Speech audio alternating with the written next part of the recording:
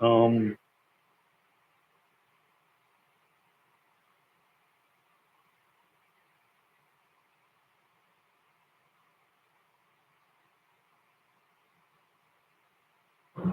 Walter, Mr. Evans, we ready? Yes, sir. Let's go live.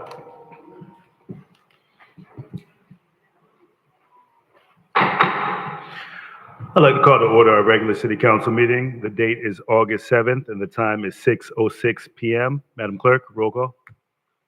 Mayor Ronnie Felder, Here. Chairperson Douglas Lawson, Here. Chair Pro Tem Chadrick McCoy, Here. Councilperson Kashaba Miller Anderson, Present. Councilperson Shirley Lanier, Here. Councilperson Glenn Spiritus, Here. City Manager Jonathan Evans, Present. Acting City Clerk Deborah Hall McCullen is present, City Attorney Don Nguyen. Here. Mr. Chair, you have a quorum, you may proceed. Thank you, Madam Clerk. If we can have a moment of silence followed by the Pledge of Allegiance led by Councilwoman Miller Anderson.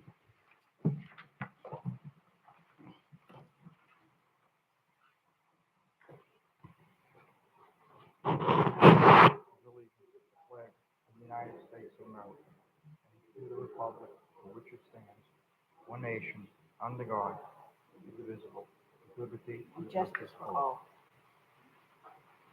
Do we have any disclosures from the board? Yes, Chair. Go ahead. Some time ago, I did have a conversation with, I think, the Gellin Group. Thank you. Additional disclosures? Yeah, Mr. Chair. Go ahead. I had a meeting with the Garing Group. Thank you. Any additions, deletions, or substitutions? Mr. Chair. Go ahead. Yes, staff does have some deletions off the agenda. I would ask for the clerk to read those items into the record, Madam Clerk. Go ahead. Can't hear you, Madam Clerk.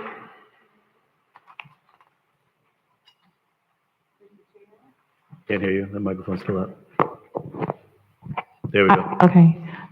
On the agenda, item 3G, as in gold, will be deleted from the agenda, and that is awarding a bid to Academy Bus LLC. Mhm. Also, item 11B, as in boy, and that is awarding an invitation bid to a janitorial service. Those two items have been deleted from the agenda, item 3G, item 11B. 11B, 3G are being deleted from agenda. Yes, Mr. Chair. Mr. Chair. Councilman McCoy, go ahead. Is there a, because I came prepared to ask questions, is there a reason why we're removing 3B?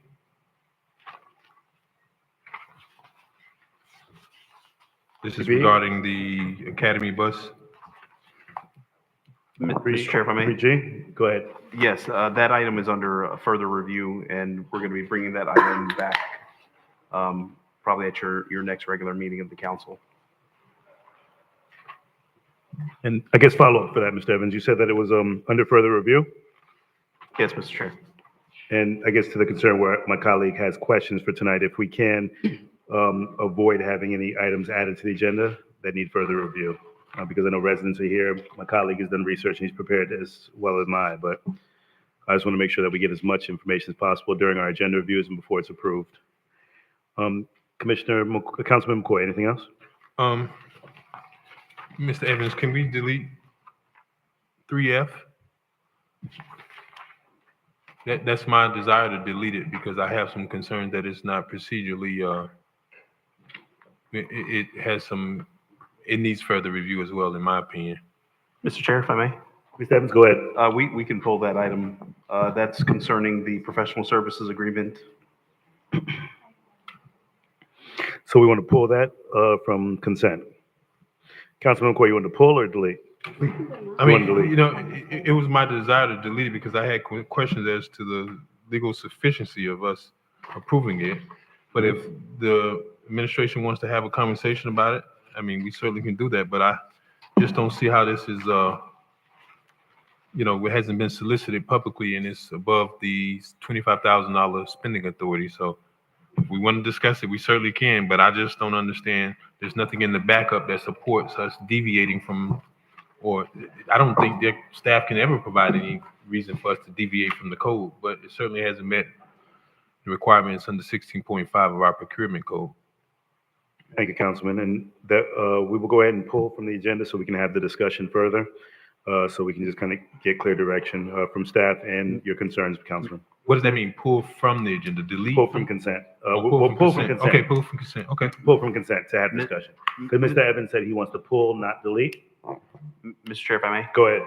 The items that are recommended for staff, as well as the item that has been recommended by Councilperson McCoy, it's staff's recommendation that we delete those items from the agenda and bring them back after we've had an opportunity to discuss internally some of the nuances of the agenda items.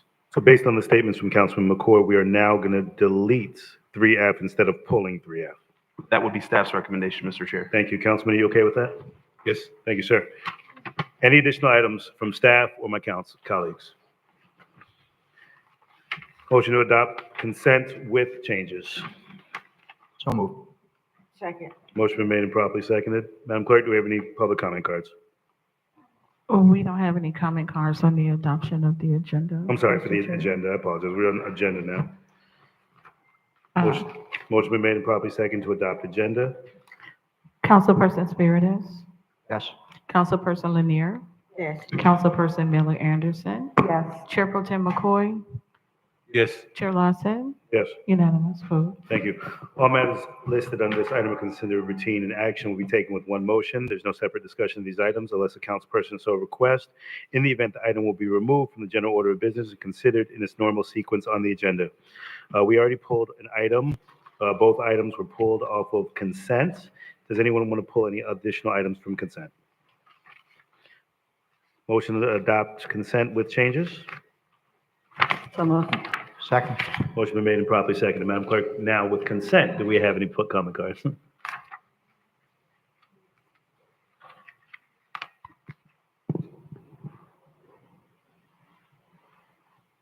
Mr. Chair, we do have 2 public comment cards on the consent agenda. Go ahead.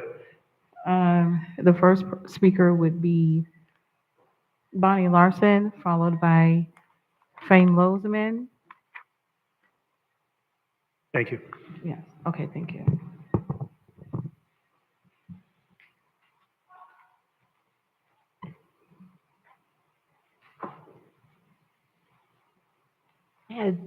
Bonnie Larson, I had 2 questions regarding the consent. Do I have to do them together, or do I do them separately, or what? Together. Yep, what? Together. Together. Okay, I'll talk fast. All right, the Singer Island Beach Restoration Project here. Can you tell us how much we paid for that? And are any of the hotels kicking in, or the condos, or whatever? Because they're always screaming that we're walking on their beach. So how did that come about? How does that break down? How much did we pay? How much did the county pay? How much did Singer Island condos pay? Also, it says here, R. Jones. It says Singer Island Dune Restoration Funding, R. Jones. Is that Ruth Jones? What is she doing on our agenda here? All right, the other one was 3P. I can't hear you very well back there. Maybe I'll have to move up closer. 3P. No. Oh, the law enforcement accreditation. Was that one pulled? Pardon me? It was deleted. What?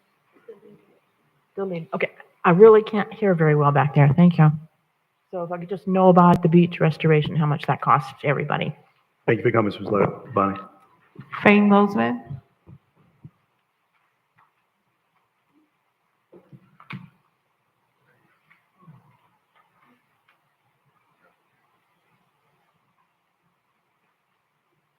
Good evening, Fane Lozeman, Singer Island. It would be nice for the residents if you would put up a aerial photograph of Singer Island and look at where the beaches are. I have a survey that's been done on the city's dime that shows the beaches on the southern half of the land north of Pine Point Road, and then the interior area where there's also beaches. And we'll talk about the significance of why the city spent $75,000 on what I have in my hand and how it's impacting the city's boundaries and other things. But getting to the beach renourishment, there's a much bigger problem than the beach renourishment, and that is there has never been any sand placed on the west side of North Ocean Drive. And the west side of North Ocean Drive is this strip of land right here by the road. And since I've owned my property in the last 10 years, half of the width of the dry land has disappeared. It's moved into a trench about 80 feet off my property, the 125-foot wide trench that was 25 feet deep, and it was dug in 1939 and 1940.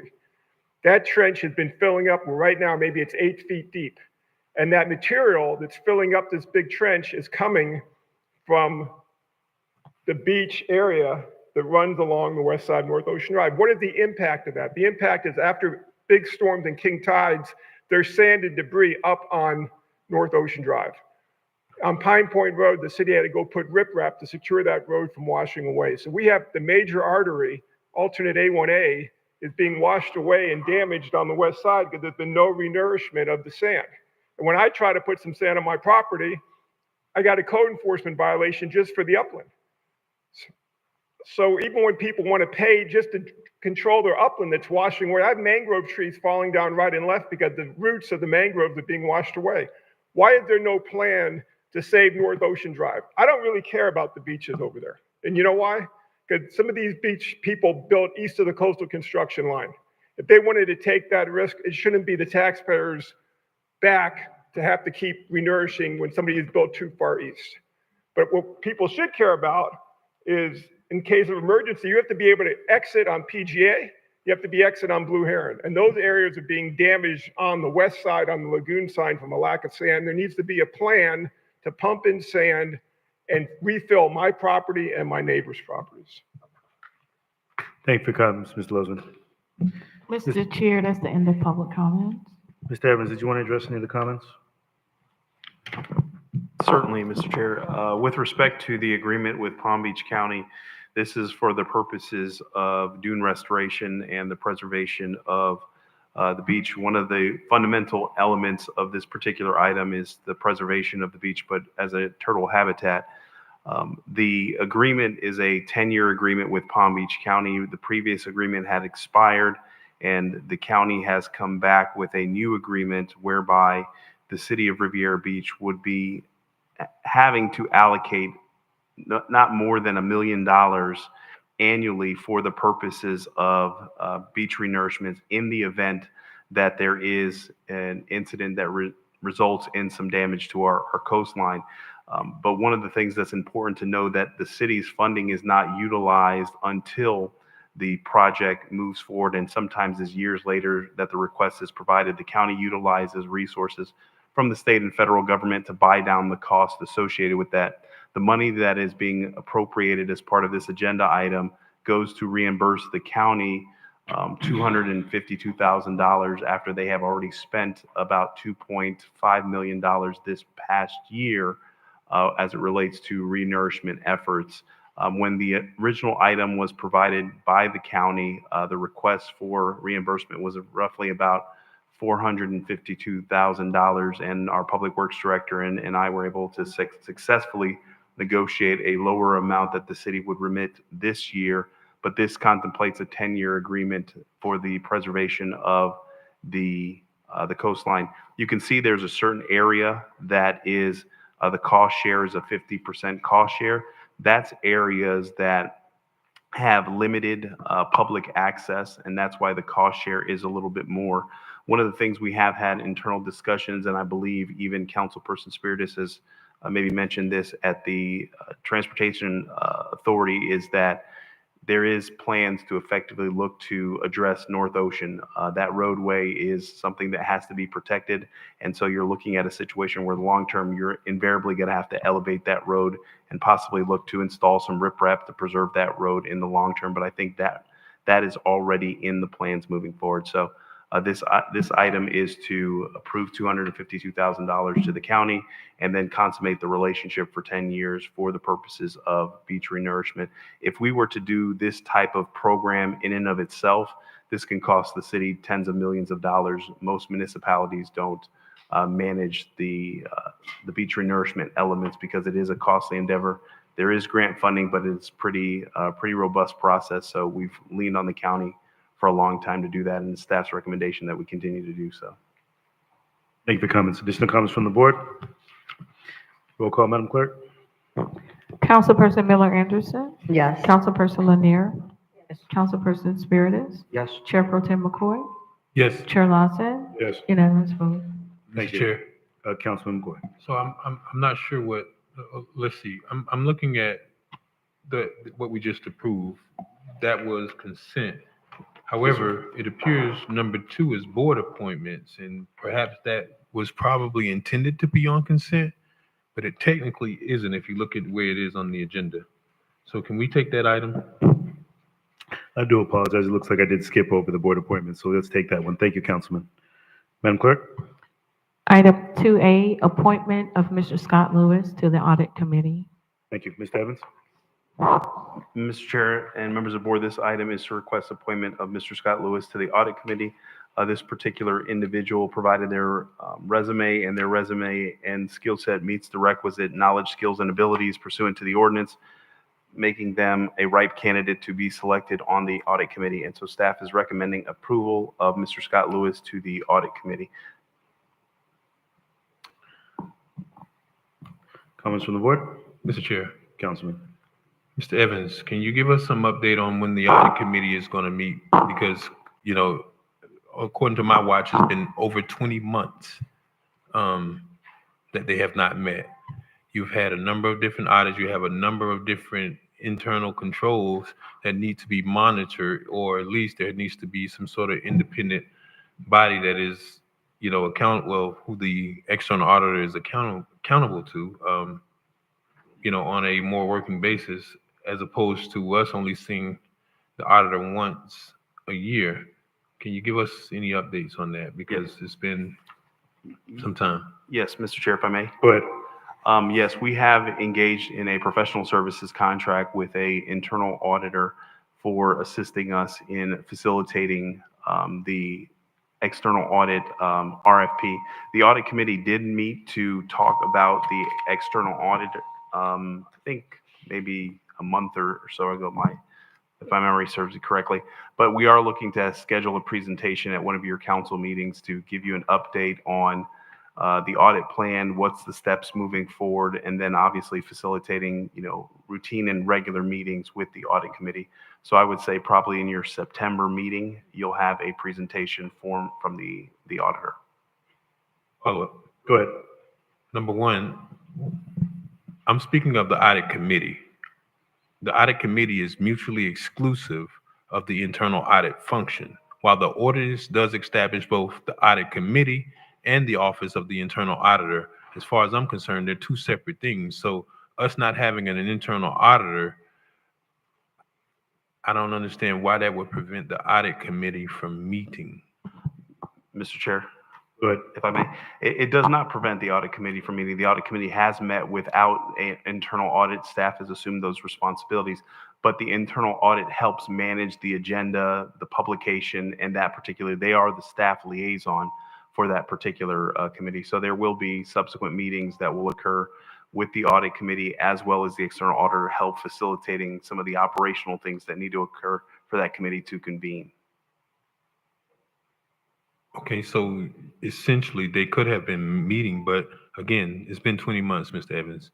I don't want the audit committee to show up when it's time to select a new auditor and external auditor, and they haven't met in 2 years. As far as I'm concerned, they still could be meeting.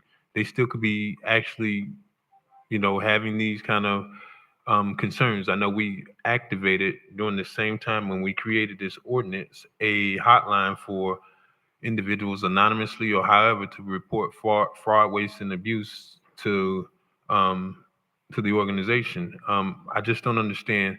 Even if it was just staff driven, I think there's certainly things that the audit committee can and should have been doing. That's my concern. Secondly, Mr. Evans, you said that there'll be an audit plan coming in September. I don't know how that's possible. Can you explain that? Mr. Chair, Go ahead. the internal auditor is going to be meeting and having conversations with board members, with staff, to share the framework of what an audit plan is. And so those particular elements are going to be coming before you here in short order. We had our initial kickoff meeting, and there is some risk assessments that are going to be done as it relates to the internal audit, and then subsequent conversations with the board and a presentation from the internal auditor concerning their roles and functions and some of the things that they'll be looking at. Mr. Chair, lastly. Of course, go ahead. Thank you. So that's interesting. And thank you for actually working to get us someone. I would like to know and have a copy of the contract and understand what their scope of duties is and who this firm is, and understand what their qualifications and their approach to doing this, because I can't possibly fathom as an accounting professional that someone from the outside can walk into this agency and create a whole entire audit plan to assess all of the various aspects of operations, internal controls, and possible risks, and be able to develop a plan in exactly 30 days without having a working knowledge of what's going on inside this organization. So I'm really curious if I can ask that I be provided with all the information regarding this firm and what exactly they're doing and their scope. Mr. Chair, if I may, Go ahead. we'll provide that information to the entire board. Thank you. That's it, Mr. Chair. Mr. Chair, Go ahead. looking at other agendas that we've had where we've had board appointments, it's always been up under consent with the minutes, board appointments, and resolutions on consent. So I'm trying to find out what changed tonight. Because we don't usually, unless we pull it and have a discussion. Ms. Hall, is that correct or no? The board appointments are usually under the consent agenda. Right. So I mean, if it's not going to be under consent, then I would imagine it needs to be put somewhere else. But typically it is under consent. We don't usually have a separate vote on it. Thank you. Thank you. Additional comments from the board? Yes, Go ahead. the audit committee met June 27th of this year.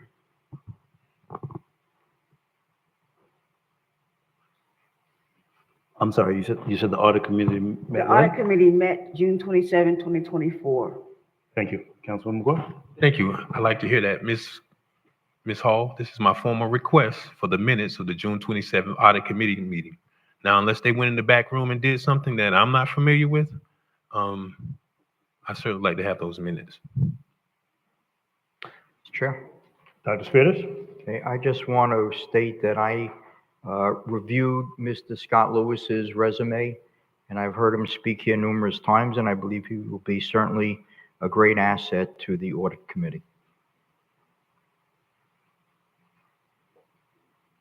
Thank you.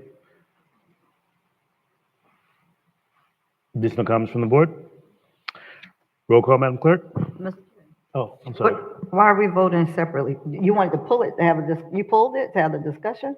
No, it's not under consent. It is under consent. That's what she just said. They have always been under consent, board appointments. They have always been, but it's not listed currently under consent.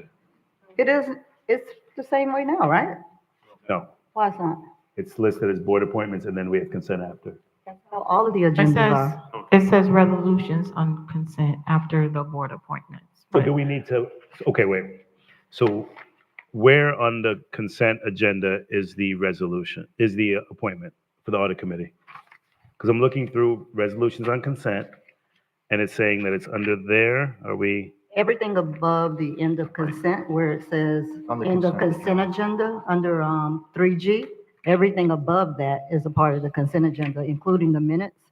So it's always the minutes, the board appointments, and resolutions on consent until it comes down to end of consent agenda. Everything above that is on the consent. That's how it's always done. So to your point, this is not a separate item. This is how we're listing our board appointments. Thank you. But if you wanted to pull it, No, I didn't. Did not pull it. I think the didn't. discussion was about the audit committee. And Councilman McCoy, are you done? Any additional comments? I don't have any. Thank you. Madam Clerk, ordinance 9A. Ordinance I'm sorry. I'm sorry. Item Item 9A. 9A, ordinance 4261. Ordinance number 4261, an ordinance of the City Council of the City of Riviera Beach, Palm Beach County, Florida, amending City Code of Ordinances, Chapter 31, on behalf of 4142 Leo Lane and Sinatra and Company, approving a rezoning amendment application to rezone a plus or minus 2.5148 acre parcel located at 4142 Leo Lane from a low-density multifamily dwelling district to a multifamily dwelling district, providing for applicability, conflict severability, and codification, and providing for an effective date. Mr. Chair, we have two comment cards in this item. The acceptance of the comment cards is closed. So moved. Second. Motion been made and properly seconded. Mr. Evans? Mr. Chair, members of the board, at this time, if I can have Mr. Kirk Thompson from our Development Services Department to make this presentation. Mr. Chairman, council members, Kirk Thompson for the Department of Development Services. For the record, what you have to your right, to your left, is the photo of the subject location of the property. The address is 4142 Leo Lane. It's all the way at the end of the subject property. And on the east and west side are landscape businesses there that have been operating there, I guess, for a number of years. Subject property is vacant right now. And if I may continue,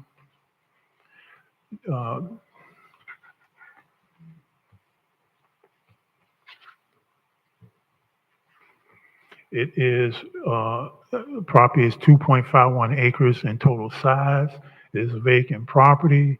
The land use is MF15, medium density, multiple family. To the north of the subject property is RML, low density multifamily. To the south is residential community with the land use of RM15. To the east is RML 12, low density multiple family, and to the west is RML 12, low density multifamily. Objective 1.8 from the future land use code is from the comprehensive plan. I'm sorry. I want to tell you, first of all, that the future land use map is the comprehensive plan in a geographical format. Okay, so when you look at the land use map, you're actually looking at the comprehensive plan and the way the land uses are broken out. The subject property, if I may, just let me try to skip right to the issue here. What you have, council members, is a piece of property that is vacant, that is currently zoned RML 12. Multiple family, low density residential with a land use designation of MF15, 15 dwelling units per acre.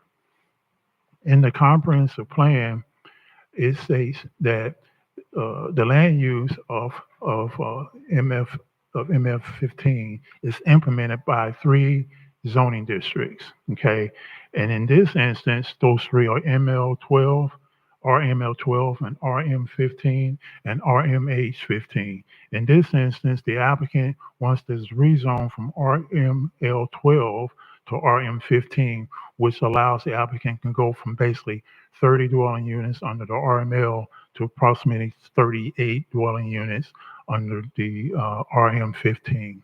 Okay. The other point I want to bring to your attention is that they are right now. This is only for a rezoning petition in front of you. They're looking to develop the site for townhomes, okay? On February 21st of this year, the council approved a text amendment allowing townhomes within the RM15 zoning district. Initially, that text amendment was going to come before you as a special exception.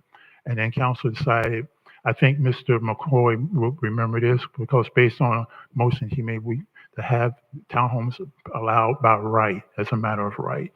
And so what would happen if you all decide to approve this rezoning, it would then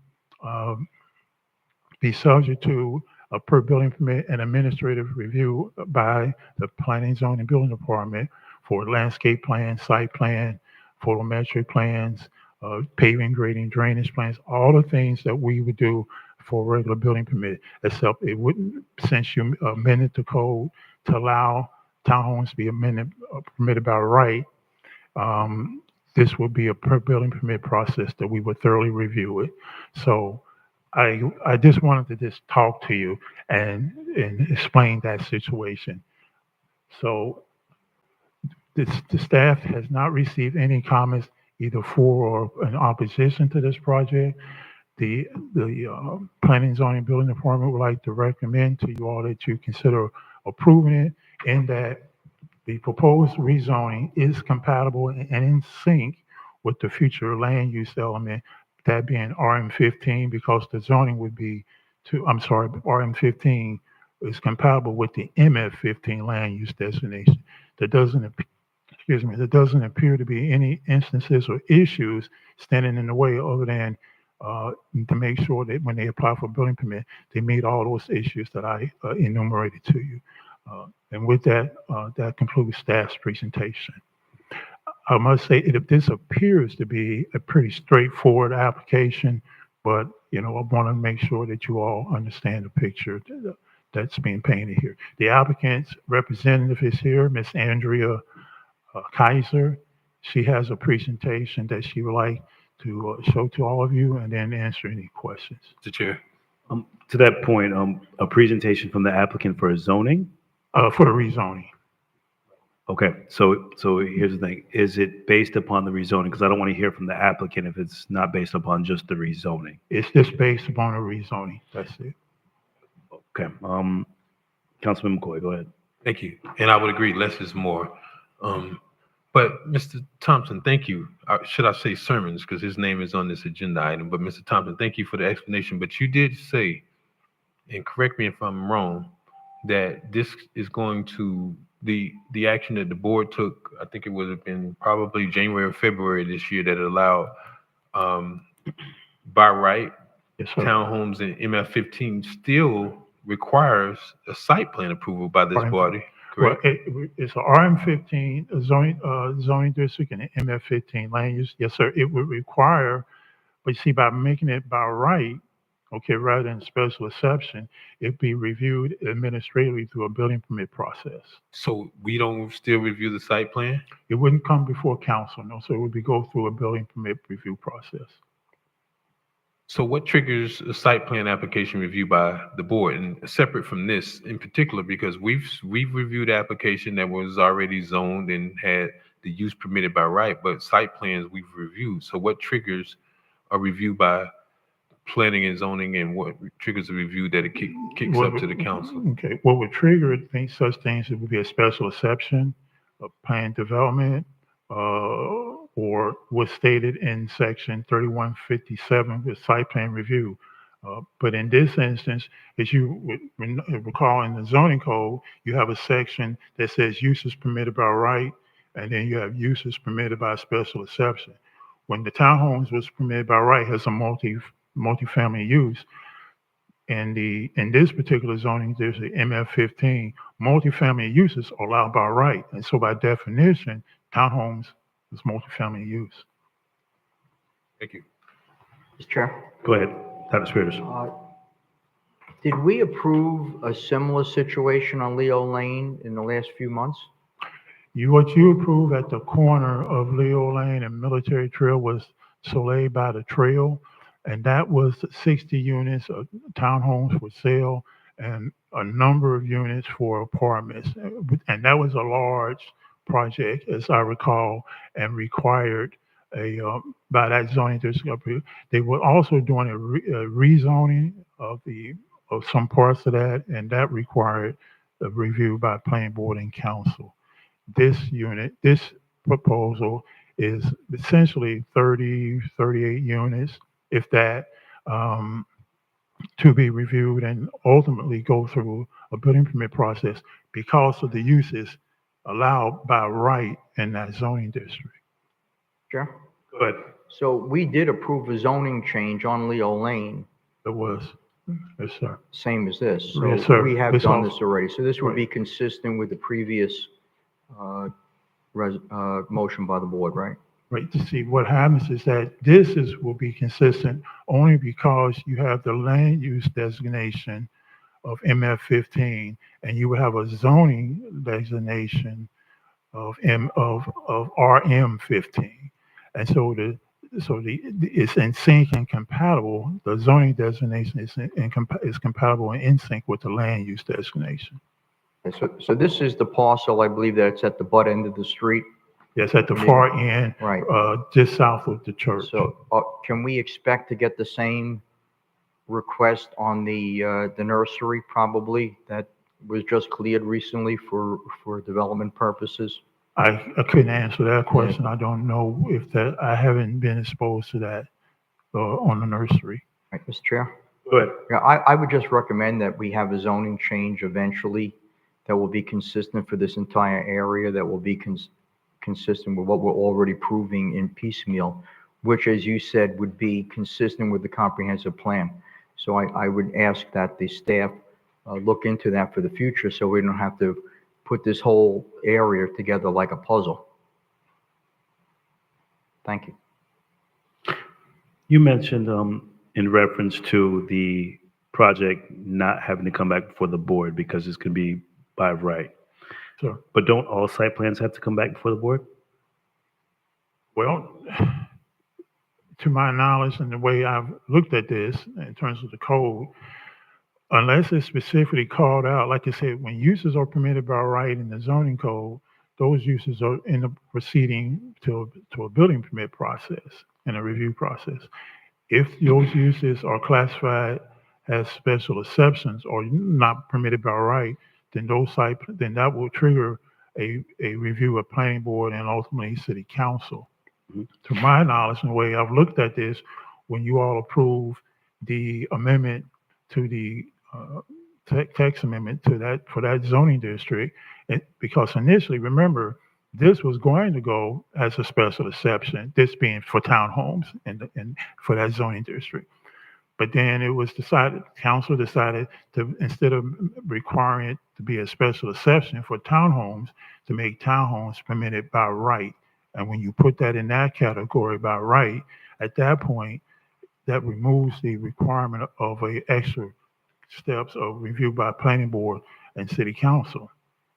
So as a result, when you have townhomes in the by right section for this zoning district, in our judgment, it would require this building permit submittal and a review of all of the different standards I enumerated.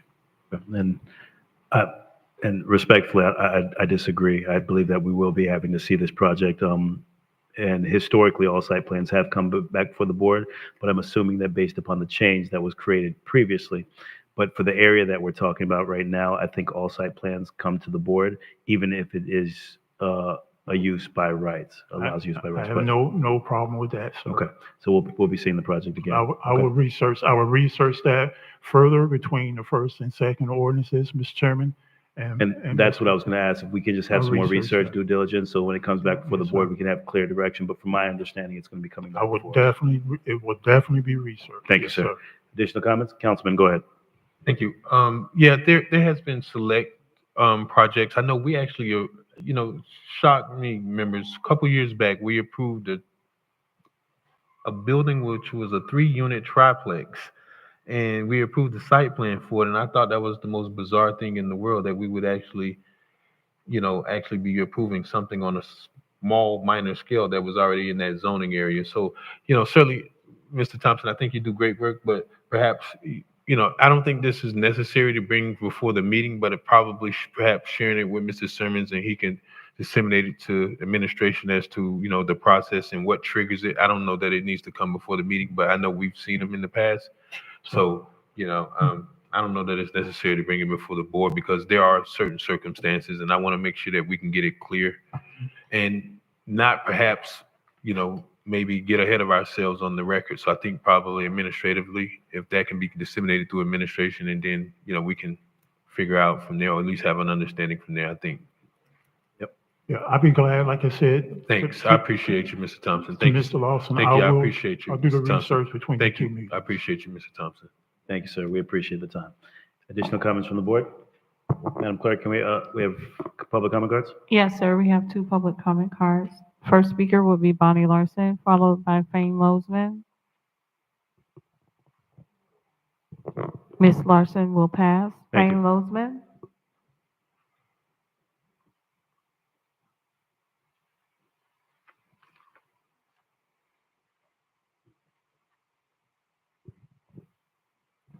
Fane Lozman, Riviera Beach. I don't recall ever coming to a meeting in over 20 years and not seeing a copy of the future land use map put up during the presentation. I'm not going to accept your representation that you have RM12, RM15, and it's all surrounded by RM12. Maybe that's the case, but that's kind of weird how that happened that way. Where is the future land use map? I think you all need to confirm what this gentleman is saying is true. And he's smiling because I had a conversation with him on the phone recently where he didn't know. We were talking about Can Stock. He was assigned that project to look into a dock, and there was many items that he had no clue about. I don't think he knew what the platted property is. Basically what it looks like, you're upzoning this property from RM12 to RM15. Did the postcards go out to all the people within 300 feet?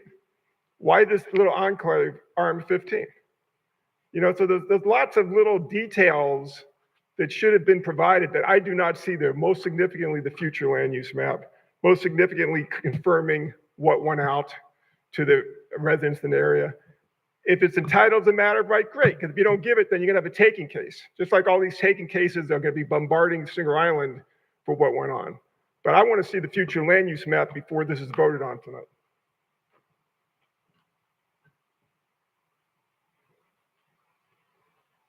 Additional comments from the board? Madam Clerk? Councilperson Lanier? Yes. Councilperson Spiritus? Yes. Councilperson Miller Anderson? Yes. Chair Pro Tem McCoy? Yes. Chair Lawson? Yes. Unanimous vote. Thank you.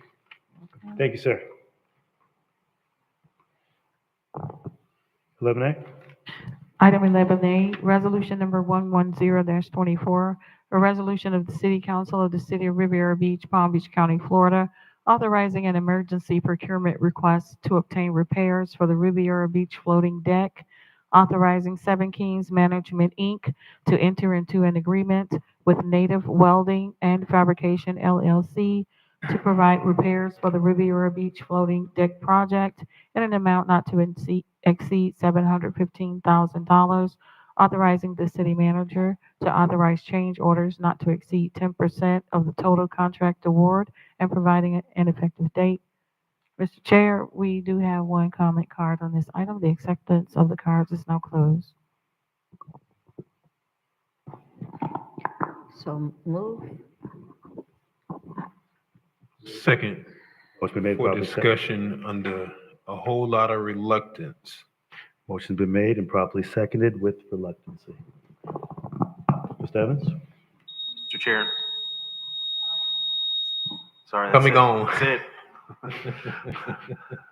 Mr. Chair, members of the board, if I can have the Director of Finance, Mr. Randy Sherman, to make this presentation. Good evening. Again, Randy Sherman, Director of Finance and Administrative Services. What I'm going to do, this item will address this, but what I want to do is kind of show you what the problem is that we have here. This is a layout of the dock. The area in red is the phase 1 projects that we had done. That area in there is 10 years old at this point. The dock to the upper left is dock A, which is running perpendicular to the land. Just to the right of that, parallel to that, dock A is dock B.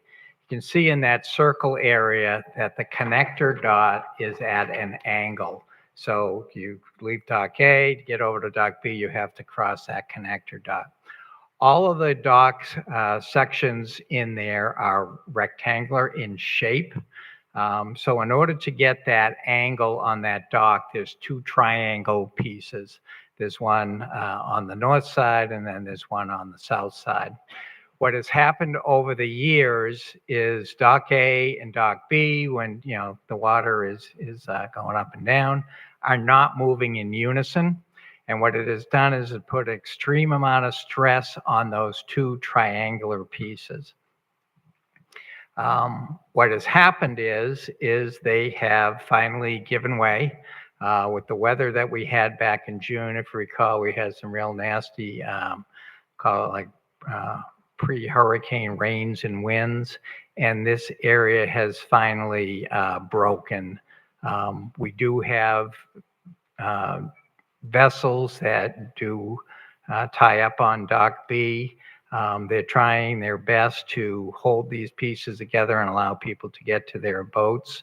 The docks themselves are on piles, so we're not afraid the docks are going to, you know, float away. But again, now we have B moves on its own, A moves on its own, and now we have this independent piece in the middle. So what we are looking to do is replace this broken dock with a new dock, totally pull this out and replace it. If you recall, when we had our initial dock manufacturer, Marine Tech, when they went bankrupt, we had a difficult time finding a manufacturer that could manufacture the same docks. What we have been able to do is identify native weld and fabrication. They actually have some employees who actually worked at Marine Tech when Marine Tech was operating. They're very familiar with our docks. They're familiar with our forms, and they're familiar, obviously, with the layout of the marina. This does qualify under the emergency procurement provision of our code, and it also qualifies under the emergency provision of the state statute. As you know, Seven Kings is our agent at the marina. Their contract does require them to do this type of repair and maintenance. So what we are asking for tonight under this resolution is to authorize Seven Kings to move forward with this project using native welding and fabrication for a total amount of $715,000. The $715,000 will be paid for out of the renewal and replacement account that is held by Seven Kings. The balance in that account at this point is about $1.4 million. We've had conversations with Seven Kings. They're well aware. They've talked to our engineers, and they are in agreement that they should be handling this repair. So again, this item is coming to you due to the dollar amount. Under the contract, the manager can approve emergency repairs up to $25,000. Obviously, this exceeds that amount. So again, staff is asking approval of this resolution, allowing Seven Kings to move forward with this repair. I can take any questions you may have. Thank you. Public comment cards, please. Frank Mosman.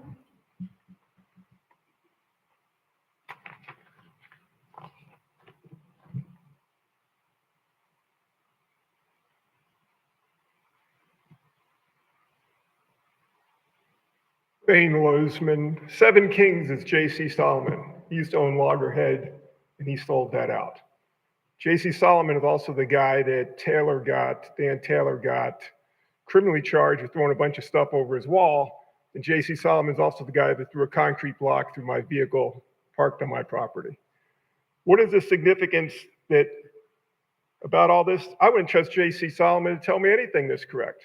$715,000 is still city money.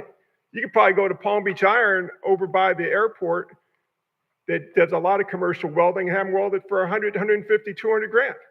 $715,000. Let me tell you what's going on at the marina. All my problems in this city, all the retaliatory arrests, my two cases of the U.S. Supreme Court came from trying to keep this marina public, excuse me. They wanted to privatize the marina, the building we're in, and this property, they wanted to take it away and give it to somebody. That's what this council before you has done. They've given this facility to J.C. Solomon. You have to have a 34-foot boat or bigger to be in that facility. That wasn't part of the deal when the county gave $5 million to preserve this facility. If you have a 25-foot boat in your Riviera Beach residence, you should be able to put your 25-foot boat in there. I can see everybody's playing on their laptop and they don't care, but I care. People in this community care. Why are Riviera Beach residents being disenfranchised by Seven Kings? If somebody has a 25-foot boat, they should be able to put it in there and pay for 25 feet. But no, not J.C. Solomon. He wants all his buddies in there and their expensive boats at 34 feet and up. I think his malfeasance damaged that dock. Putting big boats on an angled dock like that, it shouldn't even be over there. Has anybody had any oversight on what's going on with this guy? You just renewed his contract, I don't know, not too long ago. What is going on here? Where's the dollars that should be coming into this facility? Who are they going to? You know, I've talked, years ago, I had lunch with Governor Bush at the Biltmore after he left office, and we talked about this very facility. We talked about the terms of the dedication. This is on a dedication. Normally, when you're running a commercial operation, which they do, they have boats for sale out there that aren't for recreational spots. Normally, what you do, you pay a submerged land lease. This city is taking a dedication supposed to be for the public and letting this guy, J.C. Solomon, commercialize a lot of those slips, what's going on there. I would not pay him $715 grand. The world's not going to come to an end if that dock stays the way it is for another month. I go get some bids. I go to Palm Beach Island, go to some other people. I said, you can do it for a couple $100 grand and keep that balance when you really need it after a hurricane. Additional comments on the board? And to address that, Mr. Lozman, I'm simply multitasking while I'm listening to you and, you know, walking and chewing gum. I can actually look up information that you're addressing and concerned. So me playing on my laptop is looking at the backup, Mr. Lozman. But thank you for your comments. Mr. Chair. Councilman McCoy. Thank you. Mr. Sherman, I'm looking at this agreement and I do see the point in which you referred to. But Seven Kings will arrange for all necessary capital and improvements. This is a city expenditure. Why is there not an SBE component that's already carved out and we're just going to blanket give them the authorization to do that? Our procurement code provides that any expenditure related to construction and a number of different things requires that 15%. So the construction, we're buying the dock. This is the acquisition dock. This is not the installation dock. This is not the utilities. This is not putting in new piles. This is just to get this dock ordered. And again, it'll take probably 6 weeks or so to get this dock constructed. It's constructed in on the West Coast, St. Petersburg, I believe. And this is just to buy it. So again, when we come back for the rest of the contracts, which will be to run the utilities and do the installation. But I would point out in their contract, again, Seven Kings is an agent for the city. Their contract, they're required to follow all city codes, all city programs, all laws. So again, contract may not specifically identify, small business component, but. Go ahead. I'm sorry, before you follow up, Councilman, the last statement, it kind of went out on the microphone. What was the last thing you said? I don't know. Well, my point is that if you're looking at the Seven Kings contract, they are required to follow city code and city policy. Okay. It's not like, they are our agent. They do what we, need them to do on our behalf. So they're really, again, not any different than any department that you may have in the city. So if you're looking specifically in their contract where it says they have to, have 15% minority interest, okay, you're not going to see that, but it is under the section where it says they have to follow all code. Again, the issue on this is just the acquisition of the dock. Councilman McCoy, follow up. Go ahead. Thank you. That sounds good, but there is no agreement attached. So we're going to authorize Seven Kings to enter into an agreement for that amount. We can't blindly do that without having an understanding of what that contract calls out. For a couple reasons why. Number one is I'm taking you at your word to say that this is just the purchase of that dock. There's nothing in here that says that in your backup. I agree, there isn't. Okay, so But again, they you are know, a dock manufacturer. that's $750,000 at this point. With the amount of stuff that has just come out with the fire station solicitations, no council person up here in their right minds need to vote on this. So I move with an amended motion that we decline this. It can't be that much of an emergency. That marina has been out there for as long as I can remember. Somebody should have been doing maintenance. Somebody should have been doing observations. We're paying John Sprague. I don't even know what he does. This guy sends in an invoice that doesn't give any details. He wants to get paid for the entire year. This is the most bizarre thing I'm ever going to see that we've seen. Then, not only that, the Seven King contract is an evergreen contract, which is not permitted under law. You also said that this was authorized under the emergency statutes. I don't know where in state statutes has any controlling over us as being a political subdivision with our own procurement codes. So as far as I'm concerned, I just don't think that this is right. You can't get me to vote on something when I don't even have the contract that lays out what it is. Well, the contract will be between Seven Kings on Right. behalf of the But city. our money though, It's our money, absolutely. They are our agent. and we won't. But they enter into contracts every year. They're entering into contracts on our behalf. Yeah. Well, I have a duty to safeguard the assets of this organization and make sure that we're being fair and equitable. So I just can't see how we are going to have the certainty that 15% is going to SBE. After we approve this, they're going to go ahead and move forward with the purchase. There's nothing in here that delineates an allocation of this is the purchase of the dock, or this is the repair of the dock. So you got to give me something better than that. And as far as I'm concerned, it's not an emergency. You know what you could do? Take it offline and not use it. And once you take it offline and not use it, so long as we tether it and it doesn't float away, then we're good. But we'll get to it when we can. But I just don't think we have enough here to be able to make a decision that's going to let me know, comfortably know, that we've actually complied with our code requirements. If that's the decision of the board and that's what you want to do, I was not going to take that as my decision and not bring this forward as an emergency item.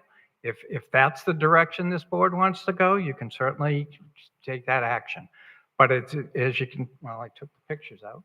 Well, if I can even go further, right? You know, the other thing that's wrong with this is I'm looking at your emergency procurement justification memo form, which actually comes from you. Our code requires that it comes from the manager or designee. So I'm going to guess that the manager gave you the designation to do this? The manager signed the form. I took it to the manager to It says approve it. from Randy to Jonathan. Mr. Chair, if I may. Go ahead. Yeah, the emergency justification was a part of the backup, but it was predicated on the engineering report that provided for significant concerns with respect to the structural integrity of the docks. And so there was an independent engineer's report that was the precursor as to why we brought this item before you for consideration, because there is some significant concerns out there, and I think even exposed electrical and the like. And so that's why this item is before you. Follow-up, last question. With Seven Kings being the management company, with John Sprague being the consultant doing God knows what, how is this an emergency that nobody actually finds this? Now, for this building, when we had a number of issues that there was no maintenance, that we had a couple things that fell through the cracks, I can see that because we didn't have the appropriate personnel responsible.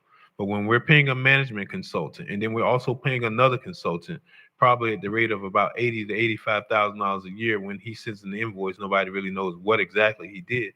I just can't see that I can bring myself to believe that this is such an emergency that didn't come up a part of some sort of routine maintenance. So this has been an issue probably for all 10 years that it's been there. Okay, because again, the docks don't move in unison, and every time they twist, they're going to put stress on those buckles. this replacement was planned as part of phase 4. We knew that we needed to come back in and take care of this problem. What's made it an emergency is what occurred in June. And that's when these snap, and you can see, I don't have my pointer on, but you can see in that top picture, the only thing that's literally holding those two ducts together is the electrical wires at this point. Now, again, they're on piles, okay, so they're not going to float, but they are all going to move independently at this point. Now, so they are trying to make it again so people have access to their vessels safely. But again, now that you have 3 docks that can all be moving independently, it's not a very safe situation out there. And again, we went to the engineer made their assessment, and that's the avenue that we're following.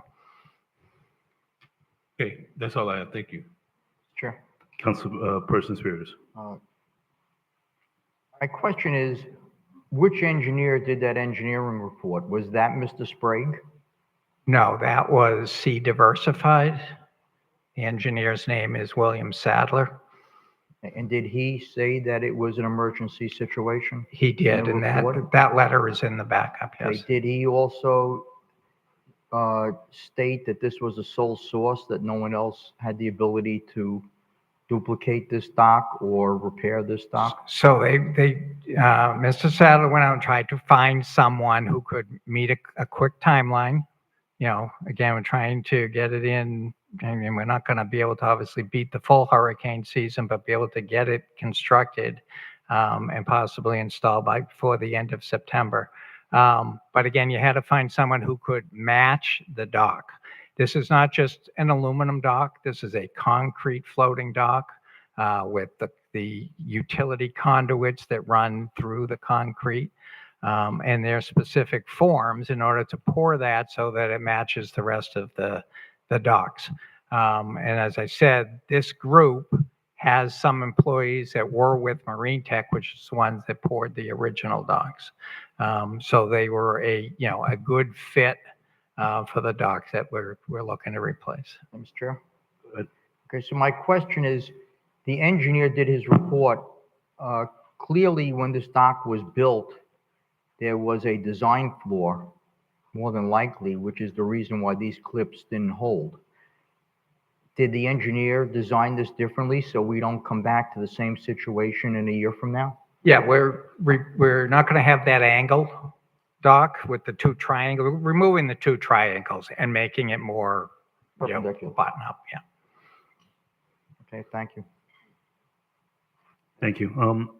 I do have a question. Mr. Sherman, you seem to be managing and overseeing. Are you the one that runs this, the oversight with Seven Kings? I manage their contract, so we get all their financial information. We audit all their numbers. I am the contact for Seven Kings. And to that point, I guess the follow-up first thing is, how often does Seven Kings inspect these docks?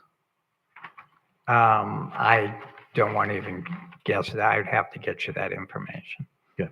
So that's the concern that I have. I don't expect somebody from finance to be handling management and oversight with our marina docks. I know that you kind of handle the money aspect, but we definitely need somebody to oversee and to be a conduit between the city and Seven Kings, because I don't want to just put a management company in place and now they're coming back to us to ask for close to $800,000.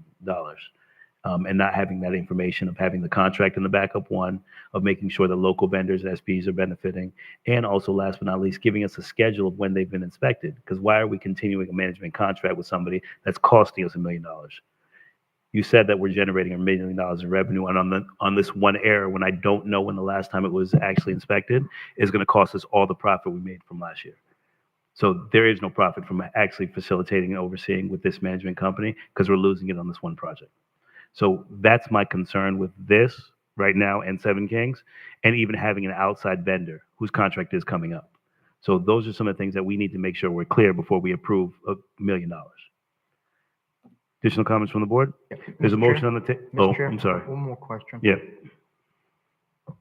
Sherms, what did Mr. Sprague do on this project? Did he review that engineer's report and make any comments, make any suggestions to the city?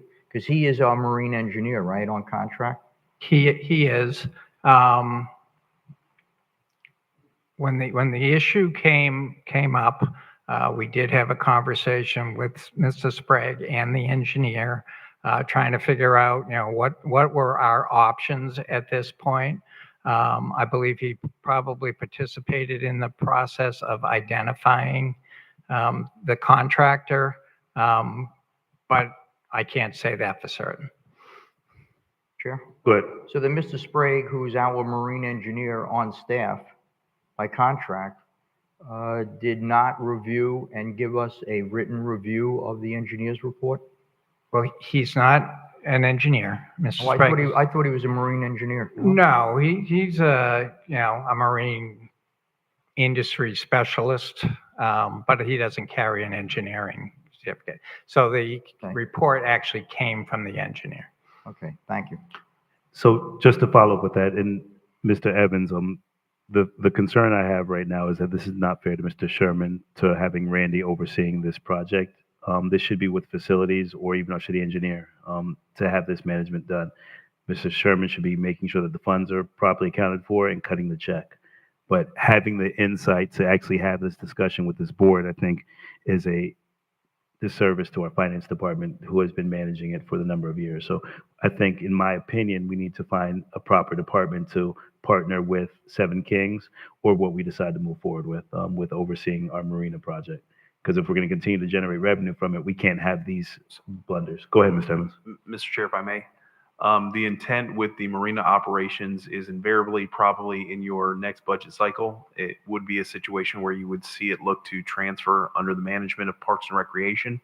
Mr. Sherman and I have had conversations with regards to that transition, but it is multifaceted, but it's something that can also defray some of the operational costs associated with your Parks and Recreation programs. So this would be a situation where you have Parks, Recreation, and Marine and the Marina, and that is common in other communities that have a municipal marina where Parks and Recreation has a operation that handles that. So long term, that transition is going to invariably occur. Okay, so are you saying that the management operations oversight, or just what part? Are we looking to continue the contract agreement with an outside company, or is that going to be just managed through the Parks and Recs department? Mr. Chair. Go ahead. It would be a situation, well, the management of the contract, that's obviously a policy related discussion. If the board ever wanted to look at bringing that operation in-house, and that there's a robust analysis, but the management of the contract and the relationship with the contract provider. And this is just kind of a continuation to the preventive maintenance. With all the new buildings and facilities that we're doing, we need a clear plan and strategy for maintenance of all of our facilities. And that's everything that is city related. So preventive maintenance is something we need to make sure we clearly oversee. Additional comments from the board? Councilman McCoy has made a motion. Do we have a second? If you could restate it again for the amendment to the, go ahead, Councilman McCoy. I had another question. Oh, go ahead. So Sorry. I'm actually looking at the agreement, Mr. Sherman, and specifically the section that speaks of any expenditure at the marina above 25,000 has to be approved by the city council. The additional caveat that it goes on to say is, it says must have prior approval of the city council, which approval in both such instances shall be deemed to have been received if the capital improvement is included in the current approved operating plan and budget. Is that in the budget? Because I'm trying to scroll through right now to find it in the budget, and No, it's not. So then reconcile that for me. How do we now get to do that? Because one of the conditions is that it has to be in the capital budget. Or it not to come back to the board. So that's why we're bringing this back to the board. We're using their renewal and replacement because it's not in their budget. It's not in their budget, but this in the agreement says, and I'll read it to you one more time. It says, which approval in both such instances shall be deemed to have been received if the capital improvement is in the current approved operating plan and budget. Correct. And it's the not. cities, well then. This repair was not anticipated last September. And that's kind of what's making this an emergency. If it had been budgeted, you're right, I wouldn't be here. But this $715,000 is not in their budget, okay? That's why we're coming to get your approval to allow them to do this. Right, but when I'm reading saying that, and I may be wrong, I think I can pretty much understand it, but it's saying which approval in both such instances shall be deemed to have been received if the capital improvement is included in the current approved budget. It's not included in the current approved budget, so if anything, there should have been a modification to the budget. You're saying that this is coming out of renewal and replacement. Correct. So why wouldn't we be having an item before us to amend the budget for the marina as opposed to amending the budget so that it's actually within the operation plan? If that's a requirement. I mean, it's procedural, but let me tell you why that's important, right, Randy?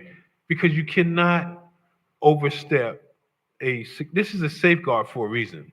We were essentially what this says in this agreement, if there is a $75,000 expenditure that needs to go out there to reinforce pilings, this can actually be done with the very simple approval of this board to authorize Seven Kings to do it. However, if it's not in the budget, then seemingly we have to amend our budget to include it and then do it.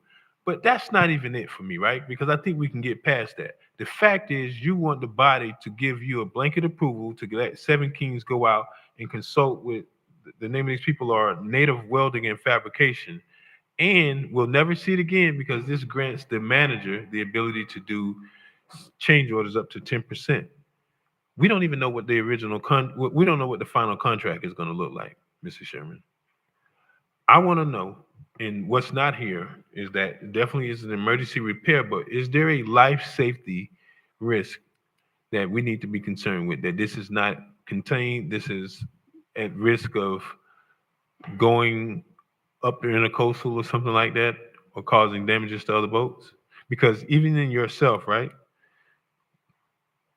If we don't approve this, I don't know why Seven Kings wouldn't be able to already start the procurement process, but I just am not going to vote on anything until I see what the contract that's going to take the city's money. It's going to take the city's money, and then we never actually see the agreement that somebody else, that a third party is doing on our behalf. And then here's another thing. Who's the owner's rep? I mean, there's so many different considerations. Who's going to ensure that the city's interest of the $715,000, which seems so arbitrary, and then here's another one. This says for a single expenditure. You said it yourself, this was just for the purchase of the dock, and then there'll be other work that's actually included. So you got to give me something a little more itemized. This Native Welding and Fabrication LLC, I couldn't find anything online about them. There's no kind of footprint as that this is their work. I mean, we're giving them $750,000. They ought to have a website up. So for me, I don't want to be the one that stops anything that requires us to be able to operate city operations, but you got to give me something to work with. You know what? I can understand if we're not exactly prepared and don't know the answers. I love the fact that I don't go to agenda review no more, because it seems to me that I can only spend 2 days with this, and these folks have this since the beginning of July, and we still, for whatever reason, can't get it right. But I'm not going to waste my time and energy because they pay us less than minimum wage. So, I already knew it's just not proper for us to just blanket give somebody $715,000 with another $71,000 ability to do a change order, and we haven't seen the first agreement. There's no agreement in here whatsoever in the backup. That's all I have, and I renew my motion whenever the time is appropriate, Mr. Chair. There's a motion on the table. Mr. Chair. Amendment to the motion, Councilman Spirius. Go ahead. Can Pro Tem McCoy repeat his motion, please? I The would, amended motion? well, I guess I haven't really given it yet, but I wanted to have the dialogue between the board, but we need more information. I would ask that this item be postponed. If it needs to come back at the next agenda, but I want to see exactly what that agreement looks like. And I don't think a purchase order can I mean, a purchase order should be able to start the process. And we need some itemization. We don't know what the 715 is. And it's not even, and you know, the other thing about it is, it doesn't even have the provisions or the proviso language that says not to exceed amount. So there's so many different things wrong with this. Man, sometimes I really wish that I was actually on the other side sometimes, because I can see how people take advantage of the city, right?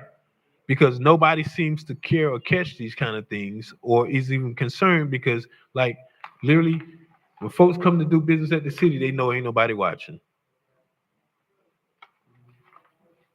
And I don't mean to embarrass, but we just got to do better. And So if I may, Mr. Chair. Go ahead. Okay. So this has all happened within the last month. We don't have a design. If I don't have a design, I don't have anything to bring to an installer. I don't have anything to bring to a utility company who is going to want to know exactly. They can't give you a number if they don't know what the project is. The entire issue, and I'm just, from my perspective, I'm just going to read what the engineer wrote here. This is a major safety concern for slip tenants, marina staff, and general public visiting the marina. If this section of dock totally fails, access to the slips of Pier B will be lost. follow up. Okay? Go ahead, So- Councilman McCoy. Design is going to be encompassed in the 715. The manufacturer has to do their design work in order to know what they are finally going to manufacture for us. So that is part of the $715,000. Okay. And they have, without even having their design done, based on the size, the measurements, they are coming in at the 715 combined.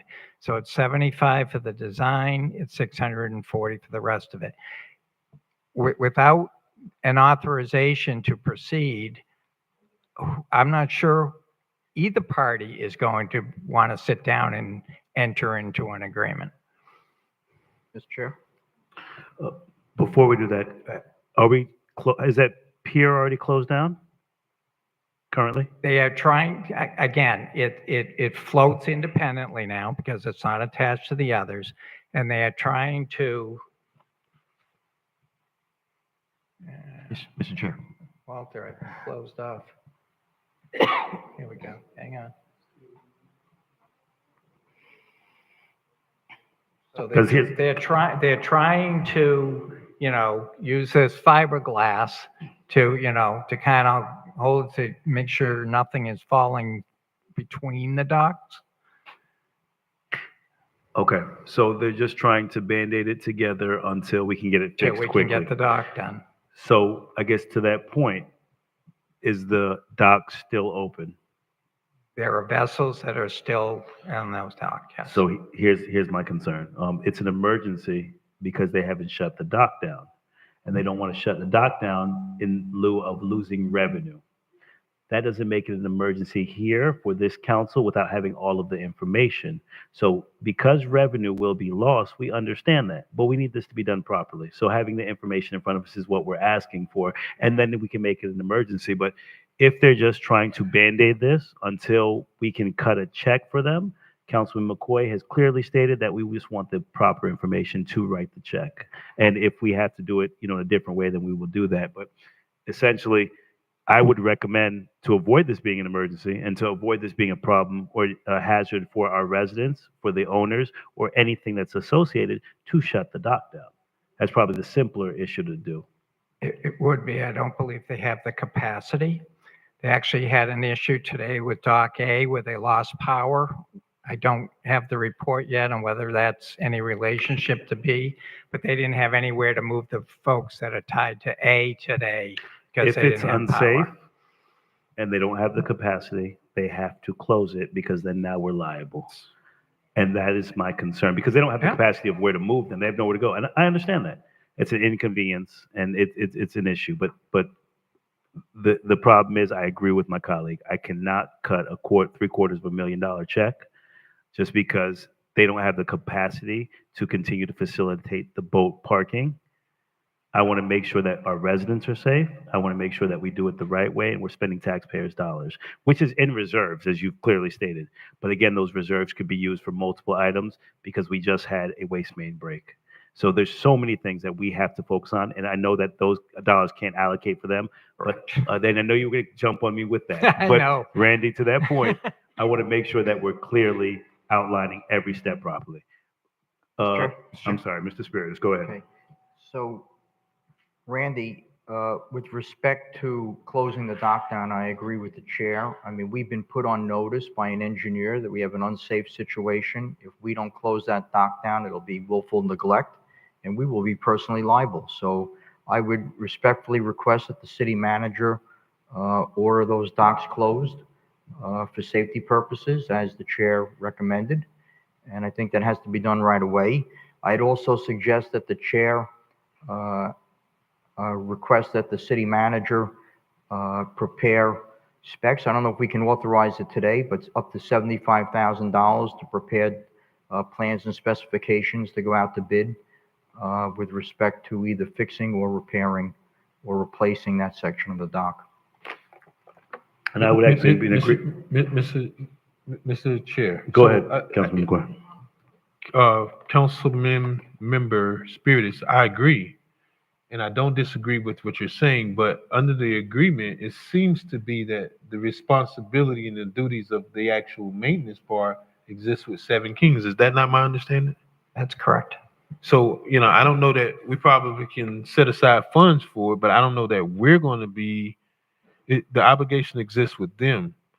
But we just need better information. We need more information as to how this should be executed. And as much as I want to get it done, I mean, I'm getting, we're getting crucified because procurement issues are falling through the cracks. And I have, been consistent that we need to be a little more tighter with how we handle some of these things. So I like what you're saying, but I just don't know that we're allowed to do it. And quite frankly, I don't know. I know we don't have the capability. I'm sure there's a whole different type of engineering expert that's required for doing a marine dock. And we lost 2 engineers with dealing with our water. So I think certainly we should defer to them. That's just my only recommendation. Mr. Chair? Go ahead. Okay, so with respect, I have a question for council, legal counsel. With respect to maintenance, if we have to replace this section of the dock, is that considered maintenance or is that replacement? Is that new? I was looking up the emergency authorization in their contract. I have to go back to the section dealing with maintenance to see how it reads. Don, it's section 2.3. Yeah, it's on page 4. Yeah, it's maintenance, repairs, and capital improvements. I had it. I was going toward the emergency section when they started talking about emergencies. Mr. Chair, if I may. Go ahead. With respect to this particular item, it would probably be more appropriate if we were to effectively provide notice to the parties concerning the temporary closure of the dock, and then look to bring something that addresses some of the conversations and the concerns that the board has at your next regular meeting to assist in facilitating moving forward in this particular fashion, so we can get even the marine engineer and our consultants here to provide a greater specificity on the topic if the board would indulge staff with the opportunity to do so.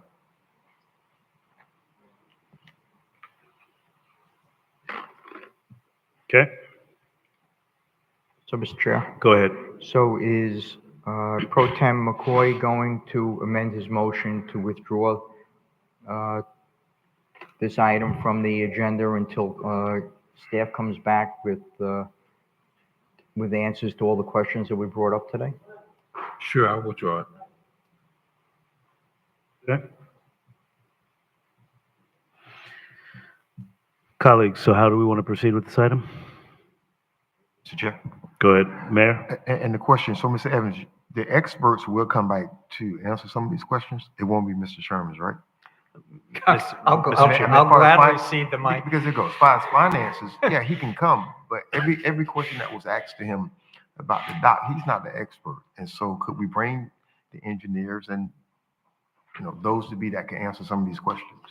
Mr. Chair, if I may? Go ahead. Yes, we would have the engineers that will be present for the presentation to share greater specificity and even possibly the manufacturers. And we'll definitely get the information concerning the contract and break it down on a more granular level so you can see the entire item in its totality. And to that point, and to all credit, Mr. Randy Sherman, you've made it profitable. You've managed and sustained this project for a number of years, but being that maintenance has not been a priority and facilities and oversight of the marina, that's not your wheelhouse or expertise. So thank you for making it profitable, but I need to make sure that management is done with it and continuing. So that's why we want the experts here to do it. Mr. Chair. I have no problem. Go ahead, Okay, Dr. Spears. So I make a motion that we withdraw this item from the agenda until the staff is ready to resubmit the item for council review and approval. Second. Just withdraw it. You don't need a motion to withdraw You it. just withdraw the item. Just withdraw. Mm-hmm. Thank you, Mr. Chairman. Okay, thank you. Madam Clerk? Councilperson Spiritus, Councilperson Miller Anderson. Wait, We're no, just no. withdrawing it. We're withdrawing. Oh, I apologize. Withdrawing the item. So the first and second, the reluctant second has been withdrawn. The motion has been withdrawn, and we're going to withdraw the item to be brought back before us.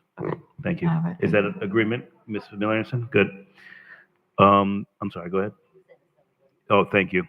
Let's go ahead and get to our public comments. Thank you. Public comment shall begin at 7:30 unless there's no further business of the city council, which in the event it shall begin sooner.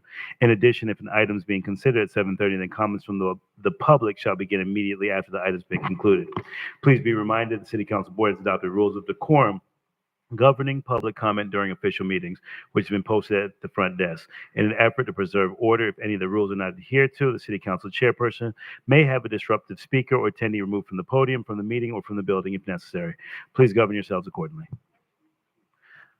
Madam Clerk, how many public comment cards do we have? Mr. Chair, we have 15 public comment cards. Thank you, ma'am. The acceptance of public comment cards for general public comments are now closed.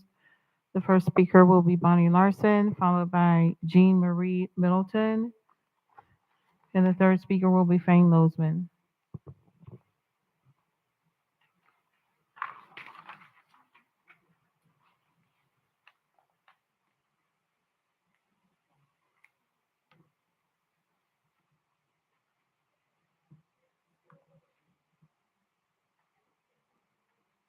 Bonnie Larson, I haven't been here in a while, so I have a lot of questions and I would like some answers on them. So many things. Oh my gosh.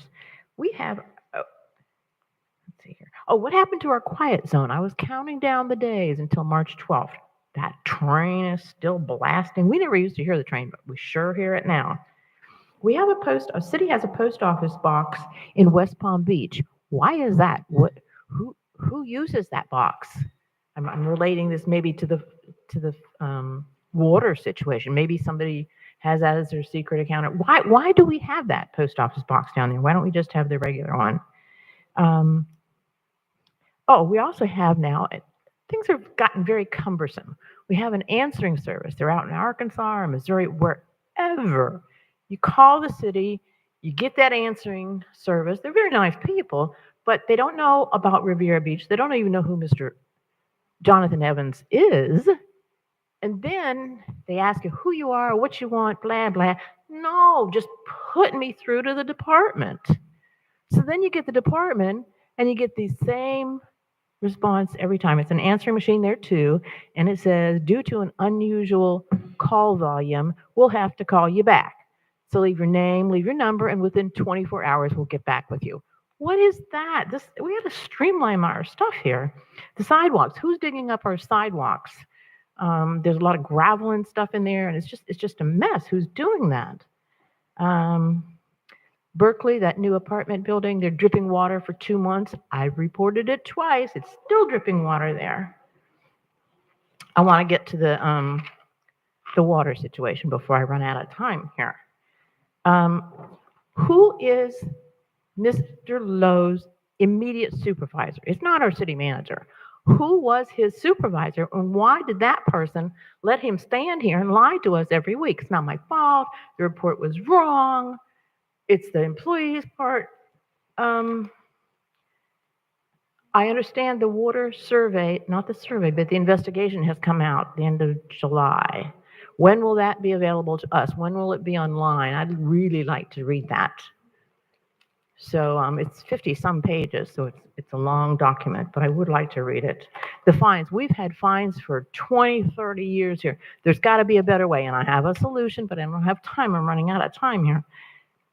I came across a letter, and we hired someone 20 years ago to deal with the fines that we were getting in the water department. 20 years ago, that letter was dated.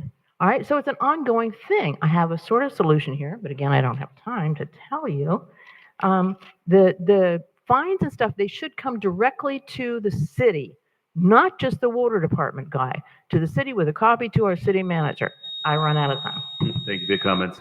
And residents, please be reminded that the noise is carrying up front. So a lot of the talking in the audience, we can't hear the speakers. So please, if you do want to have conversations, if you could step out while we're having conversation. It's still carrying up front. If you can please stop having conversation in the audience so that we can hear our speakers. Next, be Marie Middleton, followed by. Hold on, Madam Clerk. I'm not sure why there's still conversation going on. Guys, thank you. Madam Clerk, go ahead. G. Middleton, Fane Losman, and Michael Jordan. Good evening, Mayor Felder and council persons. I'm Jean Marie Middleton. I am one of the candidates for county court judge. I'd like to introduce myself and just let you know one of the reasons why I'm running for county court judge. I have been a trial lawyer for the last 38 years. I currently have the pleasure of serving as an assistant general counsel for the Palm Beach County School District. I've had that position since 2013. Prior to serving the school board, I have served 3 municipalities as assistant city attorney, the city of Lake Worth, the city of Miami-Dade, and the city of Fort Wayne, Indiana, where I'm also a licensed attorney. I've served for 2 Fortune 500 companies as in-house counsel. I've served as a legal aid attorney, and I've also worked in private practice. In my 38 years of practice, I have practiced law at every level of courts, from state courts to federal courts, the 11th Circuit Federal Court, as well as up to through the Florida Supreme Court. I've had the pleasure of serving in this community for 24 years. In addition to all of my legal work, I have recently been elected without opposition to be president-elect of the Palm Beach County Bar Association. I have the confidence of my peers, such that I was appointed to be chair of the Florida Bar Professionalism and Ethics Committee.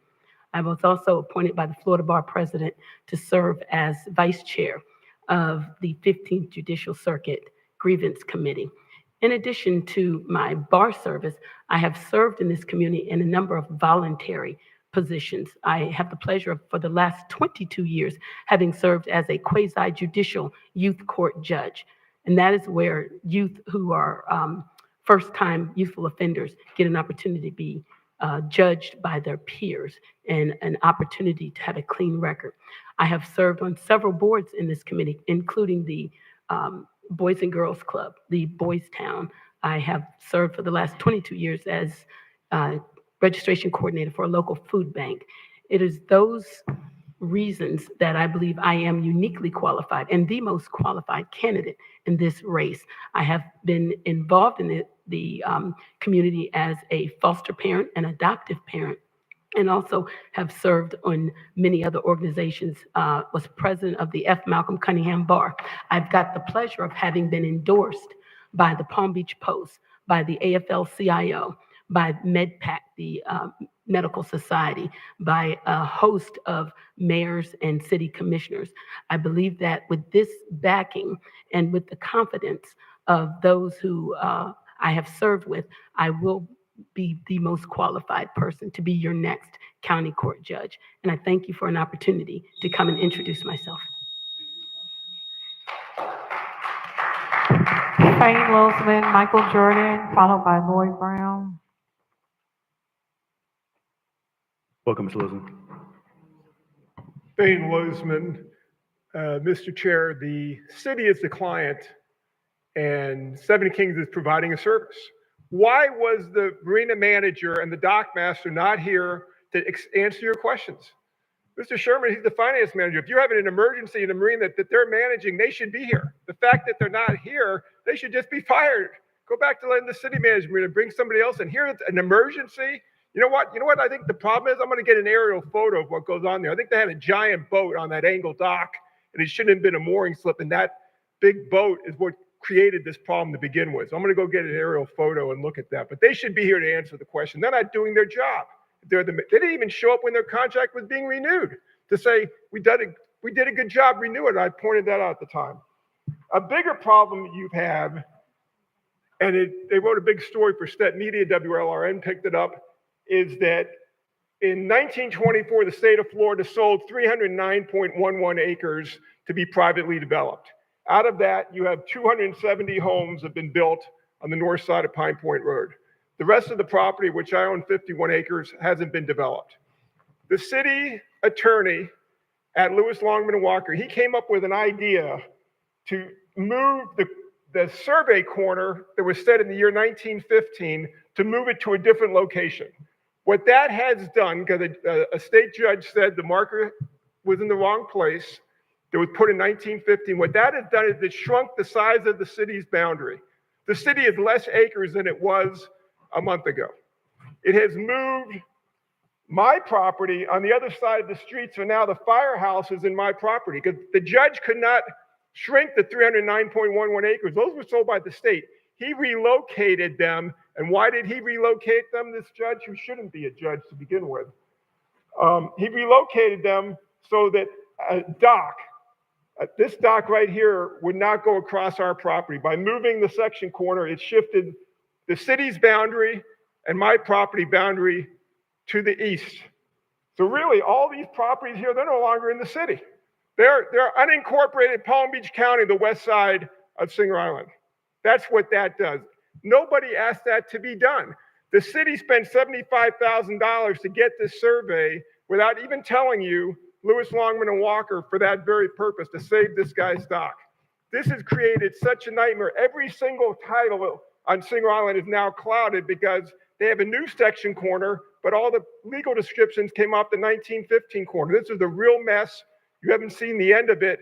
And what you should do, Ms. Miller-Anderson, is you should go say, we should file a malpractice case, claw back all the money Lewis, Longman, and Walker got, claw back this scum surveyor, and have this redone and go put it back the way the state of Florida said it should be where it was in 1915. Comments? Thank you, Ms. Lozen. Michael Jordan, Lloyd Brown, and Scott Lewis.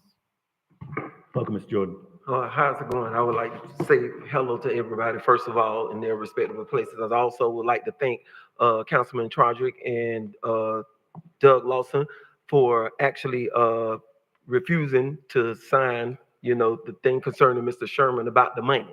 So you all said that you were not going to cut the check, but please cut Mr. Sherman, okay? Because it always appears that he's defending the vendor that's coming to get the money.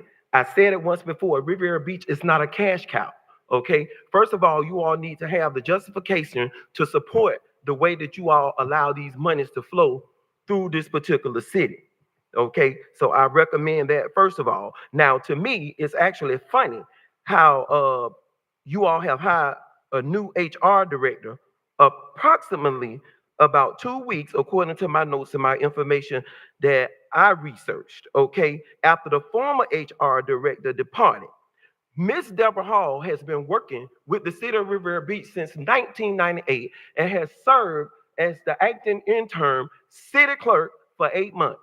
And still, you mean to tell me, again, she has not displayed her loyalty enough to be the person to fill that position? Something is wrong with this picture, okay? And something is wrong with management, okay? I'm going to say it once again. Like I said it before, I don't have an issue with Mr. Evans personally, but based on this report, I want to thank you, Mayor, that you have done, that I have went through intimidation, abuse of authority, okay, harassment, people working in fear, thinking that they're going to lose their job. All of that simply goes back to the city manager. I said it once before, I say it again. People will come by and defend him, that's their right. But guess what? It ain't changing over here. He needs to be fired. Okay? They can say no all they want to. Like I said, my opinion ain't changing. And my perspective ain't changing. I'm not trying to take food out of people's mouth, but it falls back to him with all the authority that he has. Don't forget, you all fired him once. He sued you, got the money, and you all brought him back. Just like you all drilled that guy that was over, I can't remember his name, of the utility department, he should be grilled and drilled the same way.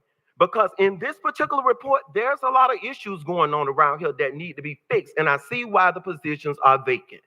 I complete this by saying I with respect to everybody, but you all need to take charge and you all need to handle business. Okay? People may not like it, but like I said, it ain't changing over here. Next, Lloyd Brown, Scott Lewis, and Adrian Best. How you doing? My name is Lloyd Brown, and I just wanted to straighten out something when I said black politician friend with a white politician. It wasn't like I'm saying anything about the white politician, but the black politician, he'll do more talking and more explaining, but he won't do nothing for his own people. He's just sitting there, and what he's doing, he can talk a whole lot, and he does nothing. I mean, you know, if you got two black politicians that are friends, they're going to show the other one who you can go and kiss up on to get what you want. And that's the way it's going, because I don't see anything these people are doing. And then another thing I want to know is, they say job fair, you know, like when you hire people, why did all those people that's coming in my neighborhood, they got jobs and they haven't been to a job fair? But every time I hear somebody up there on the council say, well, we had a job fair over here. Well, I mean, most of them girls I know that got kids and in these apartments, they got a job. That's producing criminals to go, because they didn't gave them money so you could stay home. Just raise your kids so that we can keep them prisons full. And that's all it is.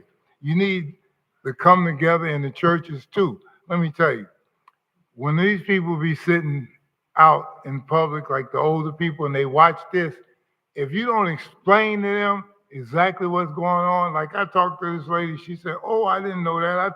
Several people I talked to, they didn't know it.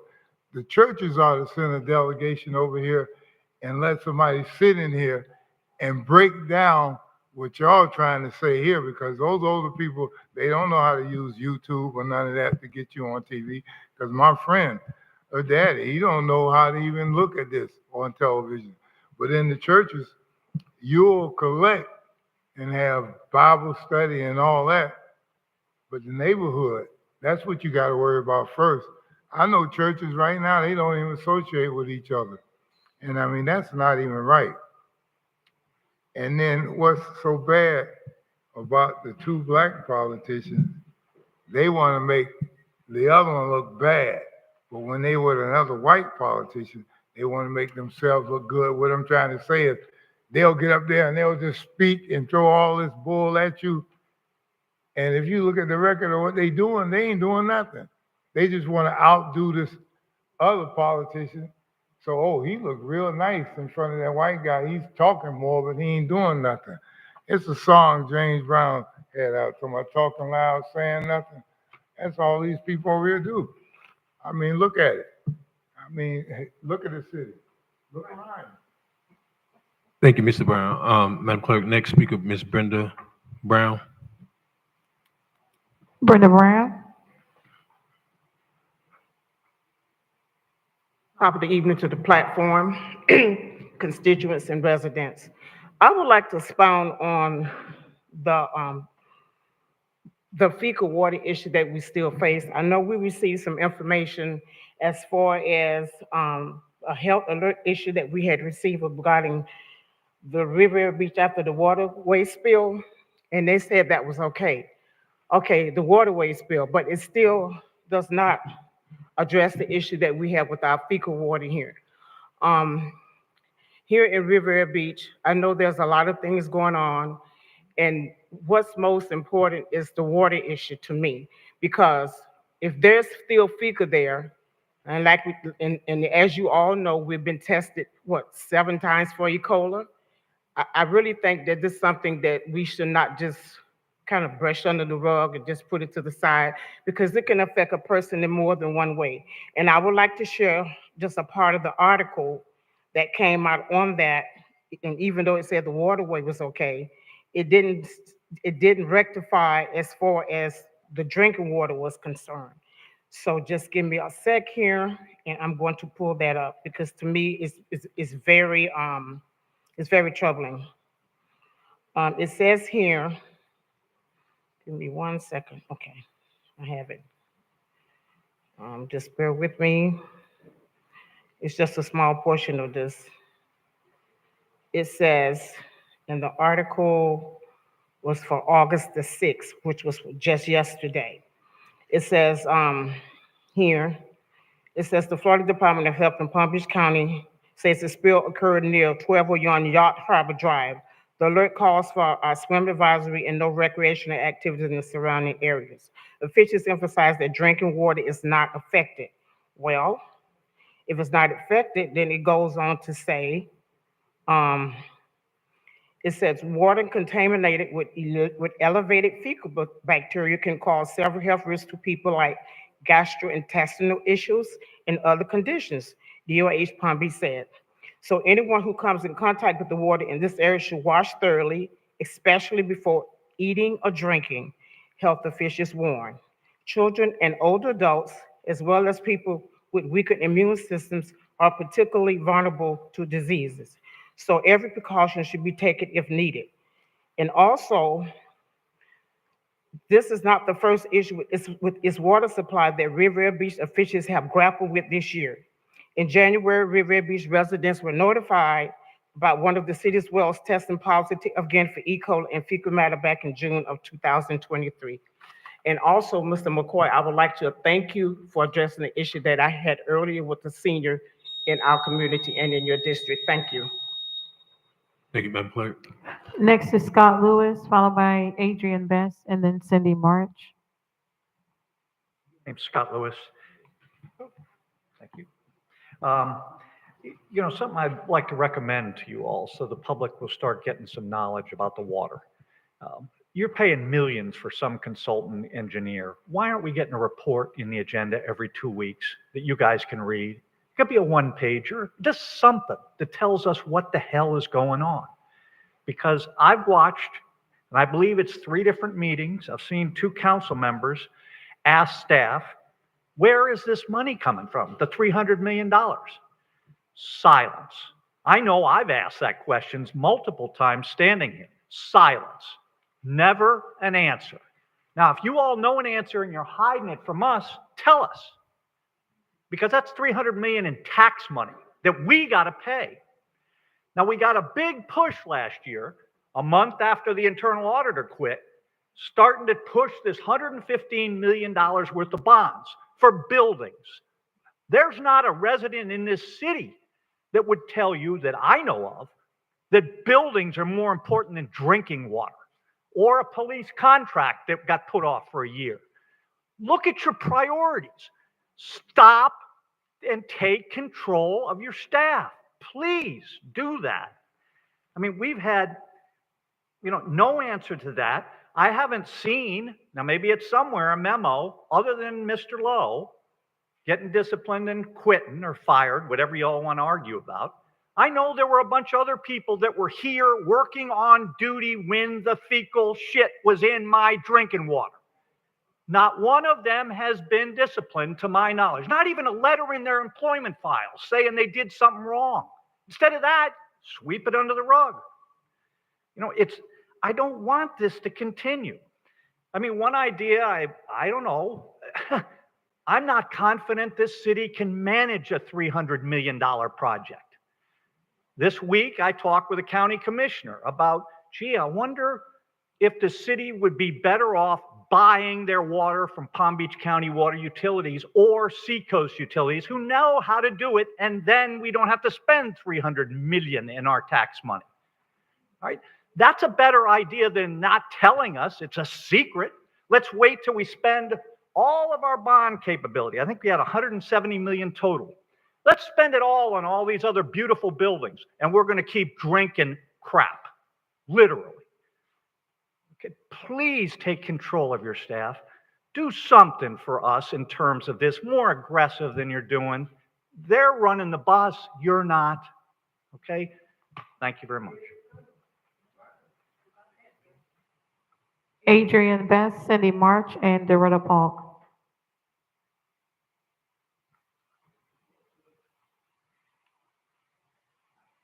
Good evening.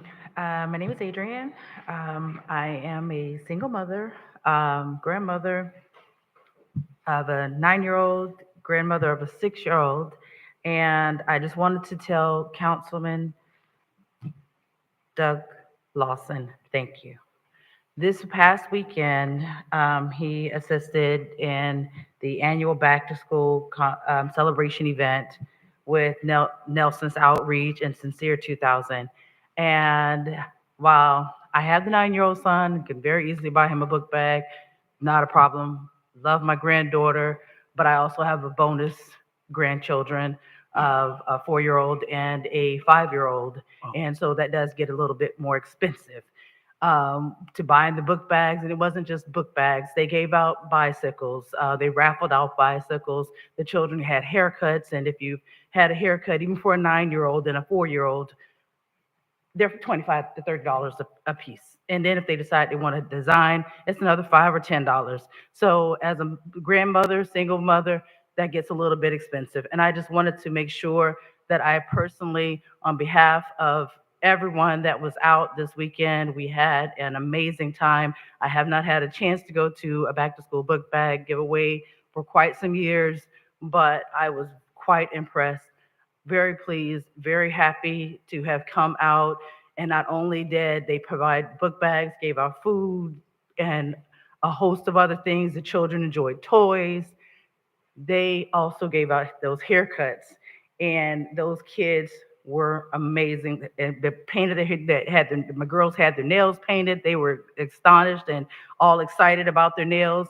My other thing that Mr. Lawson's group and Sincere 2000 did that was phenomenal was they talked about mental health. That is so, it brought me in tears, because they didn't just give out book bags. They made those children feel important and made sure that they knew how important it was, how important they were. So I just wanted to tell you all, thank you on behalf of all the residents that received book bags. And I'm sure other council are probably going to do more to probably hopefully be involved. But Mr. Lawson, not only I was told was there 7 o'clock that morning, but 3 to 4 o'clock that afternoon, I saw him breaking down things as well. So he set up and he brought down. It didn't just come in and do a cameo, which speaks volumes. And I was always told to give someone their flowers or pat them on the back while you have the chance, because tomorrow's not promised. And so on behalf of everyone, Mr. Lawson, I say thank you. Thank you for those comments. And to that point, thank you for those comments. It was an entire city initiative, so I just commend everybody from the city, especially Sincere 2000 and the entire staff and all my colleagues. But thank you for those as well, ma'am. Madam Clerk? The next speaker is Cindy March, followed by Doretta Paul and Wesley Schuler. Good evening, Councilor. I'm Cindy March. I have this report. You know, it's sad because you got all of you all up there and you all work for us. And it's nothing personal with me and how I feel about Evans. It's time for him to go. It's really time for him to go. And all we need is a 3-2 vote. Y'all was eager to keep him here when he came back and said he would not seek employment again here in the city. Now you all got this man now again with 2 positions, if I'm not mistaken. Y'all can fact check me. But right now he's the director for the water department. Until you all get someone, he doesn't have an engineer license. You all building these fire stations. I heard the one on Singer Island is $25 million.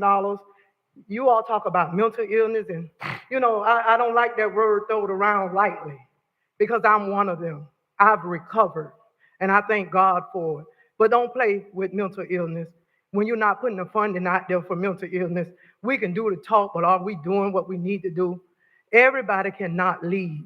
Everybody shouldn't be in leadership because they finished school. You got to know how to treat people. You got to be honest with yourself if you don't be honest with nobody else. And a lot of you all have not been transparent. You all have not been honest. You all throw rocks and hide your hand, because Shama Miller is very well known for that. Doug Lawson, you have to start being honest and transparent to the residents. This is why this E. coli has gone on for so long, because when Troja was trying to speak, you intervened. You all got in face to face with one another because you tried to interrupt him for speaking about the E. coli in the water. I understand y'all bashed it or whatever, but we are still drinking E. coli in our water. You all drilled this man, but how many times have you all sat as a council person and drilled Mr. Evans and asked him what do he know? Not only that, you all have a computer, y'all have an IT person, can go back and see who forwarded what email to who, to see when did they know that this E. coli was in the water. Sherman should have been gone. He should have been gone. Point blank, simple as that. And another thing that I'm mad about is because you all say if you all spend $1 up to $100,000, you all don't have to put it on paper, but it's in public record. Doug Lawson, must I elaborate on you? You have written 4 checks to a Black-owned business. And when you go to public record, you don't see not one of them checks that he has written with taxpayers' money. See, I don't need nobody to give me a note of what to say up here. I does my research. And when people talk, they talk. A dog brings a bone and carries a bone. I call a spade a spade. And when it's time for you to be called out, you're going to be called out. I have supported all of you all on your first term. I will support you again if you meant right, but you're Thanks for your not right. comments, ma'am. Next is Doretta Paul, followed by Wesley Schuler and Angela Burgess.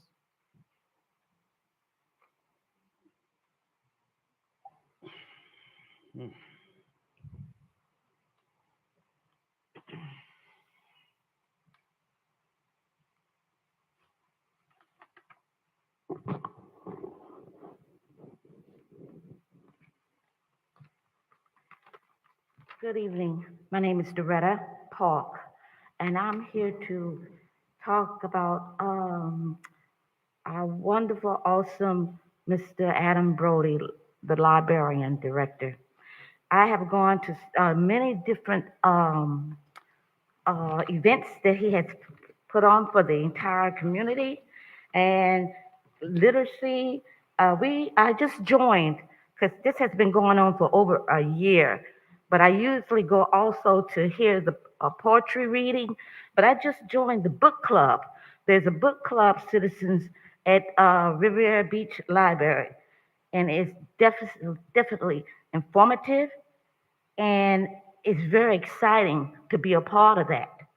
And we're studying the book Preclude, and it's by Rachel Baddock. It's a very interesting book. It's the leader of who's leading this literature is Miss Donna Leba, and she's a very, very, very, very excellent speaker. We just also had a celebration of literacy about from Mrs. Love about ephemeration, and it was dynamic. So it's a lot of things going on at the city of Riviera Beach. On the 13th of August, they're going to have a celebration of poetry. And I would like all the citizens, if they can and not working, to come out. And we're going to be at 3 o'clock at the library. So there's a lot of things going on. And he is a very, very motivated librarian, bringing all types of literature and poetry to our city, for our citizens. And I also want to commend Mr. Casey Young, who's our new Parks Recreation Director.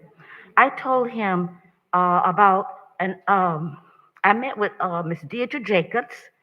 We met with Mr. Young here at a meeting, and I told him about the potholes, severe deep potholes on the side of, as we go, because I go to the food share, I pick up food for 2 of my members at the church, And if something that I need, I also get something for myself. But there's big potholes as you go inside, going into the line. And he took care of it right away. Within a week, it was taken care of. And I want to commend that. And as far as Mr. Jonathan Evans, I know everybody know how I feel concerning him because this city was in a total Thank you for your comments, mess Ms. Pope. before coming. And I thank you very much. Thank you, ma'am. Next, Angela Burris and Margaret Shepherd. Wesley Schuler, how y'all doing? It's very disappointment that I get a phone call saying that Miss Shepherd they taking her off the planning review board. Now that's very, very, very disrespectful because she been on the board for a long time.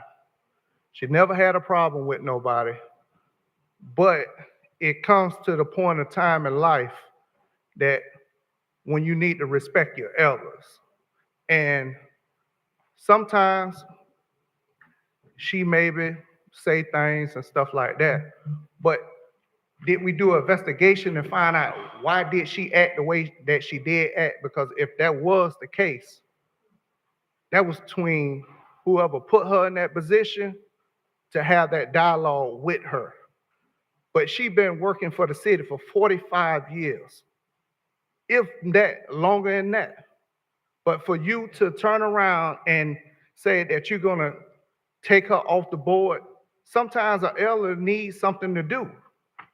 And if you take that away and you don't have nobody that really know about planning review board and they just go wild, like the city is going wild now, but all these issues and stuff, you got water issues that you really need to be concerned about. You got this the report, hostile environment. Sound like to me, OSHA need to come in here and find out really what's going on with the city and inspector general and stuff like that. Because y'all not addressing the issue, the elephant in the room. And what did that consist of? You need to talk about this letter right now. I mean, this report, because this report is ridiculous.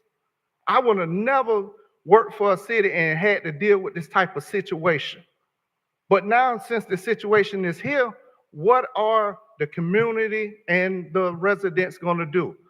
They not going for that.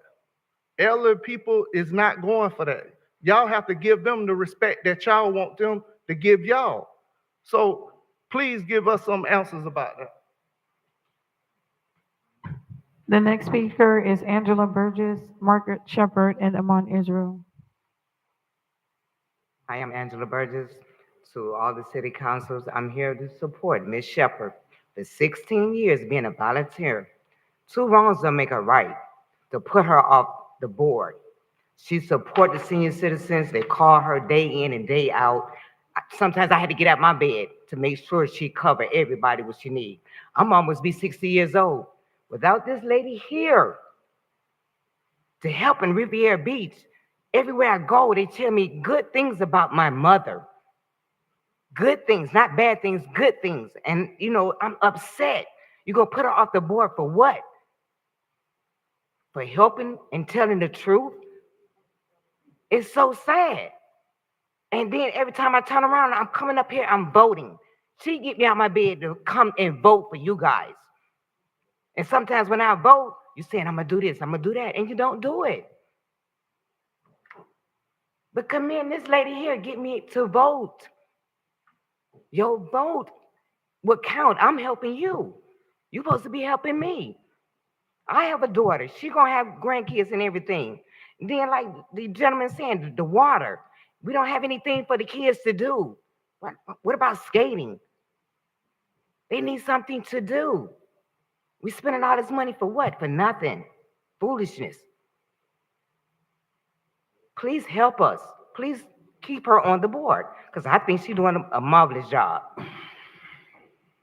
Thank you. The next speaker is Margaret Shepherd, followed by Amon Israel and Erica Davis.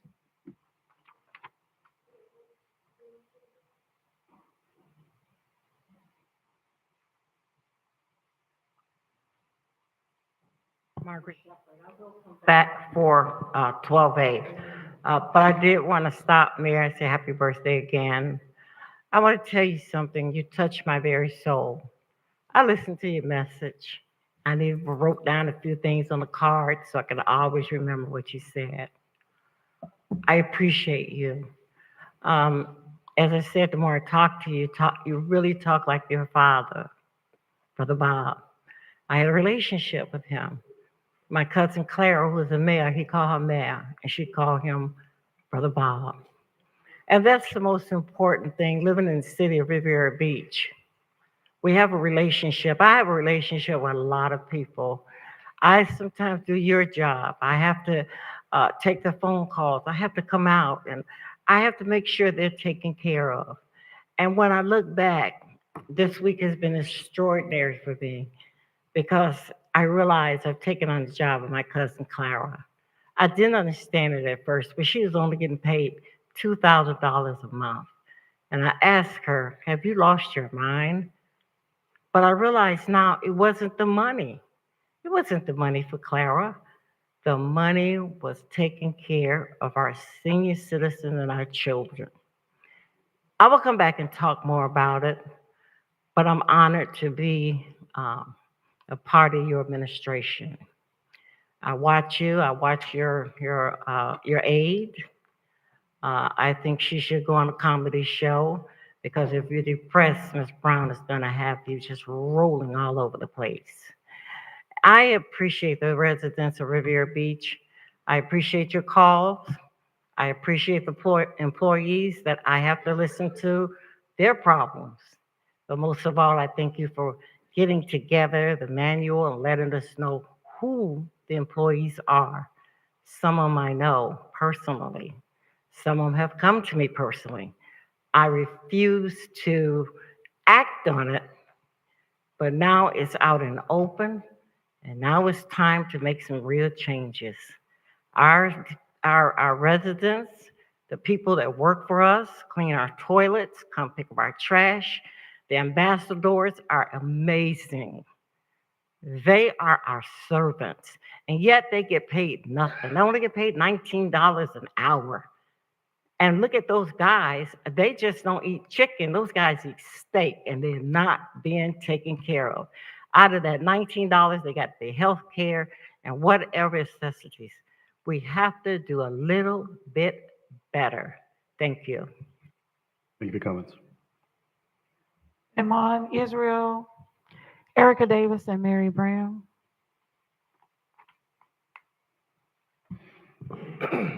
Good evening, Mayor, Chair, Council. My name is Aman Yisrael.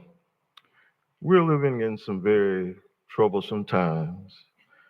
A high percentage of our elementary students are definitely not reading at grade level.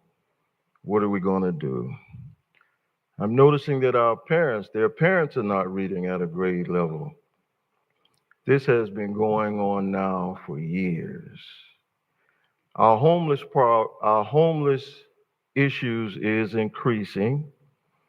I've spoke to a few homeless people, and I noticed that quite a few of them have jobs, but because of the increase in rent, that's why they're homeless. Our teachers are some of the lowest paid in the country. Right now, we need a very strong voice in District 7. That voice is Attorney Richard Rouse for County Commissioner. Thank you.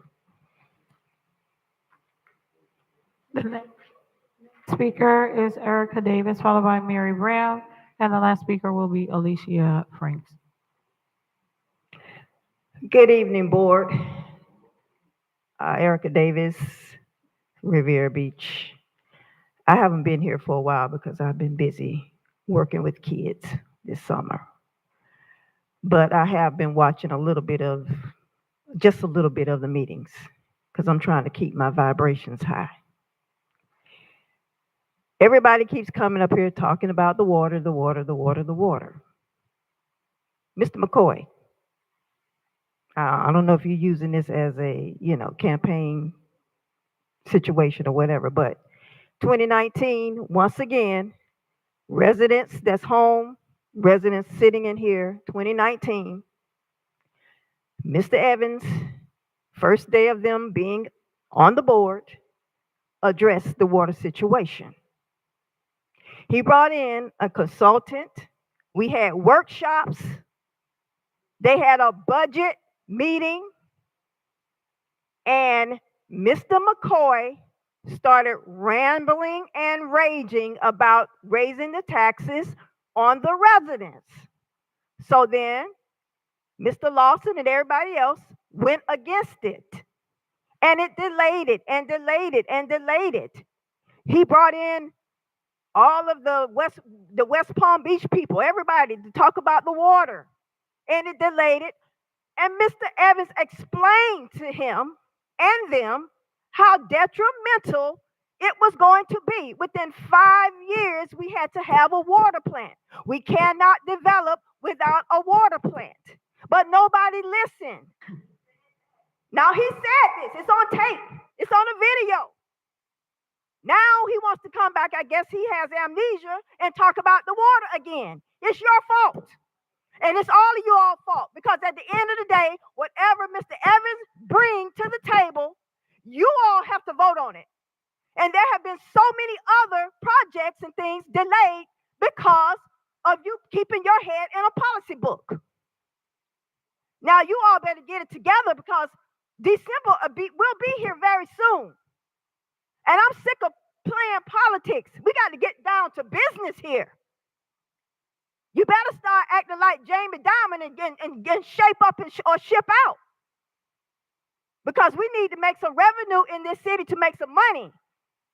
And it seems like every time a subject is brought up, an issue is brought up, you act like you don't know anything about it. And then you want to have a discussion about it. You should know it before you get in here. Communication is failing. The internal part of this city is failing too. Everybody better get on that damn job or they're going to be out of here. Everybody. I don't care who it is, the board, administration, everybody need to go. Because you're running this city in the ground. Thank you. Thank you for your comments. The next speaker is Mary Brown, followed by Alicia Franks.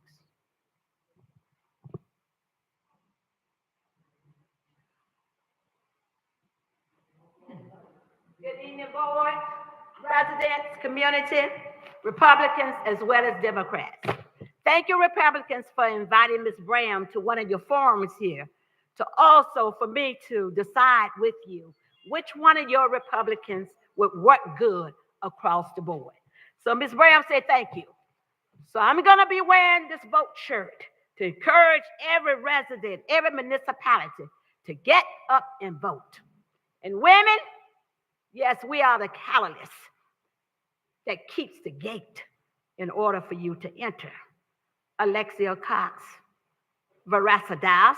Yes, Miss Brown says her, because the way that she has been treated, and it's all out in the community.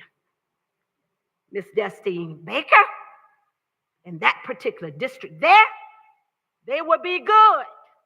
Not only them, Bobby Powers in a race. Miss Brown encouraged him when he was little, just like McCoy. Stop talking, get up and do something. And he did that. But you will make that decision. Attorney Rouse as well, too, because Ms. Brown is going to debate with every last one of them. What she said was true about the water. I have a manifesto here of a magnificent plan that was plotted from day one, 2017, with Mr. Evans. Whatever you decide, you must take heed to this in-depth report here. See, Ms. Brown got this report here. And Ms. Brown don't talk.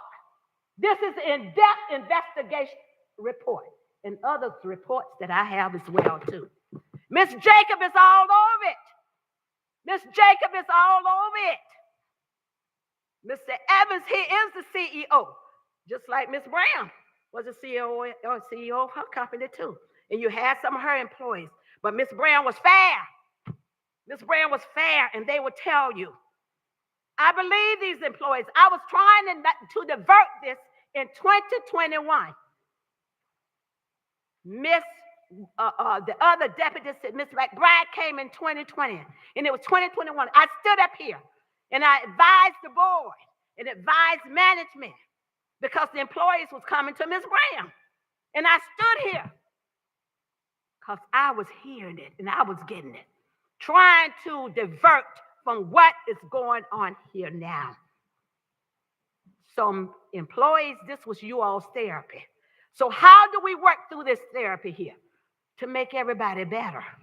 Because it's just like a balloon that has been released here. And this is what we needed, some release, some therapy here. And this manifesto from day one was to make Mr. Evans just like President Obama, one-term president. Thank you for your comments, ma'am. It's all in the report. Get the report and read it. And then you will find out.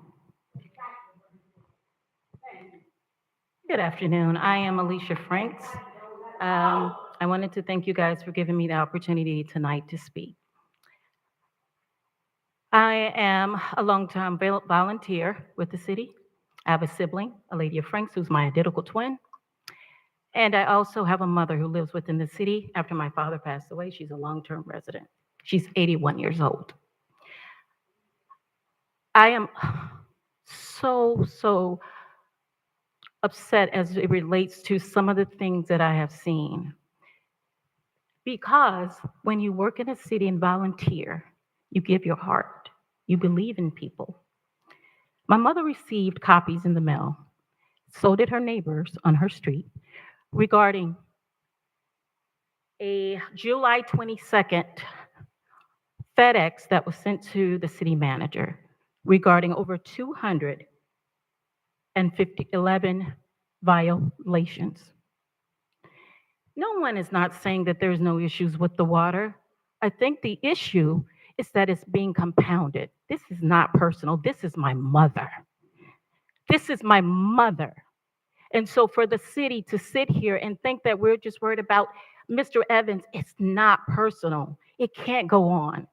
We fuss about gas prices, but we are not concerned about something that has been allowed to worsen and impact our health. I am upset because that is my mother. And because of that, she said to me, well, baby, why are they not doing anything about it?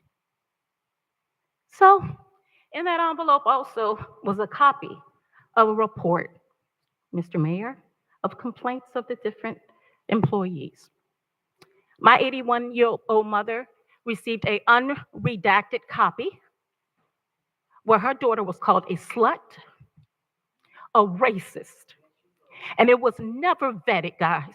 How do you guys sit up there every day and never called her in to speak to her or anyone in those reports? It is defamation. You cannot do that. Even for the people who complained, their names should not have been disseminated. It is personal when you don't get what you need, because I am telling you, you have an employee who has given 20 years of her life, no children, and always love those kids in park and recreation. You have did so much. And when you guys say that it said about the sandbox, she's not part of that sandbox. And she's been beat up over and over and over again. So I would like to request a public records request of the investigation that you did of the recordings, everything that related to that investigation, city attorney. In addition to that, I would also like to request a copy of the conflict of interest policy, please. Thank you so very much for your time. Thank you. Mr. Chair, that's the end of public comment. Thank you. Mr. Evans, you want to address any of the public comments?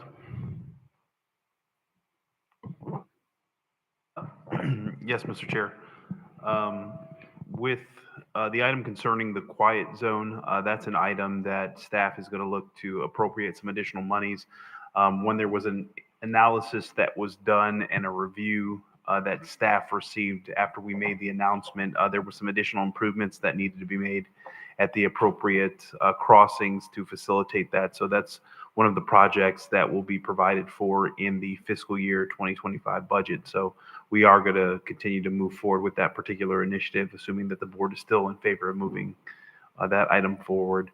The sidewalk repairs throughout the community, that's most likely being done by FPL and Comcast with regards to relocating some of the old power pole or the old poles and installing new poles. So sometimes invariably they have to do some repairs on the sidewalk and remove some of the sidewalks to effectively do that. So that's an item that is happening throughout the community. Berkeley Landing, I will do some research concerning that particular matter related to the leak. So I'll get with the utility staff and see if there's something that we can identify on property to address.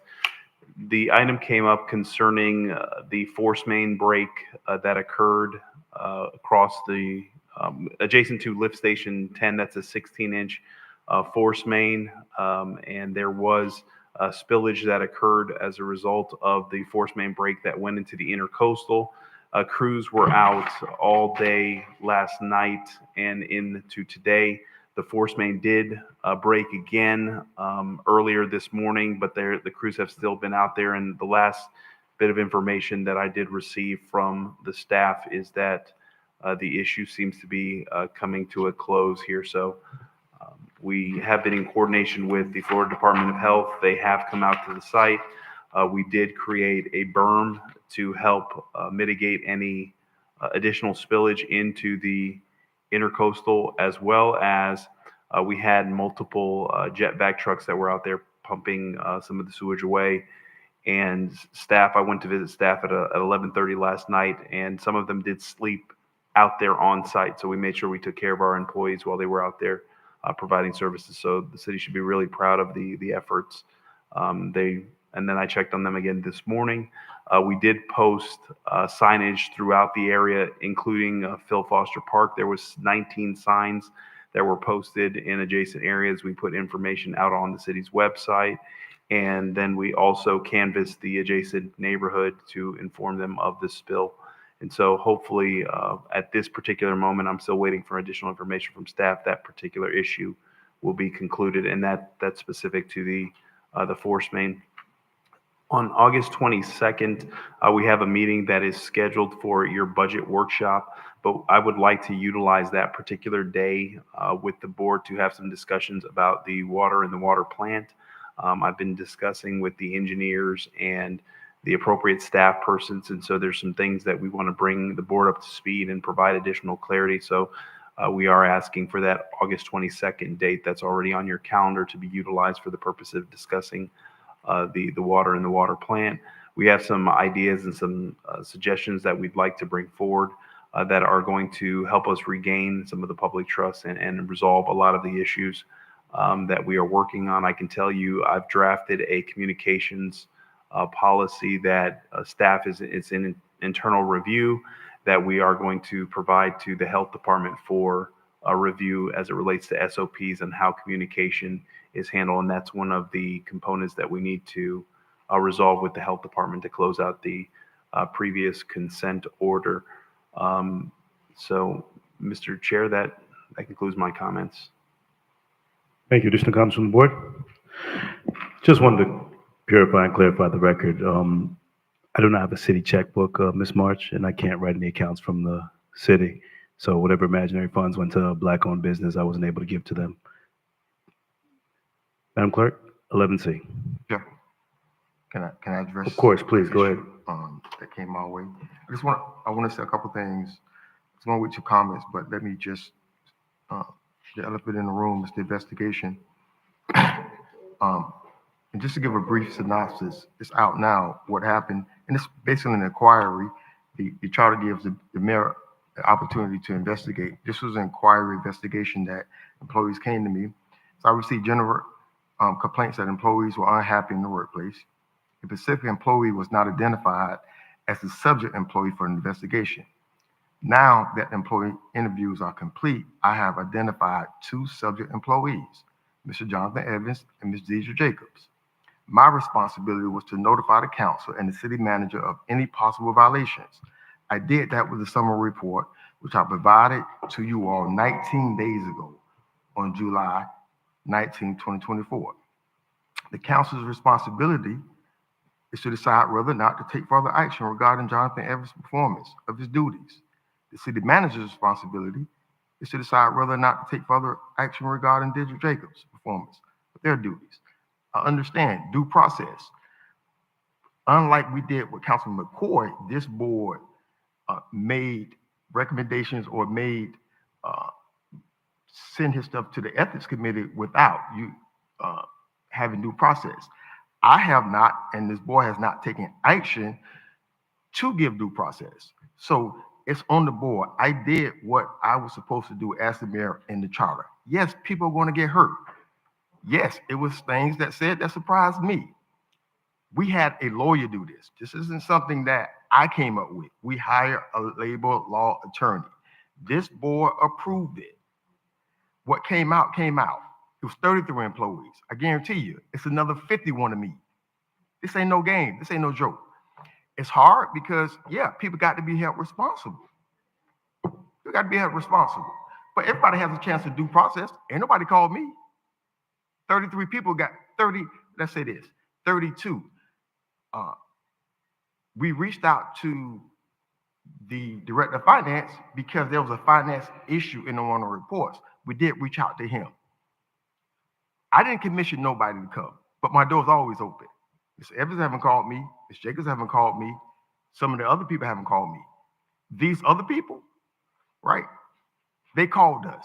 Now, let's deal with this. This isn't something I didn't tell Mr. Evans, right?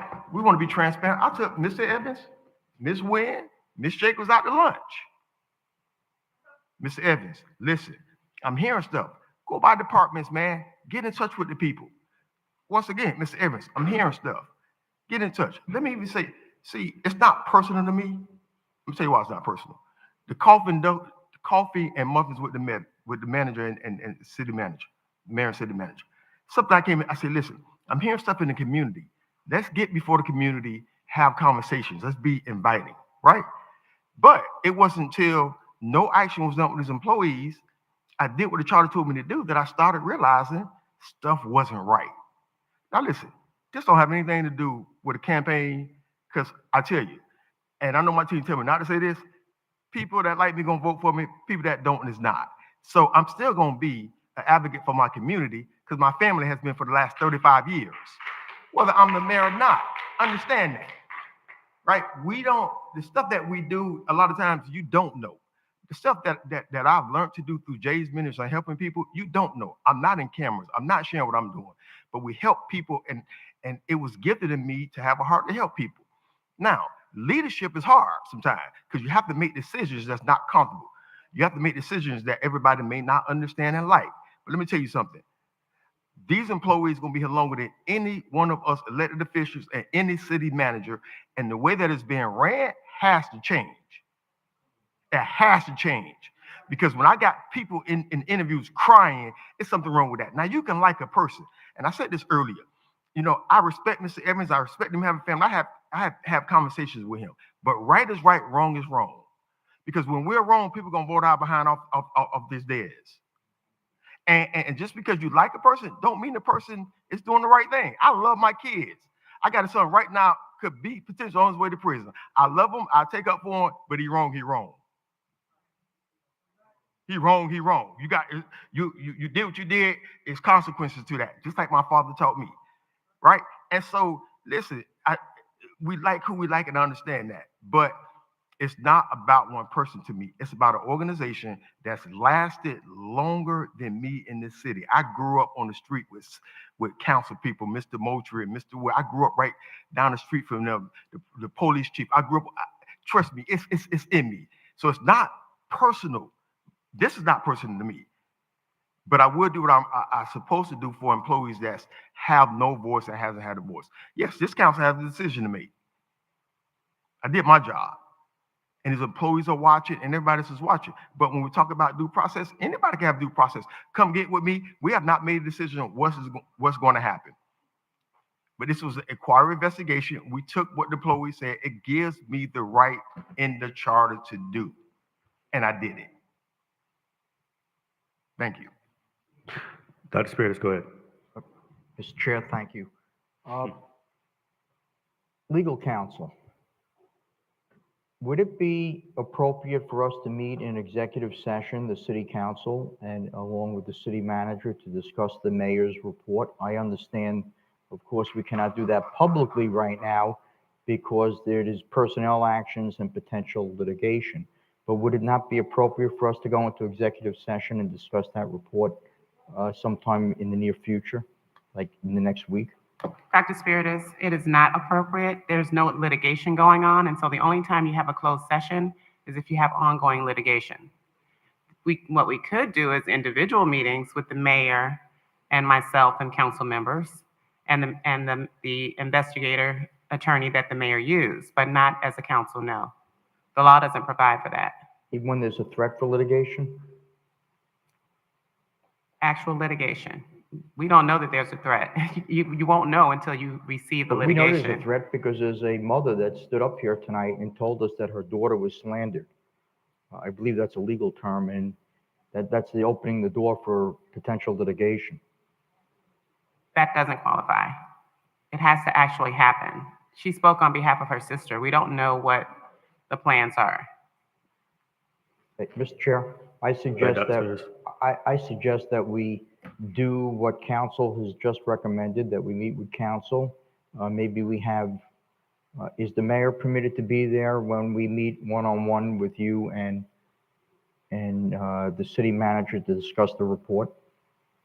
I don't know that the city manager would be a part of that meeting because he is mentioned in the report. It's up to him. He's more than welcome, but I don't know what decision he would make.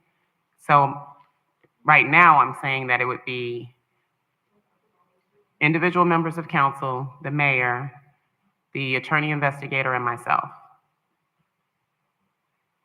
Mr. Chair? Dr. Spiritus? I would appreciate such a meeting. So if you could set that up as soon as possible, I would appreciate it. Thank you. You're welcome. Councilman Gord, go ahead. Mr. Chair, thanks. Board Member Spiritus, I respect your suggestion in saying perhaps every council person should meet with the mayor and perhaps the attorney, and then even, I believe, maybe our city attorney. But just so I'm clear, because I was waiting for you to explain, what is the expectation and what is the purpose? Mr. Chair? But the purpose is to understand any potential litigation that may be resulting from this report, and also how we can possibly remedy any of the situations that might have existed, because we know that there's 3 sides to every story. I don't know if the report is 100% accurate. I don't know if it's 50% accurate. I don't know that yet, but I would like to do some further investigation, and the only way I could do that is by speaking with council and with the mayor to discuss the report and the findings of the report.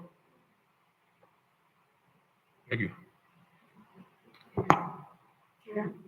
Councilwoman Lanier, go ahead. Yeah, I would like to get more information as well. You know, we paid 25 plus 15, maybe even 25, almost $50,000 for a report that basically, you know, is he say, she say.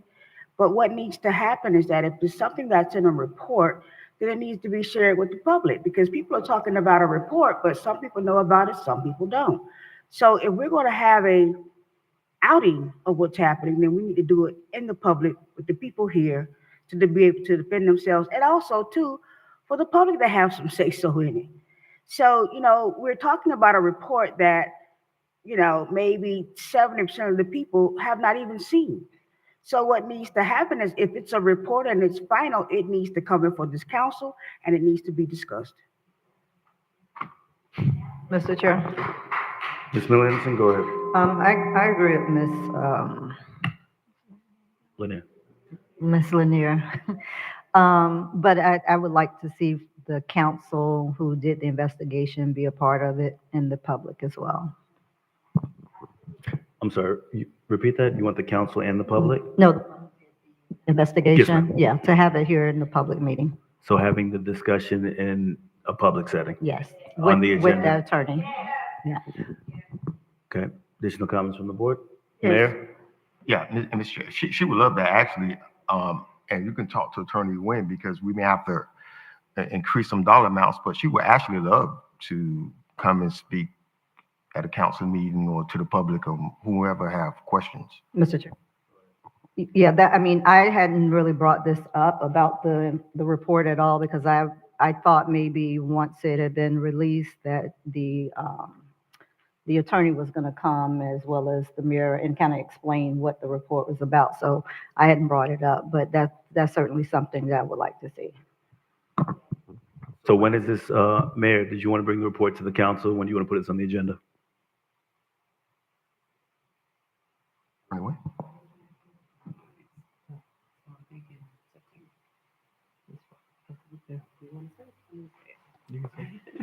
August 21st, you all dedicated to Lone Pines, I believe. And so then your next meeting would be. Are we proceeding with Lone Pine? Mr. Chair, if I may. Go ahead.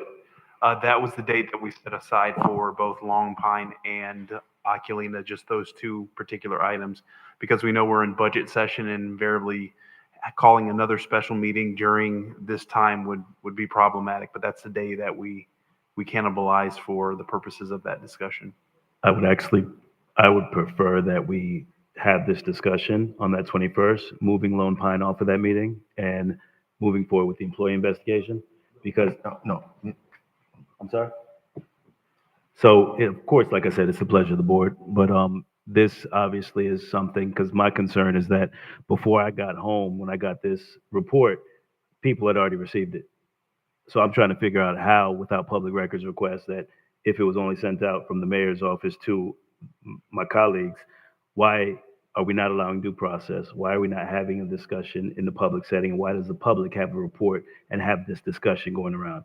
So to give the opportunity to have it, since it's already going around, since the community's already discussing it, I don't want to wait. It should have been on tonight's meeting. Let's have it on the next meeting.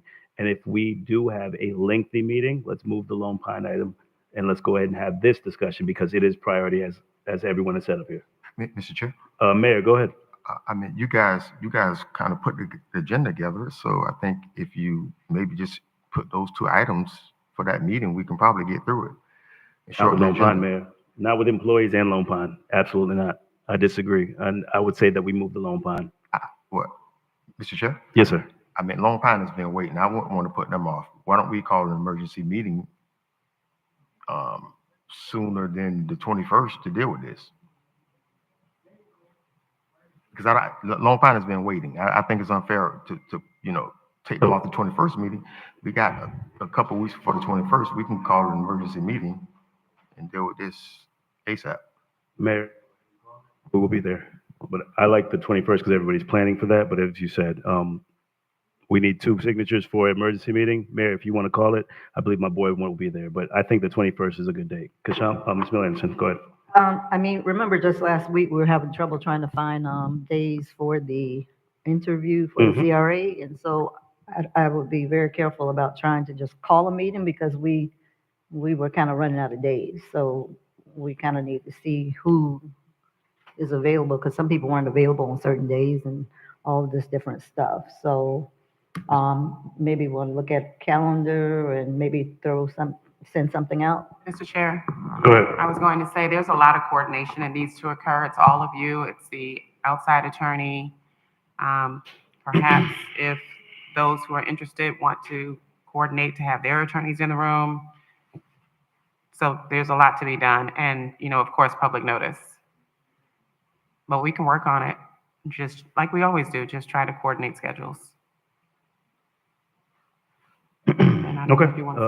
Additional comments from the board? Mr. Chair? Dr. Spears, go ahead. Yes, I would just like to be able to speak with you tomorrow on the dates because we might be able to move some of my dates around, which would be better for I know the council had some concerns. I might be able to move one of my dates around. Was that directed toward me? No, that was directed to the chair. Okay. So are we saying a public meeting and not individual meetings? That's what Ms. Miller Anderson requested. And I believe there was I'm also saying a public meeting. Okay, thank you. Additional comments from the board? 11C. Item 11C, consideration of the bid protest submitted by the Gallon Benefits Group LLC regarding RFP number 1118-24-1 for broker of record for employee group insurance plans.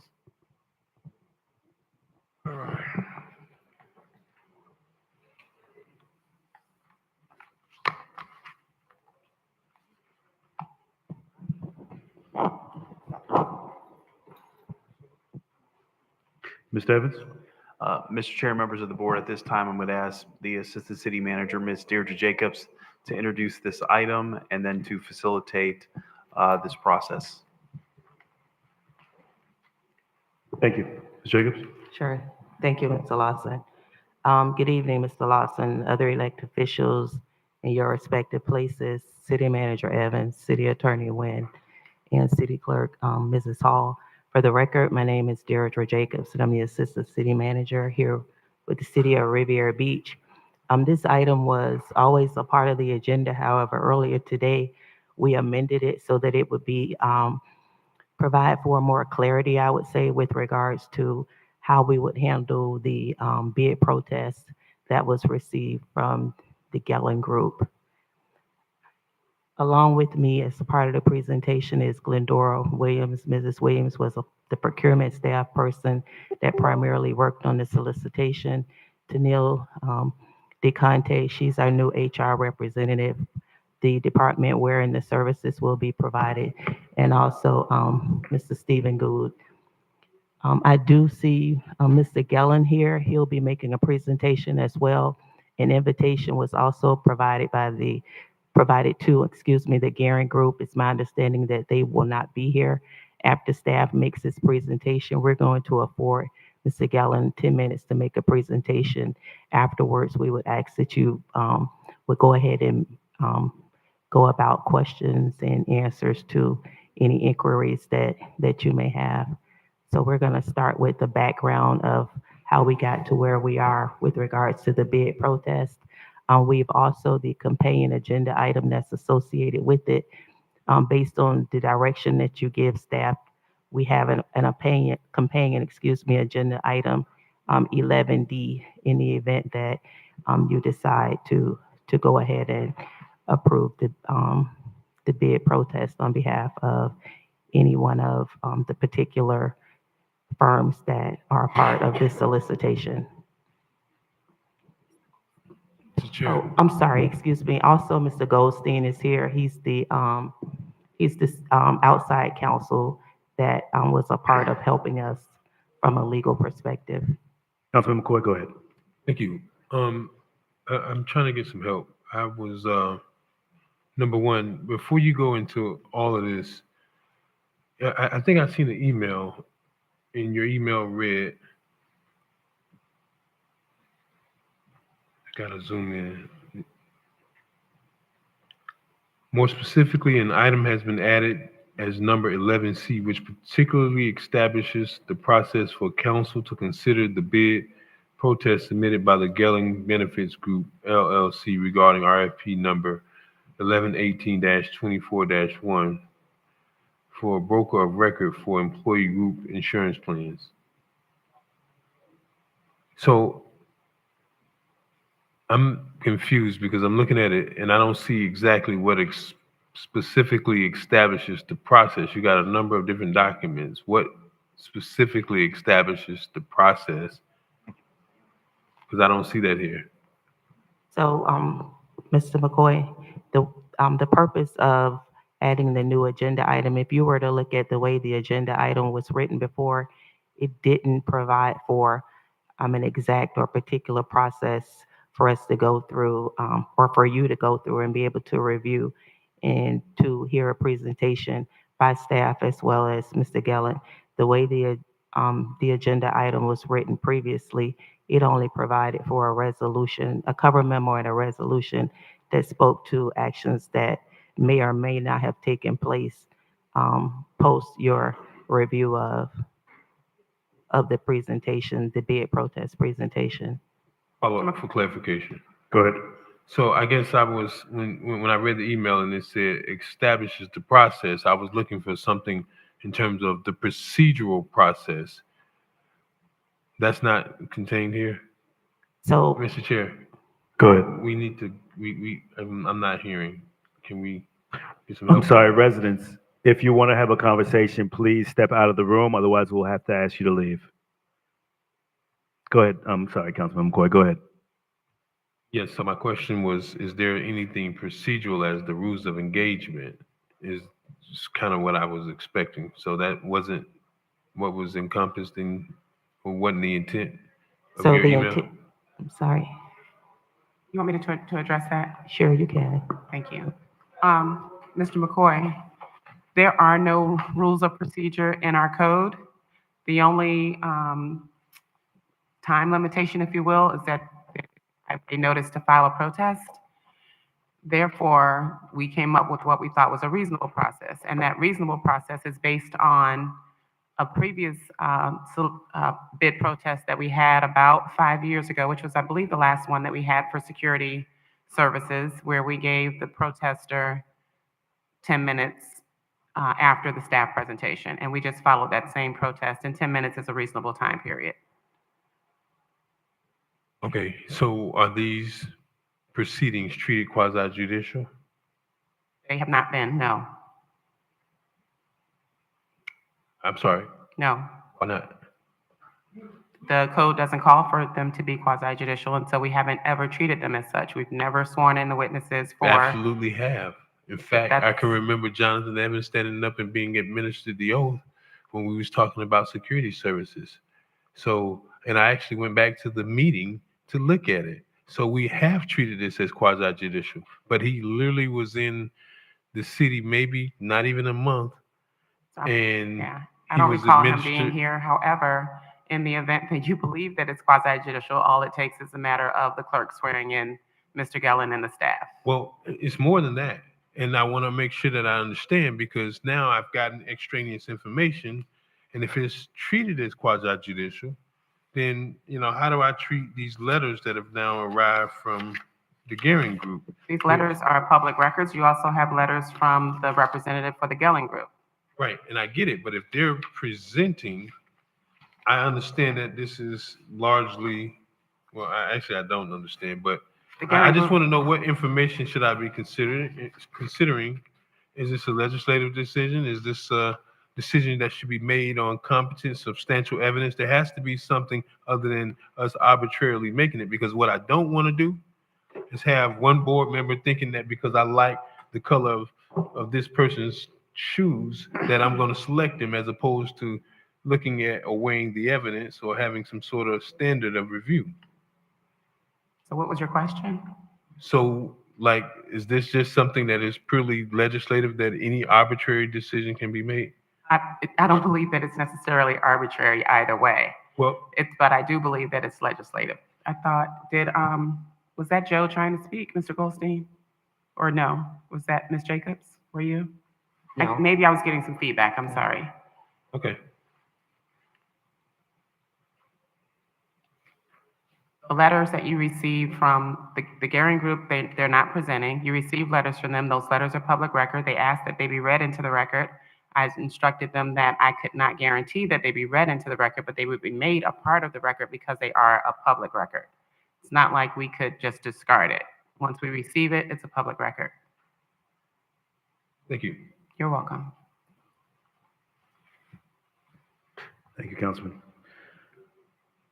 Go ahead, Ms. Jacobs. Good evening. Glendora Williams, Procurement Department. I will be providing a brief history of the solicitation process for RFP 1118-24-1, broker of record for employee group insurance plans. On December 22nd, 2023, RFP 1118-24-1 were issued to solicit a broker of record for employee group insurance plans. The solicitation closed on January 23rd, 2024, with 3 firms responding. An evaluation committee convened on February 20th to evaluate the proposals received. After the completion of the evaluation of the proposals, the evaluation committee ranked the Gehring Group as number 1 and the Gehlen Benefits Group as number 2. The third firm did not acquire the minimum 70 points to move forward to the next step in the procurement process. Galen Benefits Group submitted a protest on March 20th, 2024, with a claim that the Garen Group should be disqualified due to their proposal exceeding the 30-page limit. Staff issued a reject all notice on March 21st. A special city council meeting was held on March 22nd to discuss and deliberate on this solicitation. The item was moved to city council April 3rd, 2024 meeting to provide city council additional time to review the information pertaining to this protest. City council voted to allow the protest process to play out. The interim procurement director provided a response to reject the protest on May 13th. The protester appealed the interim procurement director denial of protest and petitioned the city manager on May 17th. The city manager responded to the protester with a rejection of the protest on June 14th. The protester submitted an appeal to the city council on June 27th. That brings us to the item that's before city council tonight for discussion and direction. At this time, I would like to allow the HR staff to provide some additional information regarding the broker of record services.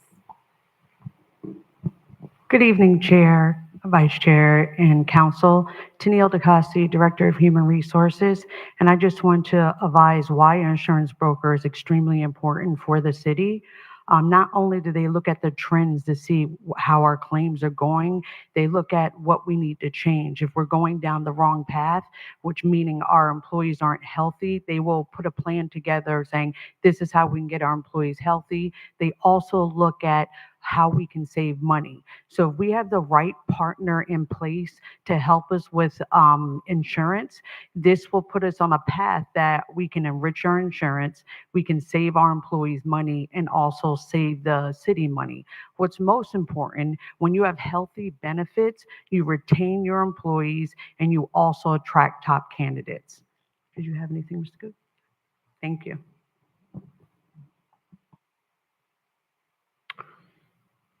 Thank you. Go ahead, Ms. Jacobs. Thank you, Chair. At this particular time, if you'd like to, Mr. Gellin, could you please proceed with your presentation? Good evening, honorable members of the City Commission, Mr. Chair, Mr. City Manager, Madam Clerk, and Mr. City Attorney. I just want to note I'm Hans Artenaut with Artenaut Law on behalf of Gellin Benefits Group. I have my client, Mike Gellin, President of Gellin Benefits Group.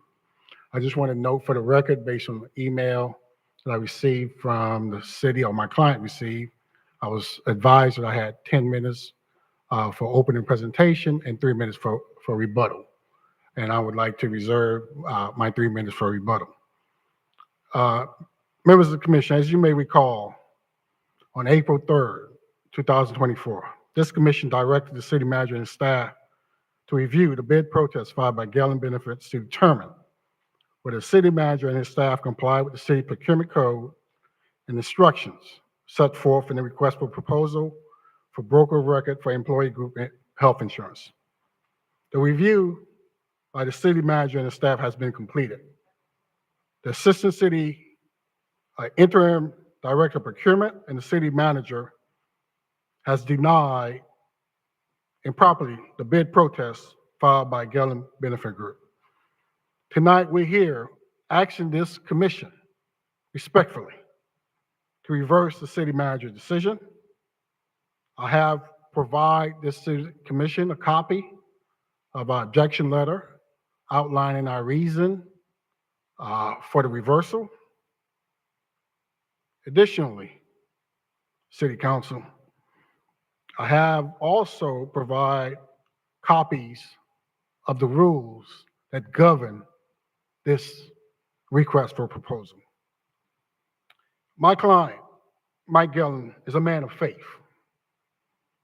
He prayed that the city manager and his staff would do the right thing and comply with the city code in the RFP instruction, award the RFP insurance brokers to Gellin Benefit. The only proposer who complied with the city code and the instruction in RFP. Our prayers were not answered by the city manager and staff, but we all know God does not answer your prayer when you requested it, but when God believes the time is right. The time is right tonight. This commission can answer my client prayer to correct the mistake made by the city manager and his staff in rejecting all proposals for the RFP for broker of record for employee group insurance. Let's talk about the mistakes. I'm sensitive to staff position.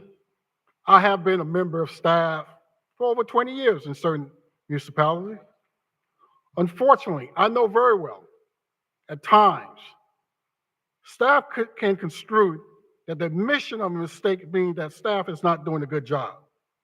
No one wants to admit that they made a mistake. But I have to remind this commission and staff that competent people, smart people make mistakes. Our faith tells us that competent people make mistakes because our faith encourages us to forgive those who have sinned against us. We are willing to forgive the mistakes made by the city manager and his staff. We can work with the city manager and his staff to obtain the best group insurance for the city employees. More importantly, the city commission has the authority to reverse the city manager's decision to deny the bid protest by Gallon Benefits Group and award RFP to Gallon Benefits Group. I know the decision to reverse the city manager is tough. The decision must take place tonight because the Gallon Benefits Group protest will demonstrate that the city manager's decision was not consistent with the city code. The city commission can correct these mistakes. Let me list the mistakes. Mistake number one, the city manager and his staff reject all proposals without listing the reason for the rejection. As the staff know, as this member of this commission discussed at the April 3rd meeting, when you reject all the proposals, you must publish the city reason for rejecting the proposal. That's a requirement under section 16.5-67 of the city code. That didn't take place. That's the first mistake that the city manager and the staff. Let's take the second mistake. To justify the rejection of all proposals after the fact, they mistakenly claimed that the instruction in the RFP was not clear and is ambiguous. Ladies and gentlemen, these instructions were written by the city manager and the staff. They wrote the instruction. It is hard to accept the explanation that after reading the instruction, it was not clear. In fact, members of the city commission, you do not have to accept my comments or staff interpretation. You can read the instructions to confirm it is clear. I have provided you a copy of those instructions. If you can look at one of the documents I have provided to you, if you look at instruction on page 18, paragraph 2, this instruction reminds each proposer that they must strictly comply with the instructions or their proposal will be rejected. That's the first instruction, page 18, paragraph 2. We can look at paragraph 5 of page 18 also. This instruction reminds each proposer they must comply with all laws, rules, and regulations. Again, we can also look at paragraph 4 of page 19, which is the most pertinent instructions in this case. This instruction reminds each proposer that their response shall be limited. Let me say shall, not may. Shall be limited to a maximum of 30 pages. To make sure that the proposals understood the limitation, the instruction clearly indicated what should be included within the 30 pages. 1, title page. 2, table of contents. 3, executive summary. 4, qualification of firms. 5, staff experience. 6, past performance. 7, project understanding and approach. 8, dispute and litigation. It is important to note that the required forms were excluded in paragraph 4 of page 19 regarding the 30-page limitation. The forms were attachment, not within the 30-page limitation. The plain language clearly indicated that the forms were attachment. Mistake number 3. City manager and his staff clearly made a mistake by claiming no firms were responsive. This claim is not supported by the plain language of the RFP. More importantly, the city manager and staff once said one firm was responsive and 2 firms were not. But today, they're claiming nobody was responsive. I am confused by the different position that city manager and staff have taken. This commission can stop the confusion by awarding the RFP to Gellin Benefits Group. Let's talk about mistake number 4. City manager and staff argued that the rejection of all proposals was justified because of an allegation of sunshine violation. If that's the case, every decision this body makes or anybody makes is void because of an allegation of sunshine. If you've been involved in local government for more than a year, you will hear allegations of sunshine violation. But I can tell you, allegation without facts means nothing. In fact, you can cure a sunshine violation by having a meeting. Again, another mistake, number 5. City manager and staff say it is wrong or is not competitive to award the bid to one proposer. Anyone who has worked in local government will tell you there were numerous times that you will receive one proposal in response to an RFP. In fact, if you're familiar with local government business, there's a mechanism that local government solicit one proposal. It's called, and they can. So the argument that because 2 proposals were not responsive. The 10-minute time allotment has expired. Thank you. Questions? Mr. Chairman, if I could finish in 2 minutes. Let me get questions from the board, and then you can rebut the conversation. Okay. Board members, questions? Chair, Go ahead. let me just ask a general question. Does the city have an employee or does the city have anyone capable of being the agent of record for this particular health insurance? Mr. Chair? Please go ahead. Thank you, Councilwoman. We do have Mr. Good. He is a licensed broker. The difference is the internal licensed broker doesn't have the resources like an outside consultant would. So they have network access. They have different resources that an internal person would not have, unfortunately. Okay. Thank you. Additional comments? Questions?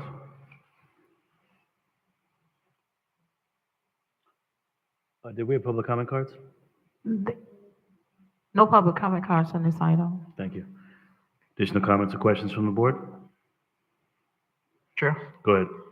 is it appropriate to question staff at this time? Absolutely. Okay. Staff, I don't know who will respond to the question, but what is it specifically that you're stating that the Gellin Group did not meet specifically in their response?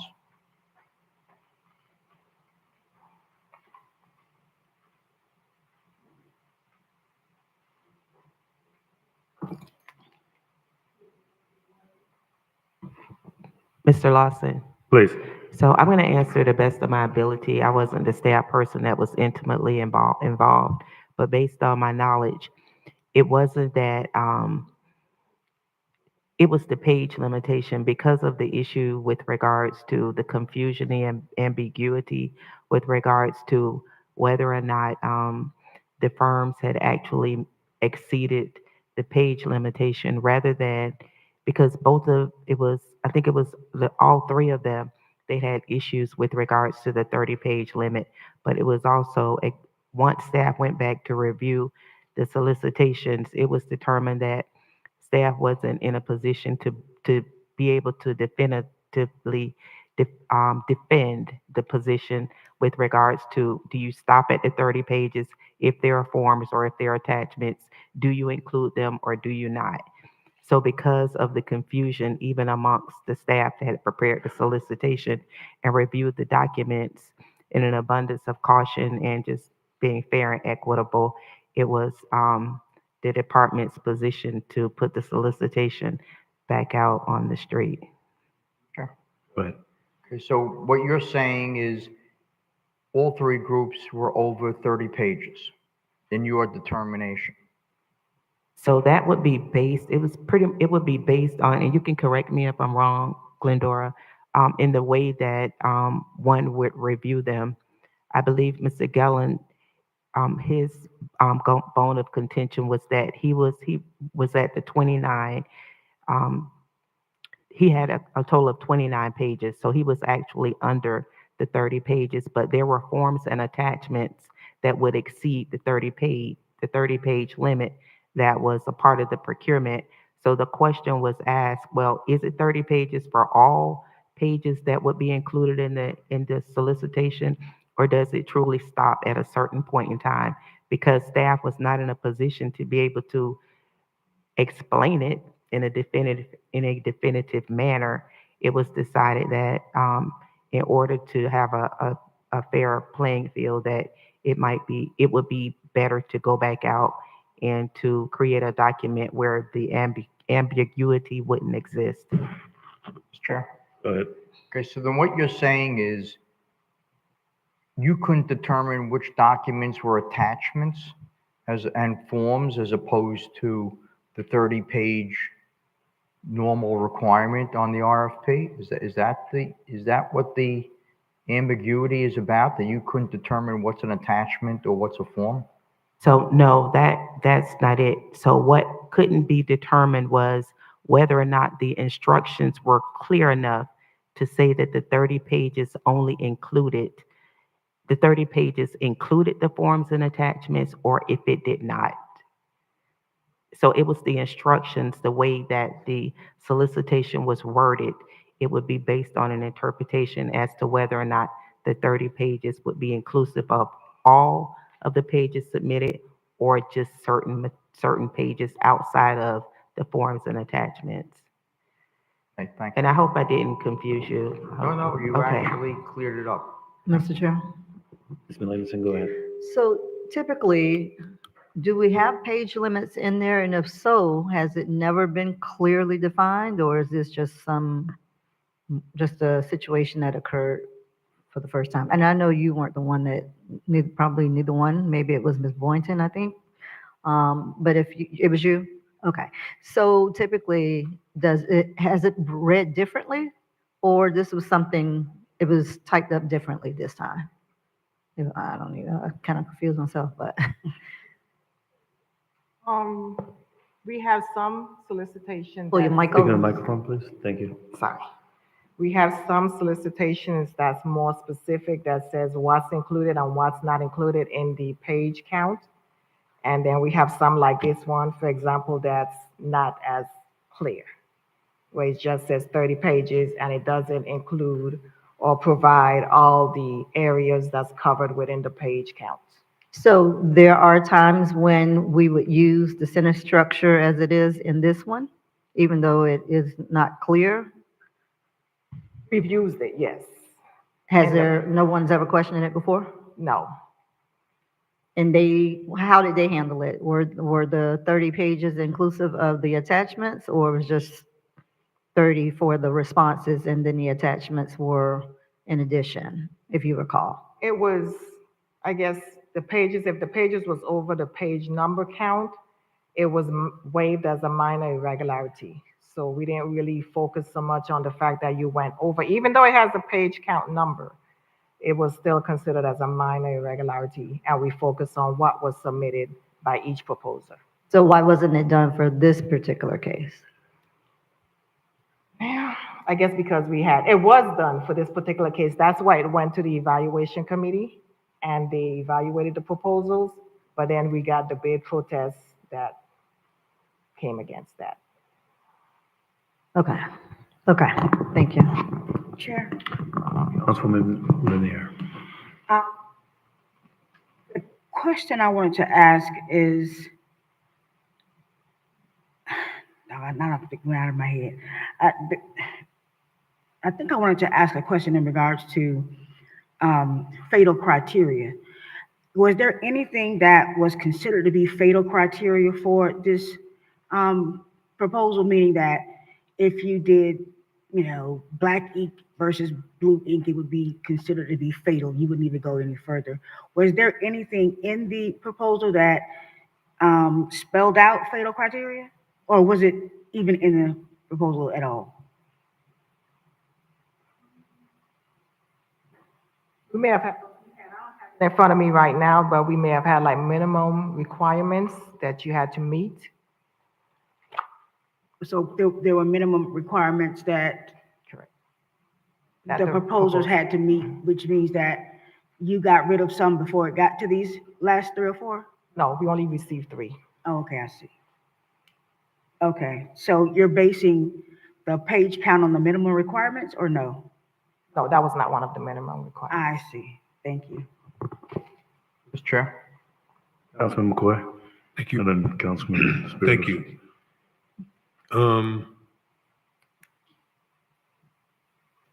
Ms. Williams, you said initially you guys had used and waived it as a minor irregularity, correct?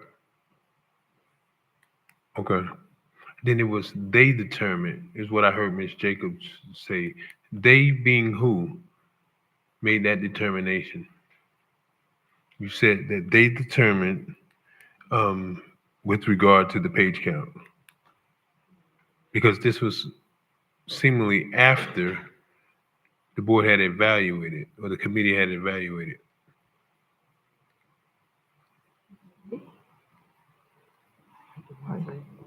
It's okay? Go ahead. Sure. I don't really remember in particular what you're speaking of, but if I had to guess, I would say that they would be staff determined. We also utilize outside legal counsel to assist us with going through the solicitations or the submittals as well, in order to help us to review the page counts. So there were a number of people that went back. Okay, I got a through the pen and I documents. got a paper. Let's go. Let's run down some names. It would have been Glendora Williams. Glendora. The Can same you person help that. I'm sorry. Joe Goldstein assisted with it. Joe Goldstein. Who else? Tanisha Boynton. Tanisha Boynton. Anyone else? Does I help you? Those would be the 3 individuals. That's interesting because if you recall, I actually sat in that evaluation committee meeting and I shared some concerns with you guys. Joe Goldstein was not in there, nor was Tanisha Boynton. But apparently, I would agree that Ms. Glendora Williams would have waived those irregularities, because had she recognized, being that she was the actual procurement person, neither of the proposals would have even made it to the evaluation committee. Isn't that a fair and accurate argument, since you were the lead on that?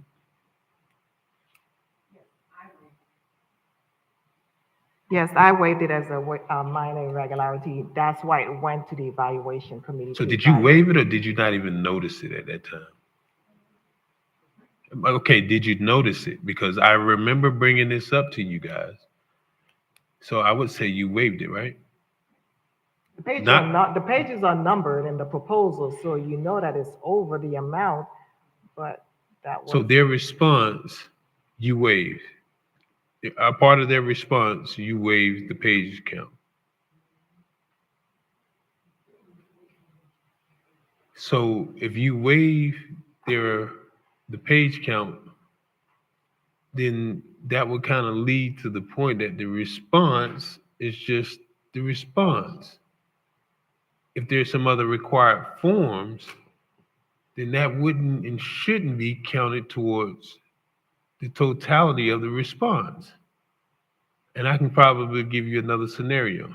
If you're making an application to a job, oh, wait, remember, we just did that. We just accepted applications and resumes for a community redevelopment agency director.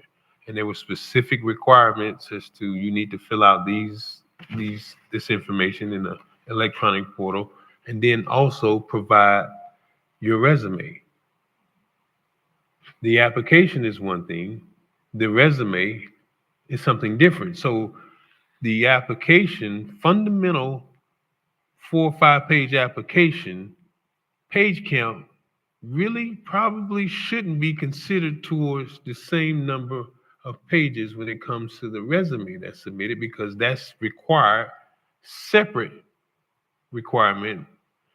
But seemingly you guys have combined that, and it, from your perspective, was, I guess you said it was a minor irregularity. Okay. The other thing I don't understand was, it was when you, first of all, Joe Goldstein, is he your boss? Who do you report to? Okay. So Joe Goldstein gave you advice. Tanisha Boynton gave you advice. Or you guys some kind of way collectively made this decision, but you don't report to Goldstein or you don't report to Ms. Boynton. And you've changed paths, because clearly when I looked at this cancellation, it had your name on it. So was this at the direction of Goldstein? Was it the direction of Ms. Boynton, or was it the direction of Ms. Jacobs or Mr. Evans? It was a collective. But you don't work for Goldstein though, because Goldstein can't give you direction. He can give you legal advice. So who directed you to then issue the cancellation?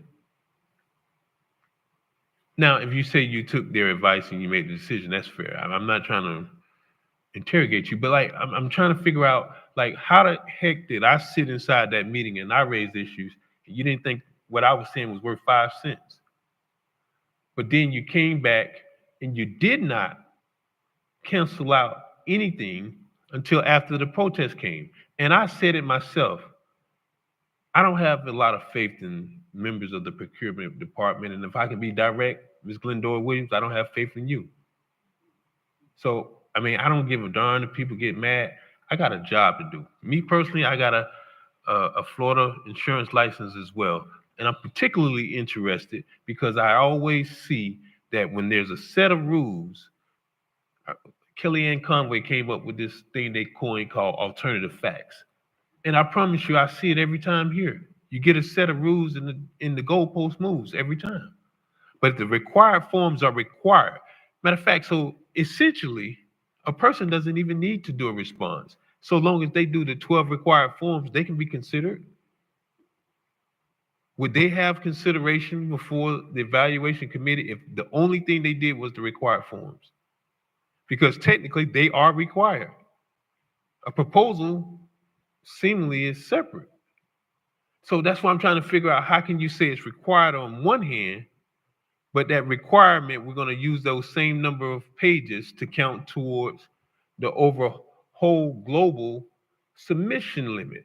Now, considering the seriousness and very detailed work that's involved in actually doing insurance, and I tip my hat to anybody that does health insurance because that's in itself is an animal of its own. And I've tried that and I moved away from that very quickly. But there is no practical way a person can lay out all of their experiences and their team and recommendations in 18 pages when you had such parameters such as had to be no less than 11,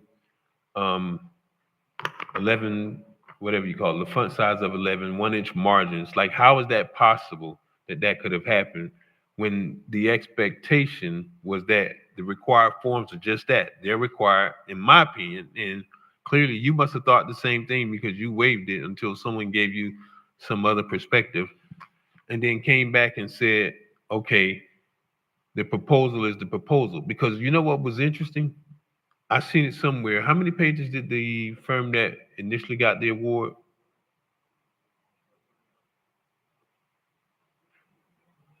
In total, it was over close to 150, if I can remember correctly. Almost 5 times the amount. And what's interesting is the most interesting thing about it. 148, Commissioner. Yeah, 148. I seen it somewhere in the backup. But what was the most interesting part? Not even about the page limit, but what I read inside of this original letter and what I actually heard in the meeting, that one of the evaluators, and I can't recall which one of them, was critical towards one of the firms because they said that their response didn't go far enough. Well, it seems to me his response or the Gelling Benefits Group response didn't go far enough because in good faith, they were staying within the page limit based off of the plain language.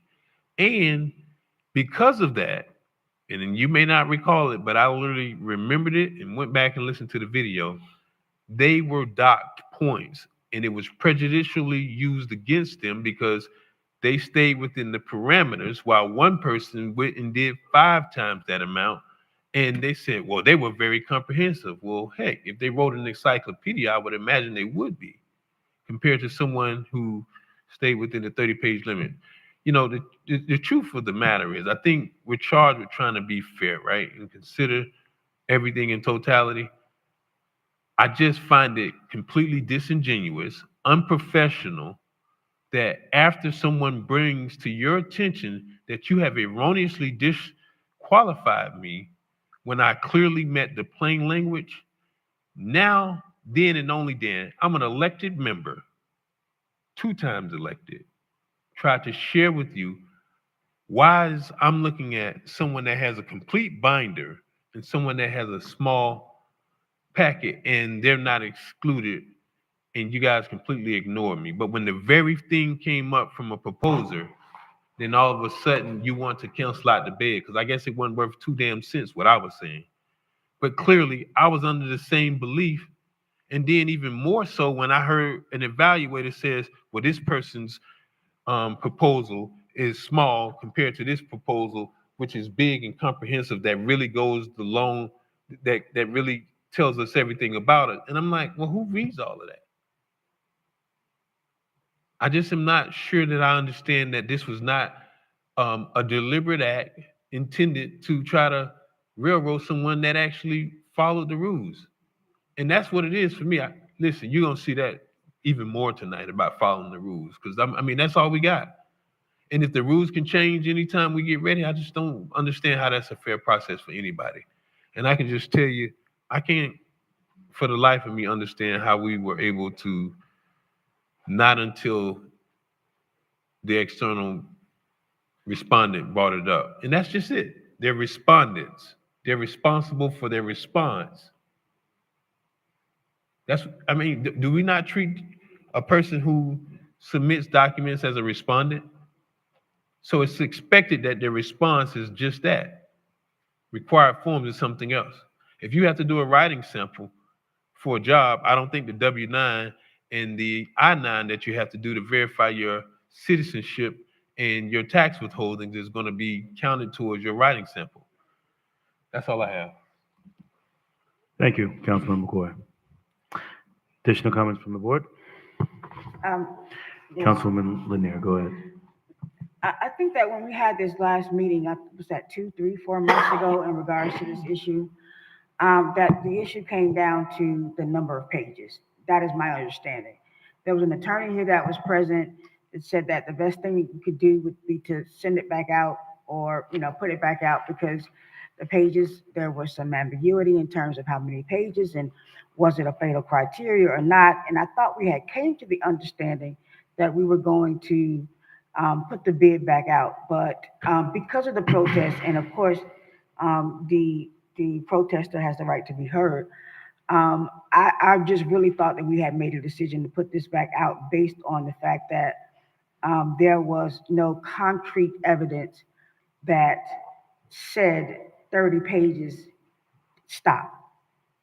There was not that. There was this ambiguity. Some people thought it meant that it was an attachment to other documents, that it was an attachment to forms, but that was neither here nor there because of the fact that you were going to throw the bid out and then have the people to recompete.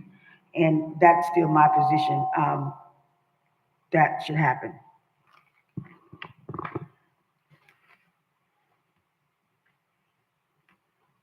Additional comments from the board? Mr. Chair, so are we at Councilman McCoy, go ahead. the point of just questioning staff, or are we done with asking questions of the respondent? I don't believe the council had any questions for the respondent. I'm assuming that we were looking for some answers from staff, and I still kind of want to know who directed to cancel. This came from, I'm not sure if we got an answer because it was kind of a long conversation, but who actually directed to cancel this bid? We all met, which is procurement staff, legal, administration, and outside counsel. And together we all came to the conclusion to cancel. So you took the recommendation of outside staff, of outside counsel, and you, as the position you're in, made a determination based on their recommendations to council, because you're the one that signed it, correct? Yes, because I'm the procurement specialist, it was my So with you project being the that was procurement specialist, I don't think there's a you all, because when you signed the paper, you signed for the determination that was based on recommendations from our legal counsel that was outside. Because as my colleague said before, you only report to Ms. Jacobs, and then Ms. Jacobs reports to Mr. Evans. So you made a determination to cancel based upon the recommendations of the conversation you had with everybody in that group. We all made that decision. My name was just on it, yes. That's not how that works. But I didn't independently make Okay, a decision. okay, no. okay. I think we understand now what happened. Mr. Evans, your procurement department is causing for us to continue to look incompetent. We are tired of this. Mr. Chair, thank you, but can we resolve this? I mean, I don't have any more questions, but if you have a follow-up to that, we're done with the respondent. My colleagues have, we don't have any more questions for you, sir, and we don't have a rebuttal because we didn't address anything else. So we're done with you as well. So Mr. Chair, I if just you want, can't let us from a finish. due No, I'm process not gonna let you, standpoint, sir, I'm not going to let you I finish. should have the same amount of time as Sir, staff. Sir, I mean, I'm sorry. I'm sorry. inherent- Why is it that you're interrupting the chair But- when you're here to speak on behalf of the 10 minutes we gave you? And I'm trying But to there's continue. due process involved, Chair. I just want to make sure that I at least have an Miss opportunity. Attorney, Madam Nguyen, does the respondent have the ability or the authority to have additional time in front of the board?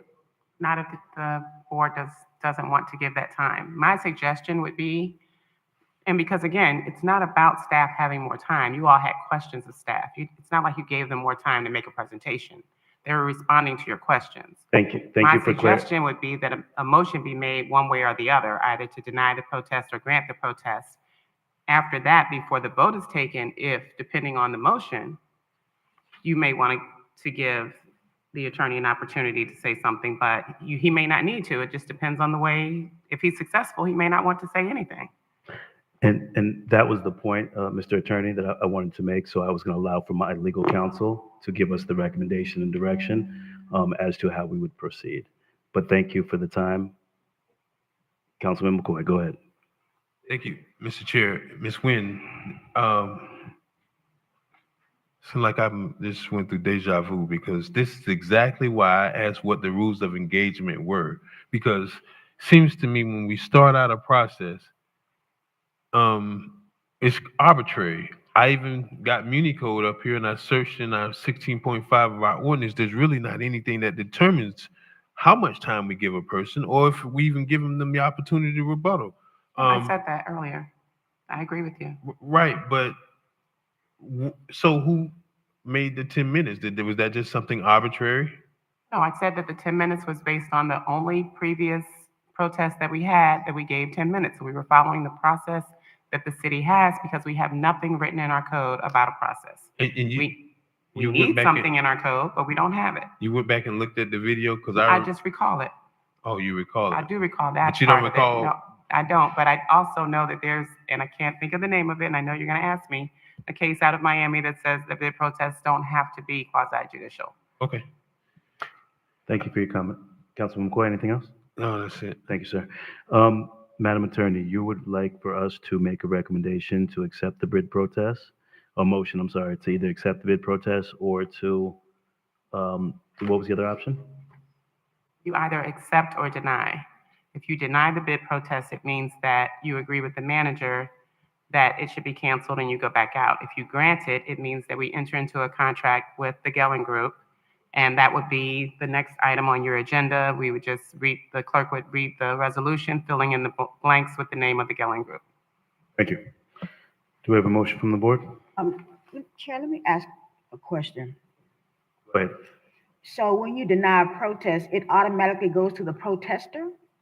No, the denying of the protest is what the staff and the manager have done. They disagreed that the protest should be granted.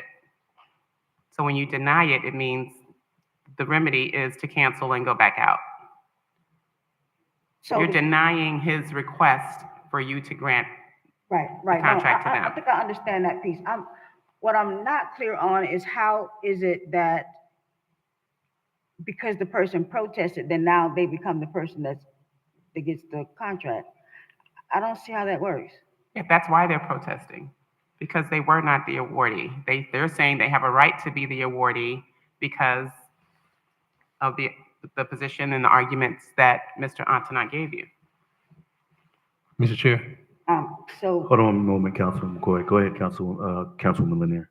So the issue before us is that we deny it and say that it goes back out, or we accept it and then the group that it was awarded to is just out at this point? Yes. Wow. Good. Councilman McCoy, go ahead. Mr. Chair, can I, am I okay to make a motion? Please. I move to grant the protest. Motion on the table. Do we have a second? Motion dies for lack of second. Do we have a second? Any additional motions?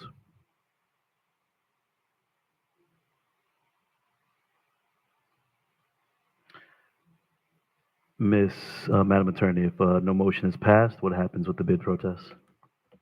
I would hope that you make a decision, but I guess that the staff's recommendation would stand and the bid protest would be denied and the staff would start over. And if that's the case, you may want to give Mr. Gellin's representative an opportunity, 3 minutes to speak.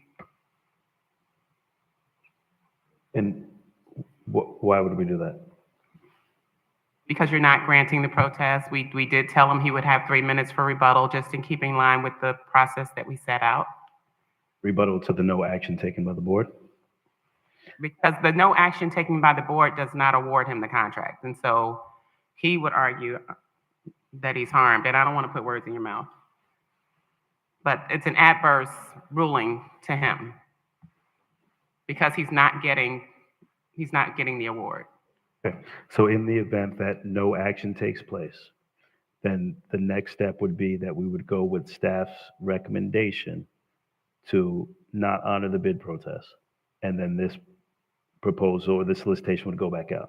You don't take any action, you're upholding staff's, that was the last official action. So the manager's denial of the protest. When would this bid go back out if we took that action? Mr. Evans? Mr. Chair, if I may. Go ahead. I would get with our HR director, but I would say no more than 5 to 7 days, we would get this particular solicitation back out. Who was going to draft the solicitation? Mr. Chair, that's something that the HR director will work also with the procurement director should be here at that time as well. So it would be the department directors that will work together to clean up and draft. I think there's obviously some cleanup in the document, but it's not something that they have to rewrite. So the shell is there. There's just some things that they just need to review. Chair. Dr. Spiritus? Attorney Nguyen, if this goes out to bid again and staff recommends one company, we still have the authority or the ability to award it to the second bidder, correct? Dr. Spiritus, I'm going to have to get back to you on that. I can't answer that hypothetical right now. I had not even envisioned that. I'd have to look at that. I don't recall. I think there are a lot of variables at play there, and I can't give you an answer. Okay. Mr. Chairman, can I answer that question? Mr. Chair, if I may. Stebbins, go ahead. I will let the board know, though, that anyone that served on the committee or the selection committee for the previous solicitation will not serve on this committee. Thank you. And the pleasure of the board, would we like to hear for 3 minutes from the responder? Pleasure of the board? Kashamba's okay? Okay with me. Dr. Spiritus, thank you. Attorney, now you do have 3 minutes to go ahead and speak. Thank you. Thank you, Mr. Chairman. I caution my clients that we are not in a business of suing municipalities, but I advise him to bring a court reporter tonight because the process has been inherently unfair to my client. There's documents produced by staff that call the Garen Group the intended awardee, when staff admitted that they rejected all bids. How can there be an intended awardee when you rejected all bids? Clearly, I have given this board legal justification to award the bid to Geller Benefit Group. But let me tell you, I could tell you the story about a young man who started a business. They told him he didn't have the experience. He went out and get the experience. They told him he didn't have the certification. He went out and get the certification. They told him that you must comply with our rules. He complied with the rules of City of Riviera Beach, but he still was rejected. I know some of you guys been there. I've been there. So I'm gonna let Mike Young speak about his experience. He should receive this contract. Mr. Young. Thank you, Mayor and Council. There's some discussion about confusion. There's absolutely no confusion. Your documents clearly state, paragraph 4, page 19, it should be a maximum of 30 pages. And then you have a separate form that says attachment A. And it clearly states, each responder shall furnish the information required in accordance with RFP solicitation, which is items 1 through 8, which Hans read, and then include attachment A. So those are two separate things. So my 30-page proposal is separate and apart from your 20-page required forms. So it's not 50 pages. This is a clear issue. There's no ambiguity, and everyone knows who have responded to RFPs. Garen Group has over 100 municipalities. When you make one simple mistake, you can get thrown out. And that's what the issue is here. They made a mistake. They were careless. They should be thrown out. So you guys should make the right decision. It's an easy decision. Throw out number 1, go to number 2, and it's simple as that. I would love to have the pleasure of working with the City of Riviera Beach. We work with Miramar, work with Boynton Beach. We took over both those cities from the Garen Group and helped those cities save millions of dollars and improve the health of their employees. We would love to do that here, but if you're not bold enough to respect your own rules that are in your code and make the right decision, then I just have to live with it, and that's fine. Thank you. Thank you for those comments, sir. Thank you, Councilman Matt. McCoy, go Thank ahead. Where are we currently with the existing contract? I know we don't pay them directly, but I imagine they still have the appointment and they still have the book of business with who our current providers are, and they're earning commission. Does that not run afoul with the evergreen provisions that are pretty much outlined that are prohibited? Mr. Chair, if I may, and I'll defer to staff with regards to this particular item, but they can speak in greater specificity on this. Mr. Chair? Go ahead. Hello, sir. No, their contract expired May 2024 of this year. Their commission stopped May 30th of this year. We do not have an insurance broker whatsoever. We have open enrollment about to begin on August 21st, and we do not have an insurance broker now. It affects our benefits. It affects open enrollment. We are good to go. We already have a contract with Cigna. We have our rates. We're fine with that. But when you're going to something as big as open enrollment, you need an insurance broker. I am an experienced HR director. I've been doing this for 20 years. Not one time have I had an open enrollment and did not have an insurance broker. If we're going to go back out, of course, we have to go back out. But I'm telling you the effect on HR and our employees and how this will affect it. So take that in consideration as well. I respect the board as well, but I wouldn't be transparent if I didn't share this information with you. And you guys need to know everything from A to Z. Because honestly, if I wasn't here sitting here telling you this, you would not know this. So take that in consideration as well. I'm known for coming into cities, looking at the benefits and saving cities millions of dollars. And I did it with a broker, and I did it with a strong team. We can do this at this city as well, because I've met with your blue collar employees. I met with your police and fire, and all of them have telling me that we want richer insurance. How do you do that? You tackle it. You look at what we're offering. You see where the savings are. You see what we're offering. And we're doing that now, but we're doing it without an insurance broker. Thank you. Additional comments from the board? Mr. Chair? Dr. Spiritus, go ahead. So are you saying that we don't have time to put this out to bid again and get proposals, that you would prefer for us to make a decision tonight? Through the chair, all I'm saying is I would love an insurance broker, because open enrollment begins August 21st. And going back out, I'm going to do it as soon as possible. I'm probably going to start it tomorrow. Of course, I'm going to wait for the procurement director to begin. But my work ethics, I got to get this out, because open enrollment's around the corner. And I need to make sure we have the healthiest, richest benefits for our employees so that we can retain them and also attract more top candidates for this city.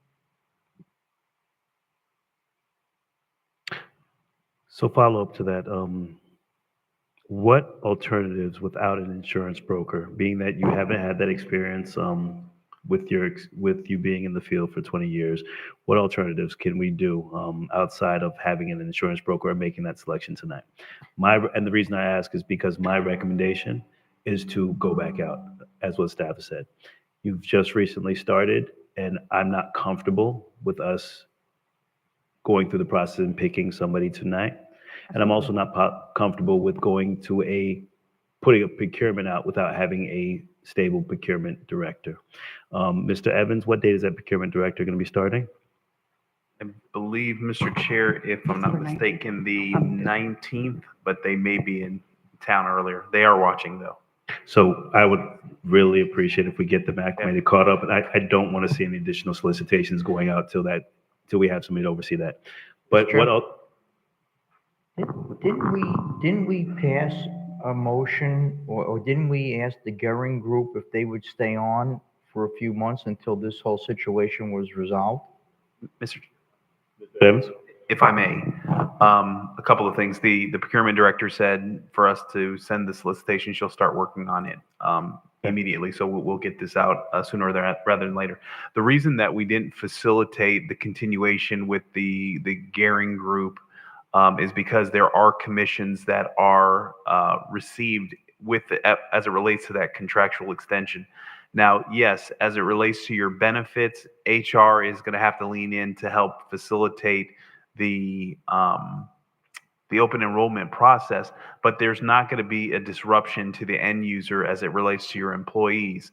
you do have staff that has the bandwidth and the capabilities, and we are also bringing in another team to assist on the active open enrollment. So this year, we're going to have an active open enrollment. That means whereby the employees are going to come in, we're going to talk about their benefits and the like, and then they'll be able to make their benefit selection. So the employees won't feel any changes, but subsequently, that as we look to modify the different benefit structure, that's where you're going to need a broker. But we did not continue the relationship with the Garing Group, even though they did offer to extend it for 2 months when their contract expired.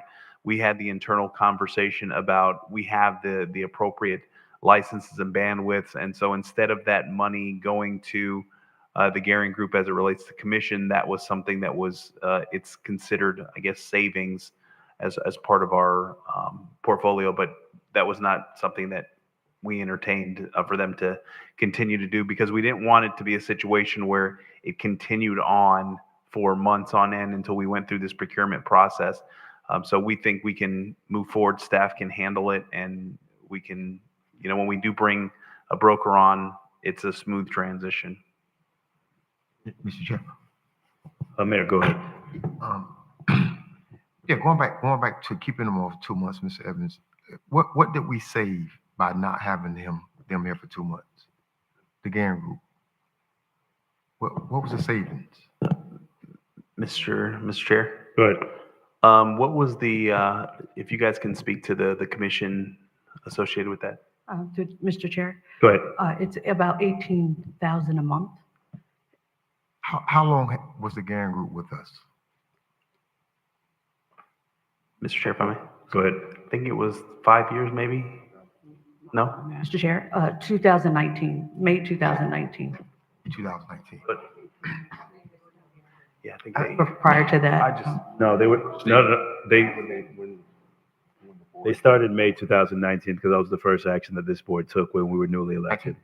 And so my concern is, like, we make a move knowing procurement wasn't up to par, to just get rid of somebody that was taking care of that, where we're now in an emergency saying that we have open enrollment and we don't have an agent, a broker. I mean, who makes that decision? I mean, to keep them on another 2 months to solidify, make sure our employees in open enrollment was we don't have the staff to do that. We do have the bandwidth and we do have the staff and the capabilities to effectively administer the open enrollment process. That's something that we have done. We've done passive, we've done active open enrollments. There is a company that we're working with over that we do have dollars available as it relates to our monies to be able to facilitate that. So there will be no disruption. We negotiated a 6% rate for our health insurance. We negotiated good rates for our dental as well as our vision. So our staff does have the appropriate licenses and has helped facilitate in negotiating those contracts, those agreements. Chair. Go ahead. Ms. HR Director, so you're saying to me that the city saves money on the commissions? Because that's not my understanding of how it works. There's no savings when the commission isn't paid. The commission is the agreement that the carrier has with the broker. That does not in turn yield any kind of savings on the city's part. You're absolutely right. Mr. So Wood, the 18,000 you said is not even true. So Mr. Chair, if I may. I'm sorry, hold on. Councilman McCoy, you finished? Sorry. Go ahead. Go ahead, Mr. Neal. Mr. Costa. Thank you, Chair. Go ahead. I'm going to refer to Mr. Good prior to my time, but when I asked him, it was $18,000 a month that we were paying the Garing Group. The commissions, you're absolutely right. We do not pay that. So, Mr. Good. So wait, hold on 1 second. That's the very point that I'm asking you. We did not experience an $18,000 a month savings. Mr. Gould, can you speak to is that correct or not? That is good evening, Chair. That is not correct. The money is currently in suspense. We killed all commissions effective. Sorry about that. All commissions are being suspended. And then what's going to happen is at the end of September, I'm going to sit down with the city manager and those funds will be reversed back to the city. So the money is in suspense right now because we're not paying commissions. Because there's no commissions assigned, there's no agent of record. And even though currently right now we're operating as an agent of record, we cannot get paid off it. Mr. Chair, We are considered excuse direct me, sale. Mr. Chair. Can we have a Mr. motion to extend the meeting? Thank you.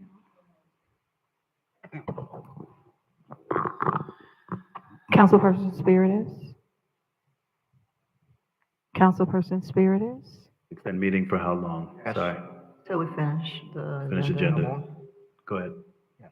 Yes, continue. Councilperson Lanier? Councilperson Miller Anderson? Yes.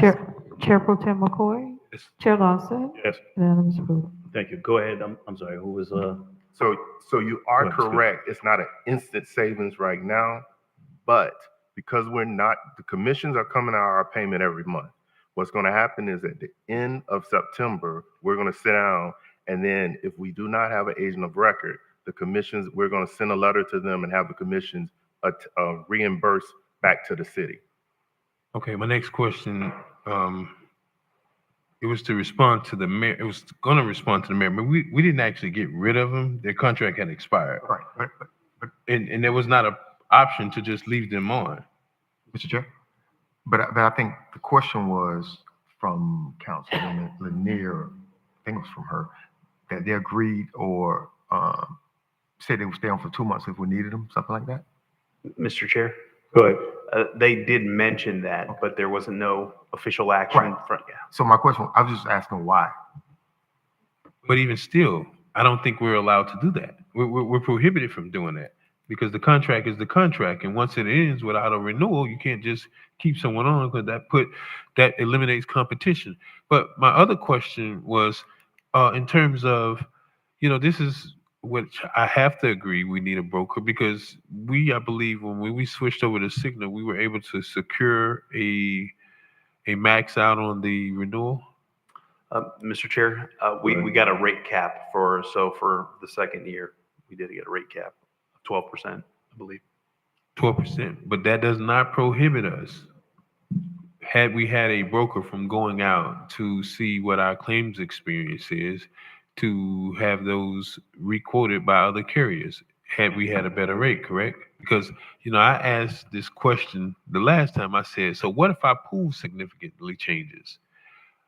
Are they going to still honor that 12% rate cap? Can I answer that? That's actually a great question because our pool rate actually, it got worse. But we were able to negotiate a 5.9 increase. So we had a 12% guarantee renewal for this year.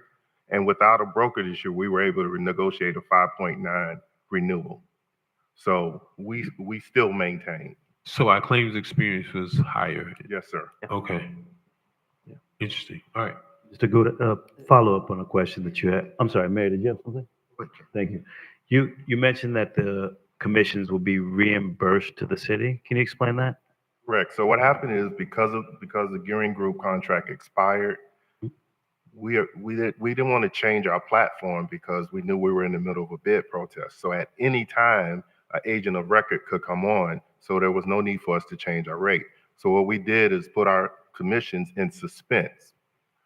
But if there's no agent of record or no licensed broker, it's in suspense. So what's going to end up happening is, because we're waiting on a decision that we're going to make tonight, just say if you would have made a decision to assign an agent of record, that agent would have started getting commissions effective the beginning of next month. So then the money that's in suspense. The money that's in suspense will be reimbursed back to the city. It can't be if we don't have a license. It will be because what happens is that money that's sitting up there in suspense, we don't have an agent of record, is going to be reimbursed to the city, and it's going to go towards our bill. You have to assign it. You can request. So we can assign the commission, even though we don't have a license, to come back to the city. Yes, sir. Yes, sir. I'm not sure about that, but if that's what you're saying, Mr. Good, I'm going to trust your opinion, because here's the thing. So then what do we need an agent of record for if the commissions can go to the city? Well, you need an agent of record, just like Mr. Costa said, for the buying power. Honestly, I don't do this every day. So either one of the agents are going to be able to have a substantial more buying power. They're going to keep us in compliance. There are going to be things they're going to be able to do because I have the day-to-day operations of the city. So we need agent of record. But So what you're saying right now is the Gehring Group contract expired on what date? May 14th. May 14th. So on May 14th, we suspended all commissions that were going to be paid. We suspended commissions at the end of the month. Okay, so end of which month? June 1st? June 1st was So the June, last day. so the last day. So commissions now are sitting in this suspense. Correct. And when we hire a new agent of record, this pool of commissions, which equates to about $18,000 monthly. So June, July, August, and say that somebody comes in September, is going to sit in this piggy bank. And when we hire a new agent of record, this commission money that's supposed to be going to the agent of record now is going to come back to the city. No, what's going to happen is that that money is being currently right now, we are utilizing Bentech. There is a fee for Bentech that we're paying out of that commission. Is Bentech a licensed broker? Bentech is a software company that we're using. That's what's going to help us do open What is the enrollment and fee? stuff like that. We pay about $4,000 a month. $4,000 a month, $4,200. Okay. So that comes out of commissions. Cool. So that's why I'm having this conversation, because the same way I had to send an email and we had to sign a contract, because we're a direct sell client with Cigna now, anything that's dealing with the commissions, we have to authorize it and request those funds to come out of commissions. Okay. Mr. Chair. So Mayor, actually, you had a question earlier. I did have some follow-ups because we're talking about 72,000, upwards of 90,000 that's going to be sitting in suspense. That you're saying once we subtract the 4,000 monthly or the 16,000 for those 4 months, 20,000 for those 4 months, that remaining 50 to 60 grand is going to go where now? That money is going to be reimbursed into our fund. Just say if our bill is $100,000 a month, we're going to apply those funds to our bill. So in essence, the city will pay less the month of October. So our bill will be reduced. Our bill will be reduced by the amount of the commission. So the yield spread that we were paying on this bill with the commission that's going out to the agent of record that was getting that money now is going to reduce the city's bill. Correct. So we'll be paying less for not having an agent of record. So we're not actually going to be costing us money. We're going to be paying less. We'll be paying less. So that's going to happen probably October 1st. And as our HR director said, we need an agent of record to oversee this process. But right now, that money. So I just want to make sure that all residents are clear, that everybody understands the process, because it seems to be some gray area. Because the entire process, which we're explaining now, is you have people that are sitting there trying to figure out, why did we get to this point? What's going on with this commission? Can the city be reimbursed or actually collect commission? So it's just a whole lot of confusion, where I want it to be in layman's terms for residents to understand, because I have a little bit more understanding when it comes to the commission yield spread. My colleague, Commissioner McCoy, has his license, so he understands that process. My residents may not understand the entire process of what's happening with the commission, what's happening with the reimbursement, and what's happening with this agent of record. What I do understand is that the ball was dropped when it comes to the procurement process. So if our procurement director is going to get started on it immediately, I believe our HR director has stated that we need someone quickly. Mayor, I'm sorry, go ahead. No, thank you, Mr. Chair. You said we're using Bentech? Yes, sir. Is that our software? No, sir. That's owned by the Gehring Group. So what's our agreement with them? We don't have an agreement with the Gehring Group, even though it's a sub company. It's like a DBA through them. So when our contract originally ended, we lost Bentech. We lost Bentech for about 30 days. So in order to prepare for open enrollment, we were trying to look for other means of utilizing. Bentech was the best system out there. So we're utilizing their system right now. We're utilizing Bentech, which is a DBA of Gehring Group. So it's not Gehring Group. It's a separate company. It's a separate company, but. Thank you, Mr. Chair. You know what? Hold on. Mayor, you finished? No. Because it's two things I want to address. And going back to Councilman McCoy, making a statement that we couldn't use them 2 months after their contract expired, brings me to CBRE. Did we still pay CBRE after that contract expired? We did. Okay. Okay, so we did. So it's not like that hasn't happened before, correct? That we paid somebody months after contract had expired. But I want to know more about Bentech. I don't know what Councilman McCoy's statement, because I'm worried, like, if they come pull their system, then what do? We don't have any contract or anything with them. We had to go into a separate contract for the software only. With the GAN group. Right. So whatever decision the council makes, if we go into another contract, okay? If we go into another contract with an agent of record, we have a 90-day run out. We have to give them notice that we're going to go away from their system.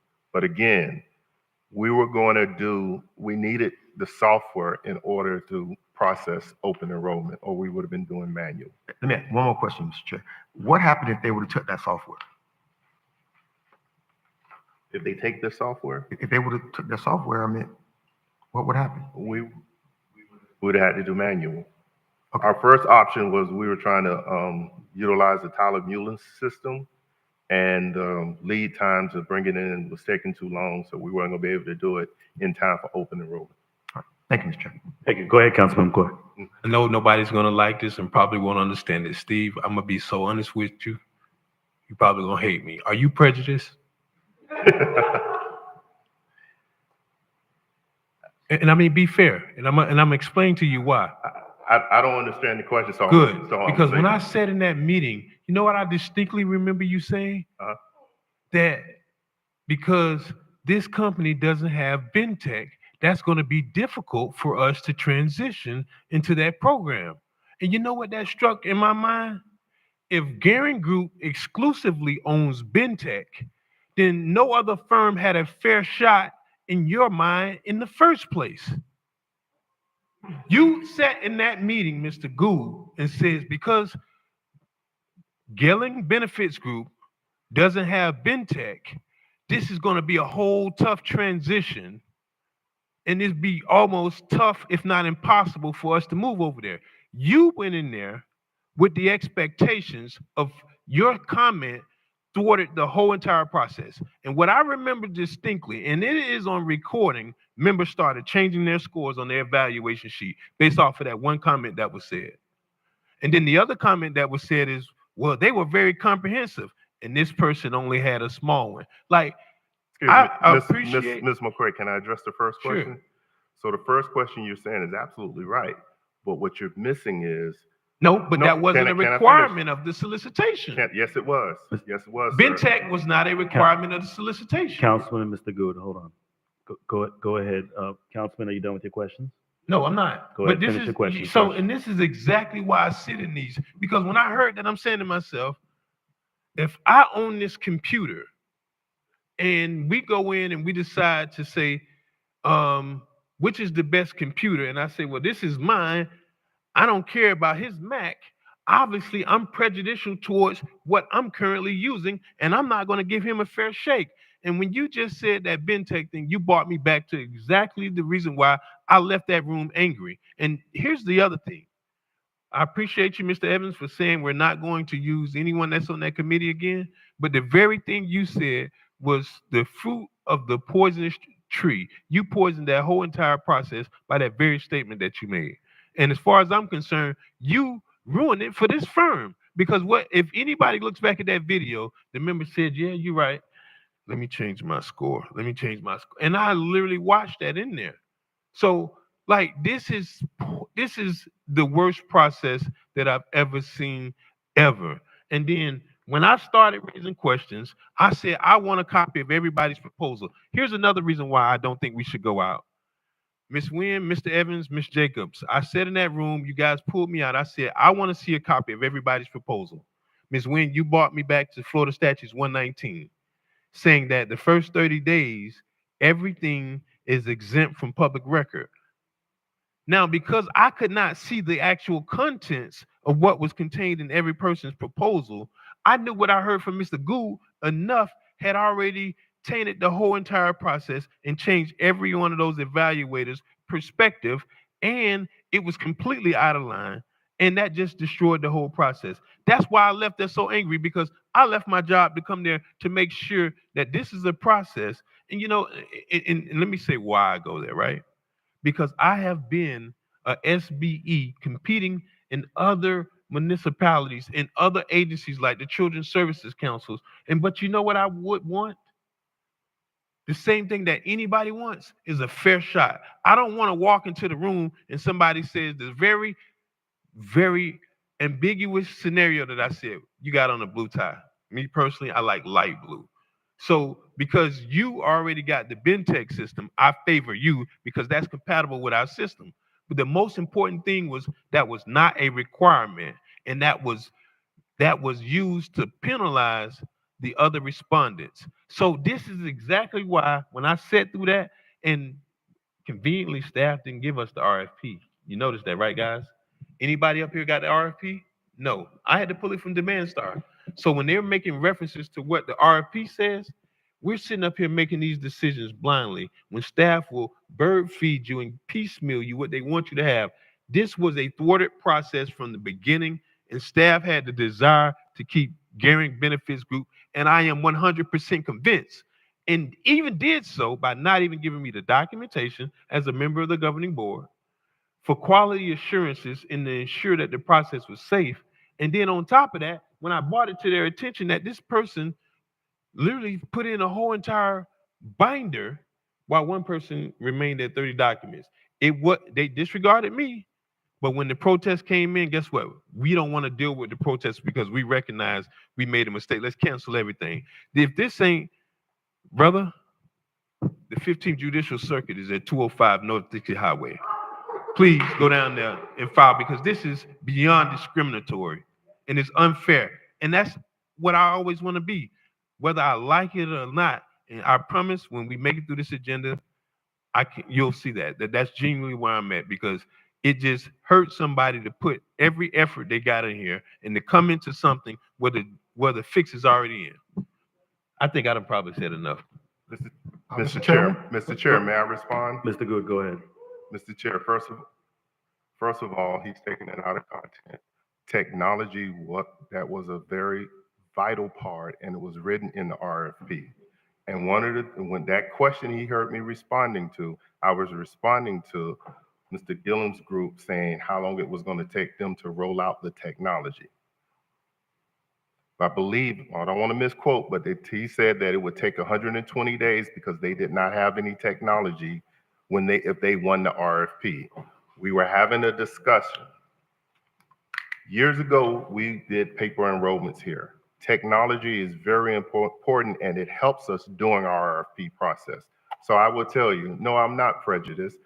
I don't have a horse in this race. I really don't care who wins or not. My goal is to service the city and to allow the employees to have the best open enrollment they can possibly have and make it as easy as possible. So technology was the most important part that we were talking about in the question. It had nothing to do with someone saying I'm being discriminatory because this person doesn't have Bentec. Every group that we judge them because of technology. That's it. And the Gillen group didn't have technology. The other group had technology. We spoke about the other group too, that I think was Benalysis was there. Benalytics. So Benalytics, they had technology, but he's failing to mention that. So I find that offensive that you want to say that I have something against the Gillen group. So I just want to state that I really don't care who wins. At the end of the day, I just want to service the city.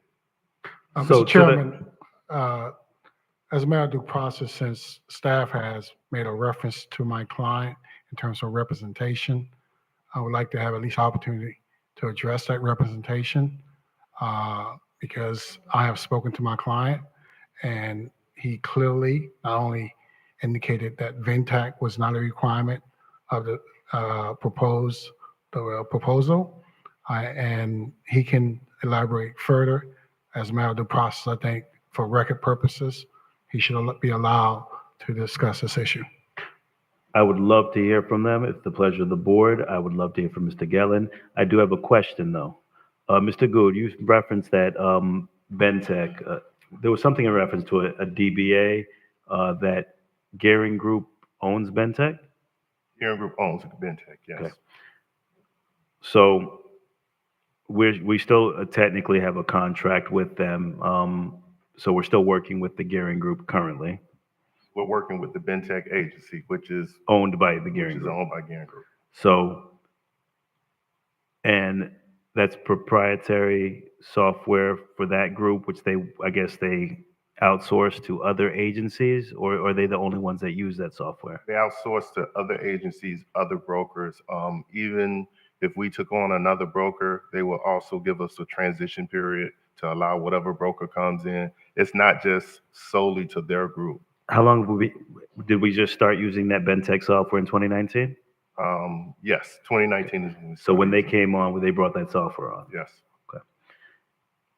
Mr. Gelling, When we started using it, not 2019? not 2019. Okay. Colleagues, are we okay with hearing from Mr. Gelling? Thank you. Mr. Gelling, please. Thank you, Mayor and Council. Having an online enrollment system was not part of the RFP requirement. We do have access to multiple online enrollment systems. In response to that question, once again, we took over the city of Miramar and the city of Boynton Beach over from the Gearing Group.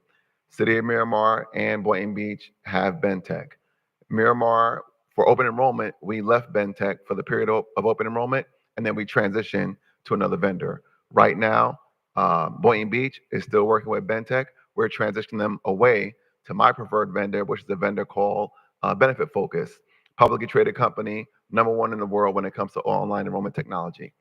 It does take approximately 2 months to transition to my preferred vendor partner, Benefit Focus. There are hundreds of online enrollment systems out there. If you want something right away, we can get something up and running within 48 hours.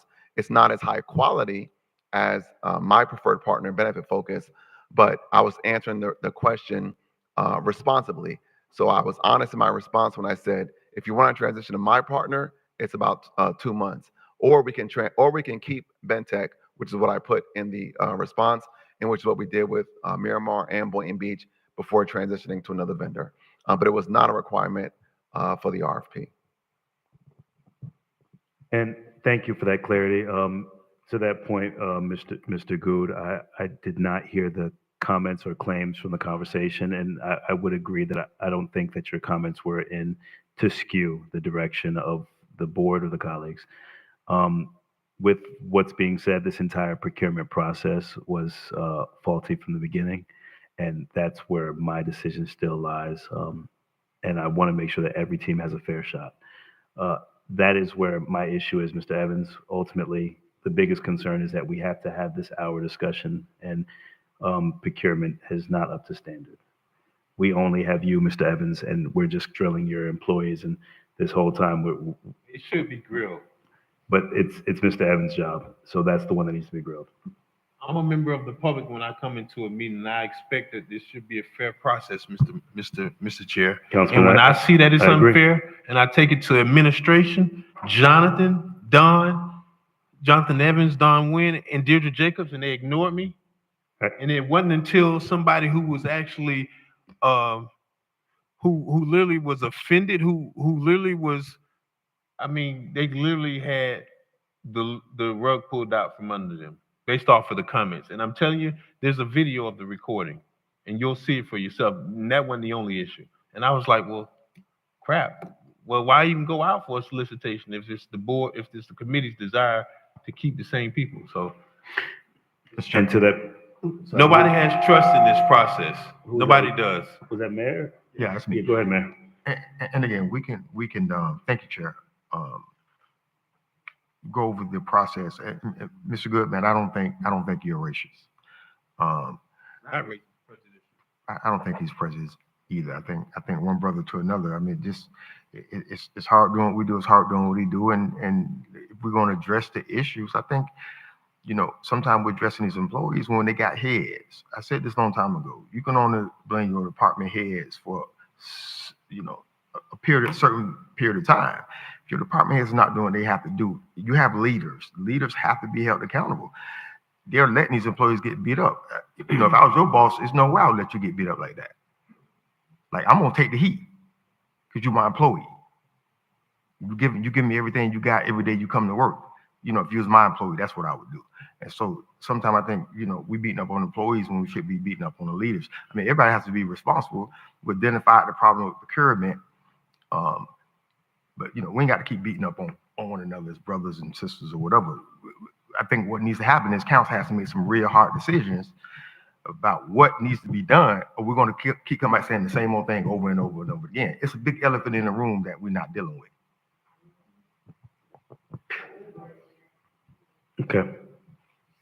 So following up, colleagues, we have no action taken on 11C.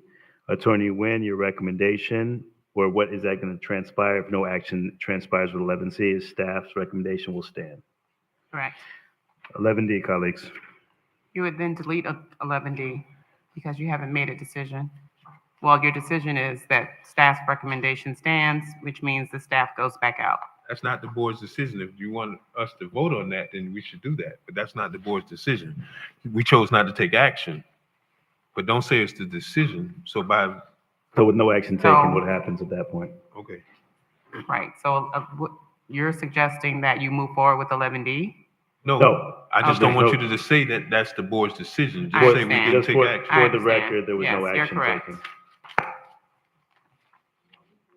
So to that point, on behalf of staff and Attorney Nguyen, what will happen next? Staff has to go back out. Okay. So our code does not give clear direction with the bid protest when it comes to no decision by the council, from my understanding. Okay. 11D is being deleted. 12A. Item 12A, discussion and deliberation regarding the Planning and Zoning Board membership District 2 seat currently being held by Ms. Margaret Shepherd. Mr. Chair, we do have public comment cards in this item. The acceptance of public comment cards in this item is now closed. Mr. Evans? Mr. Chair, members of the board, at this time, I'm going to turn the presentation over to Councilperson Miller Anderson. Thank you. Ms. March, I did say we have comment cards. I'm The sorry. acceptance of the cards are now closed. Thank you, Mr. Evans and Mr. Chair. So, as you all know, I did place this item on the agenda for discussion and deliberation regarding the Planning and Zoning Board membership, which is currently held for District 2 with Ms. Margaret Shepherd. A few weeks ago, during one of our meetings, Ms. Shepherd, let me first start off by saying this. Ms. Shepherd provided her resume to all of us up here. And of course, it goes without saying, she has certainly done a lot in the community. She has certainly been on the Planning and Zoning Board for a number of years, and she's volunteered numerous years and numerous times in different events. So that is not in question at all. What is in question at this moment is the behavior that was displayed during one of our meetings. We already have this, unless this is something different. What is this? It's the code section, Ms. Miller Anderson. I wasn't sure everyone had it, so I bought copies. Maybe the clerk bought copies as well. Okay. But her behavior during one of our city council meetings a few weeks ago,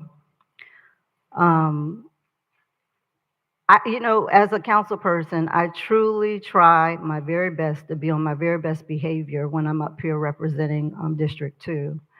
And the behavior that was displayed by Ms. Shepherd, being a District 2 representative on the Planning and Zoning Board, did not match the type of behavior that I display on the board as well. And so for me, it was very disappointing to sit here and see and hear her call another elected official, not even just elected official, just another human being, the B word, trailer trash, tramp. This city council is not the place for that type of behavior. Sure, we can all get upset. We could all probably say some curse words, but we have to be able to control ourselves when we know we represent a position on one of our boards. And, maybe sometimes we are a little lax, and I mean, it's happened when I've been chair here as well, so it's no slight to you, chair.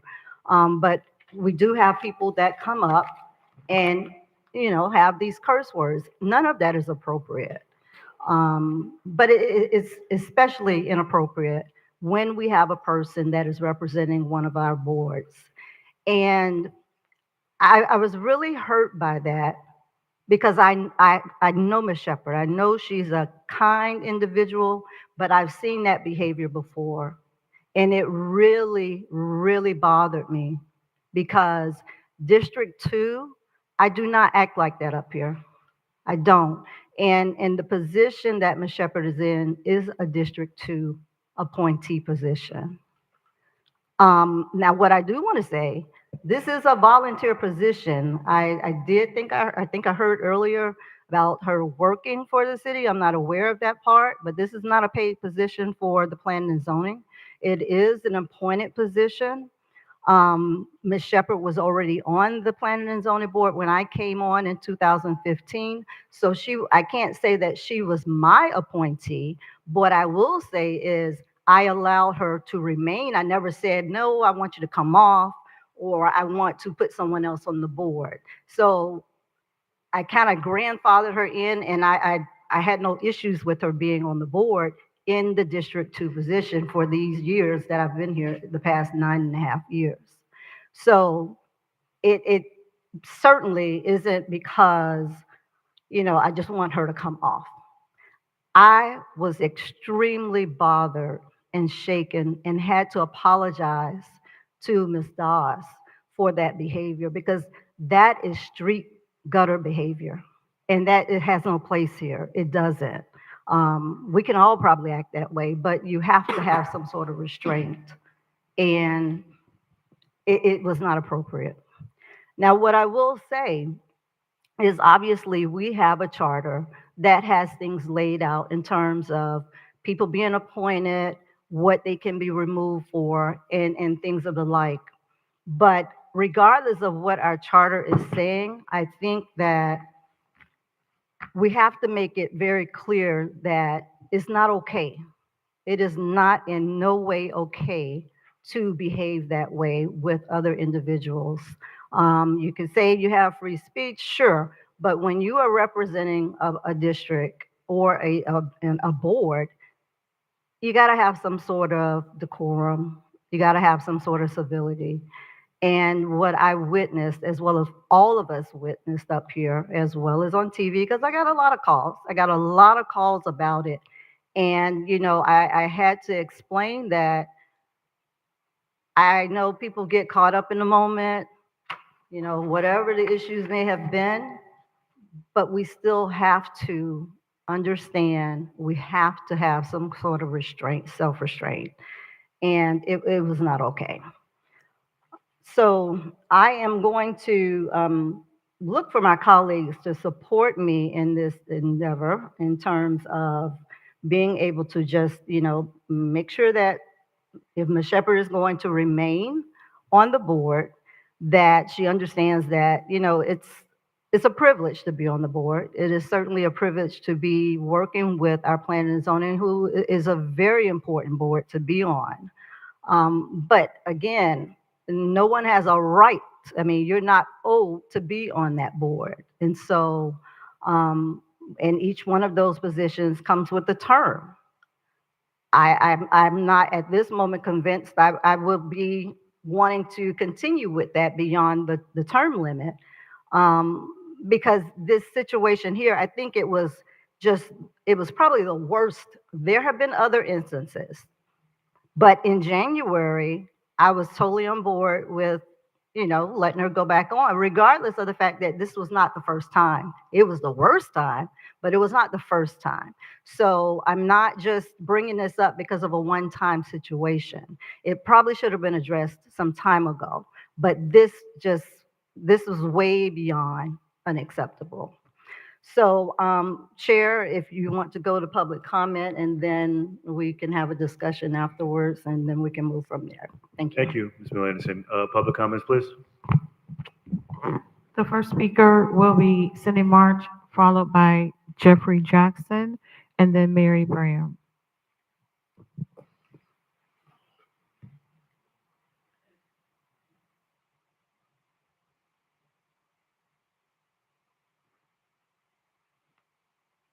Hi, Council. Let me be the first one to say, I have had an encounter with Mrs. Shepherd, but one thing I can say, she saw me at a gas station.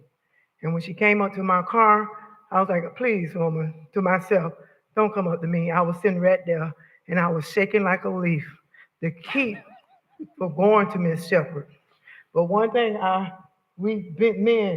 she came in and she apologized. How many times have you all apologized to the people you have done wrong to? And we voted you all in office. So judge ye not. Be able to accept an apology and move on. Because I have seen worse. Yes, words hurt, but when you look at your TV and you see two men who's so intelligent that getting ready to ball up at one another and fight, but they're still on the board. You all wanted to excuse Tragic, and Tragic is the smartest person up here. And an elderly lady, and I'm not using the elderly to feel sorry for her. She's been compassionate to this city, to this community. And Kashama, I've always said, you always throw rocks and hide your hands. Why haven't you put a flow to get rid of Evans for all the wrong he has done with the taxpayers' money? Okay, so when you do for one, do for the other. You always throw rocks and hide your hand. That's the only thing I have against you. And who are you to remove? If anybody should have been removed off this board, it should have been you. And I know lady gonna get mad at me for bringing up her name. You stood there for almost a year, and you all paid almost $1 million to keep for paying $60,000. If that's not enough to remove a person like yourself, come on now, look at yourself. Say, what if it was me? I have seen altercation where lady got jumped on from Erica Davis, okay, right here. So she hasn't done nothing worse than what you all have displayed and made a mockery out of certain people. Come on, let's be fair about it. I feel like she deserved a chance. She deserves to serve on this board. She's a great person in the community, and people follow her, okay? How many people have talked about you? Thank you for your comments. The next speaker is Jeffrey Jackson, followed by Mary Graham. Hello, Council, City Manager. I'm Jeffrey Jackson. So I understand what you guys have facing you.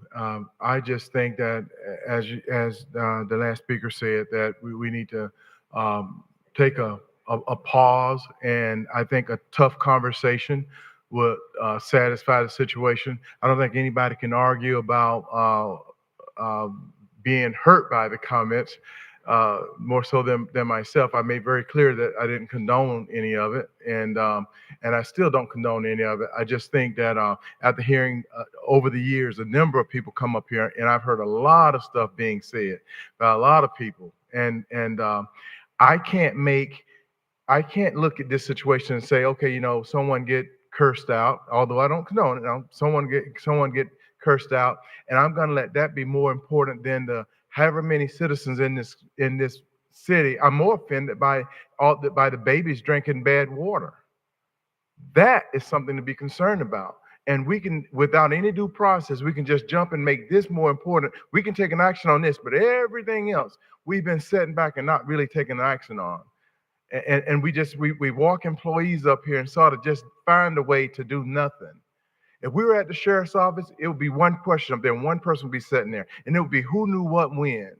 And these kind of investigations and all of this stuff gets very, very simple, but nothing is done about it.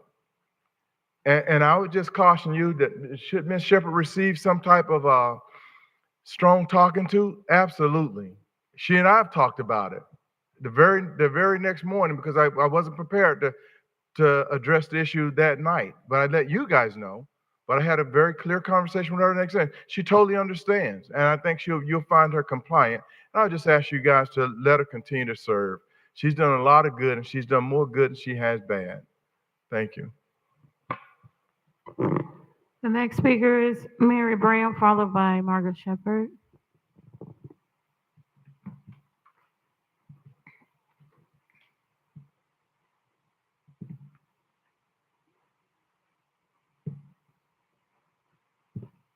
Good evening, Ms. Mary Graham. First of all, I would like to say all of my investigative reports did not come from the clerk's office, not no management team, or no mayor. They were delivered to Ms. Graham. I'm here because volunteers is just what it is. If I behave like that, I should not sit anywhere. Ms. Shepherd, I've known Ms. Clara K. Williams in our organizations, in our neighborhood. She would come to my home with my husband and I and feast with us. I knew Ms. Clara K. Williams' niece, Sandra Height. We grew up in the neighborhood as well as Freddie Height. Sandra Height and Ms. Clara K. Williams, she took her under her wings. But that's not why we're here today. We're here because of Margaret's conduct. And Chair, you have fed into that mindset. Just with me, when you get up to speak, I was sitting back there and she came up here and she made accusations about me. And when I got up to speak, she called me the N-word. And that's why I looked at her and told her, you don't know who you're playing with here. You'll find yourself out there in that ocean somewhere, or something hideous would happen. And not just that, I called Lawson to tell him. See, he's fed into this here mindset. And this is what has happened here. McCoy, that was disgraceful. I've known his parent, Deborah. She went to college, came from good parents. And she stood up in this chambers here. And the way that she conducted Cole, she wasn't there when McCoy was conceived. Deborah and Joe them had a long relationship. We're talking And about I'm going Ms. on Shepherd. about I'm going on about the things that I know. But And Miss Dale, we're discussing Ms. Shepherd. Miss and Shepherd, all of these things happen with Miss Shepherd. You can't overlook this, Chair Lawson, because you fed into this mindset. And this should not be. And everybody, not just in Riviera Beach, outside too. She ran for a seat as mayor, and she could not even get 200 votes. We got directors. They speak the truth. Her action speaks for who she is. And this does not make we as a city look good at all. And Miss Doss, look how she behaved there.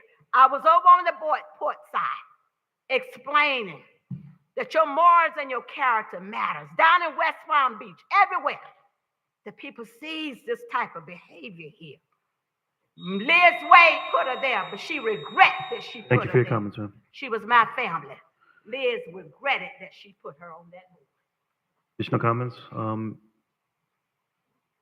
The last speaker is Margaret Shepherd. Thank you.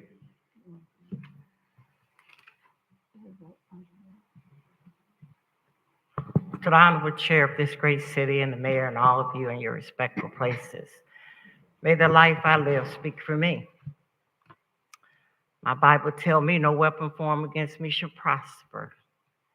It also instructs you if you have an ought against anybody, you go to them, you apologize. If they accept your apology, if they accept it, that's great. If they don't, it's off of you. I have sat here through many, many meetings, and I've seen the worst conduct on the board. You all turned your head, you kept going. People still accepted you. They still voted for you. Fortunate for me, I have like 588 people that follows me. And for that, I want to say to the city of Riviera Beach and to the residents, I am humble. My house was bombarded that next day, that Thursday. And I started explaining that Ms. Doss had her phone, but she walked past me and she said, with your old lying self. If you look at the tape, and Dr. McCoy said he looks at the tapes and the videos, I do too. I turned around and I said, what did you say to me? If you look at the tape, why would I turn and say, what did you say to me if I didn't hear her talking to me? This is not the first time she did it. Over the port of Palm Beach, 4 times she interjected while I had about 3 minutes. Jean and Wright, she interfered with Jean. At one of the Golden Gates, she interfered and Susan Booker had to stop her. I understand Ms. Miller Anderson and her husband, and Wayne Richards, they support her. I don't care who you support. I don't care who you vote for. I don't care if you're Republican, Democrat. I go across the board. I work with anybody. And this week has been humbling. And I thank you, Mrs. Spiritus, for your time. I thank you, Chair. Once again, Mayor, I thank you. I thank God for serving the great city of Riviera Beach. I'm proud of my heritage. My dad is Bahamian. My mom is whatever she is. But the one thing I know, I serve this city well. I'm not an AKA, but I raised thousands of dollars for the AK so people can have scholarships to go to school. I want to thank Mr. Dan Calloway, who made me Senior of the Year. I made 2 or 3 phone calls and raised $2,100 in a week and a half. I don't mean $2 or $3, $500 checks, $200 checks. So if I'm taking off the board, God bless the board. I am old. They keep saying I'm old. That's why I let my hair turn gray so you would know I'm Margaret Shepherd. Thank you. And most of all, Kashama, you never called me. Out of all the years I served, you never had a conversation with me. And I thank you for that because I served Thank you for your well. comments, Ms. Shepherd. Thank you, Ms. Miller Anderson, for all you've done. Thank you, Ms. Shepherd. Appreciate it. I do want to say again, all of the volunteering that you have done, everything you've done in the community, that goes without saying. And I certainly said that at the very beginning. I appreciate that. But one has nothing to do with the other. Someone supporting someone that has nothing to do with it. A behavior displayed was displayed. If someone, I know I deal with children all the time, we tell them ignore people. That does not justify what was done. And again, as I explained earlier, it is about you being a representative for District 2 on the Planning and Zoning Board. And that for me means a lot. Like I said, I try to carry myself in the most respectful way. People say all kinds of stuff up here sometimes, but you have to have thick skin if you're going to be in this position. You can't act on emotion whenever you feel like it. You have to have some sort of self-restraint. And I did not see that night. And no, I probably haven't talked with you, but when we see each other, we're always cordial. I appreciate you, and you know that. You also always talk about Summer, your granddaughter, because she was at my school 20 years ago when I was her assistant principal. So we've known each other a very long time. Your daughter lived across the street from me. So, I mean, it's not like, it's ever been an issue. But I was just very disappointed in the behavior. I know some people, as I said earlier, people do that. But again, you're held at a higher standard when you are trying to represent the city. And for me, it means a lot. I can't control what my colleagues do up here. I mean, that everybody is individual. Only the governor can do anything to them. But when we have someone that has been appointed to position, the board does have some sort of control. They do have some way of placing some sort of consequence. Now, as I stated earlier, we do have a charter, and our charter is very clear, although it may be very antiquated because some of it has not been revised since 1950 something. But it's very clear as to how the appointees of the Planning and Zoning Board are handled. When looking at the charter, you really almost have to commit a crime to get put off. So unless the police arrested you that night, you can't get put off. So let's rest assured on that part that you will not be getting off. But what I want to make clear is that that behavior is not acceptable. It is not acceptable. If I could have you removed, I would certainly make that motion to do that tonight. But the charter is very clear as to how it is laid out. And so what I would like to do is just to see if my colleagues, first of all, I do want to give my colleagues an opportunity if they want to say something. And then I can come back around and say what I need to say. Chair. Thank you, Ms. Miller Anderson. Comments from the board? Mr. Chair. Go ahead. I first met Ms. Shepherd when I was appointed to the Housing Authority about 5 years ago. And Ms. Shepherd showed up at every single meeting on her own time. Why? To assist people in getting affordable housing and urging us to work for those people most in need. I myself am disappointed in the actions that took place at the meeting that night and the statements that were made by Ms. Shepherd. Clearly, her emotions got the better of her. I believe that she understands that what she said and how she acted was not acceptable and was wrong. But we are a different type of community. We voted here tonight on 2 or 3 resolutions for a reentry program because we believe in this community, people deserve a second chance. We believe in having compassion and forgiving people for what they have done in the past. I believe that Ms. Shepherd does understand that her comments were not acceptable and were not the type of behavior that we expect or accept here in the city of Riviera Beach. But I do believe that we are a people that believes in giving our family, our neighbors, a second chance.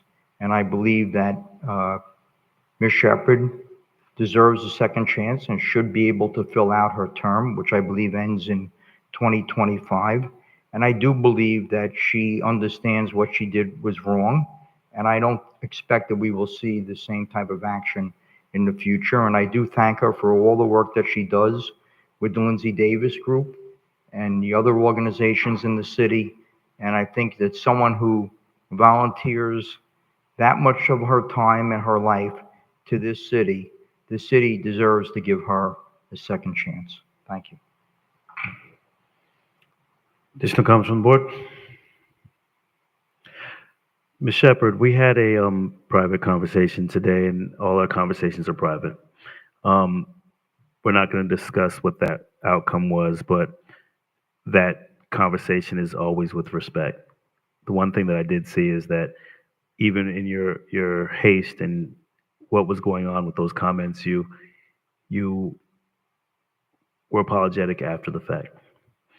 You also took it to a point where you made accusations that I was supporting this, that, or the other because of your anger and frustration. And to that point, I think that the concerns that we have is just making sure you continue to just uphold it out of the same love and respect that you have for all people.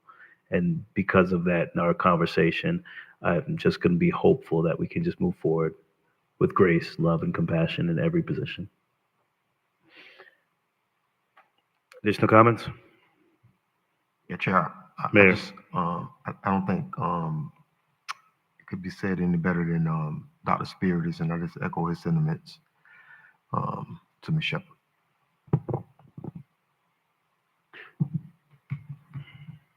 Ms. Miller Anderson? Yes. I want to reiterate, this is not the first time, so giving second chances, I mean, it's been there. So that's not even applicable in this situation because this is not the first time this has happened. It's probably the worst time, but it's not the first time. And again, that, like I said before, the volunteering, I'm not trying to discredit that at all. You can be 2 things at one time. The volunteering has always been there, but that behavior was inappropriate. So I'm not going to tie them together. They have nothing to do with each other. I'm not taking any of that away from her. But again, as I said before, and Dr. Spears, I think you mentioned it, her term does expire next year, next summer, I think in 2025. And so because of the charter, and I'm going to read what it says. Basically, any act or omission by a board member, and this talking about the Planning and Zoning Board, which constitutes a breach of the board member's duty to perform the functions of the office, any disruption of the business of the board, or failure to comply with rulings of the chairperson or presiding officer of the board, the infliction of verbal or physical abuse on the other members of the board, city officials or persons appearing before the board, a failure to carry out the directives of the city council, or the commission of misdemeanors, misfeasance, or other unlawful acts, whether or not related to the office, shall be deemed cause for removal. And then it also, section 9 goes on to say the city council may remove any member for cause with a majority vote. And so, in and that was section 27-31, 8. The section here is very clear. Yes, that was some verbal abuse, but it wasn't toward the board members. It was towards an elected official, another person in the audience. And so it does not apply for the removal. But what I do want to put forth is to give a directive on, and if the board would go along with me with this in terms of carrying out a directive of making sure that when you are before the board, anytime you're in this position, that you are not going to verbally abuse someone when you're up there, as long as you're in this position. I don't think that is a hard request to follow. As I would suggest to the children that I work with, if someone says something to you that you don't like, ignore them. But if you definitely want to do it off campus. Don't do it here. And so that's where I am with it because of the charter. I mean, I can't do much more than that, but see if we can give a directive if the board would be so inclined to support me on this, being that this is a District 2 appointee position. And I just do not want to have someone in the District 2 appointee position that is going to display conduct that I don't display.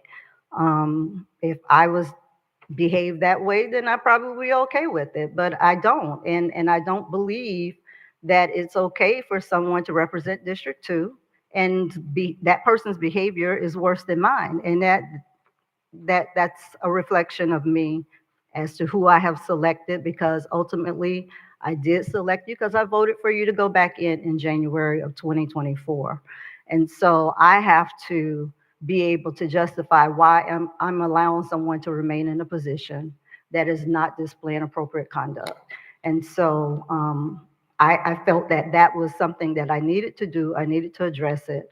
And in terms of, again, my colleagues' behavior, we can't control each other's behavior. Only the governor can. He's the only one that can remove us. He's the only one that could truly apply some sort of consequence. But in a situation such as this, as an appointee, we do have the right to provide you with a directive. And if that directive is not adhered to, then you would be violating the charter and you could be removed. So, Mr. Chair. Go ahead.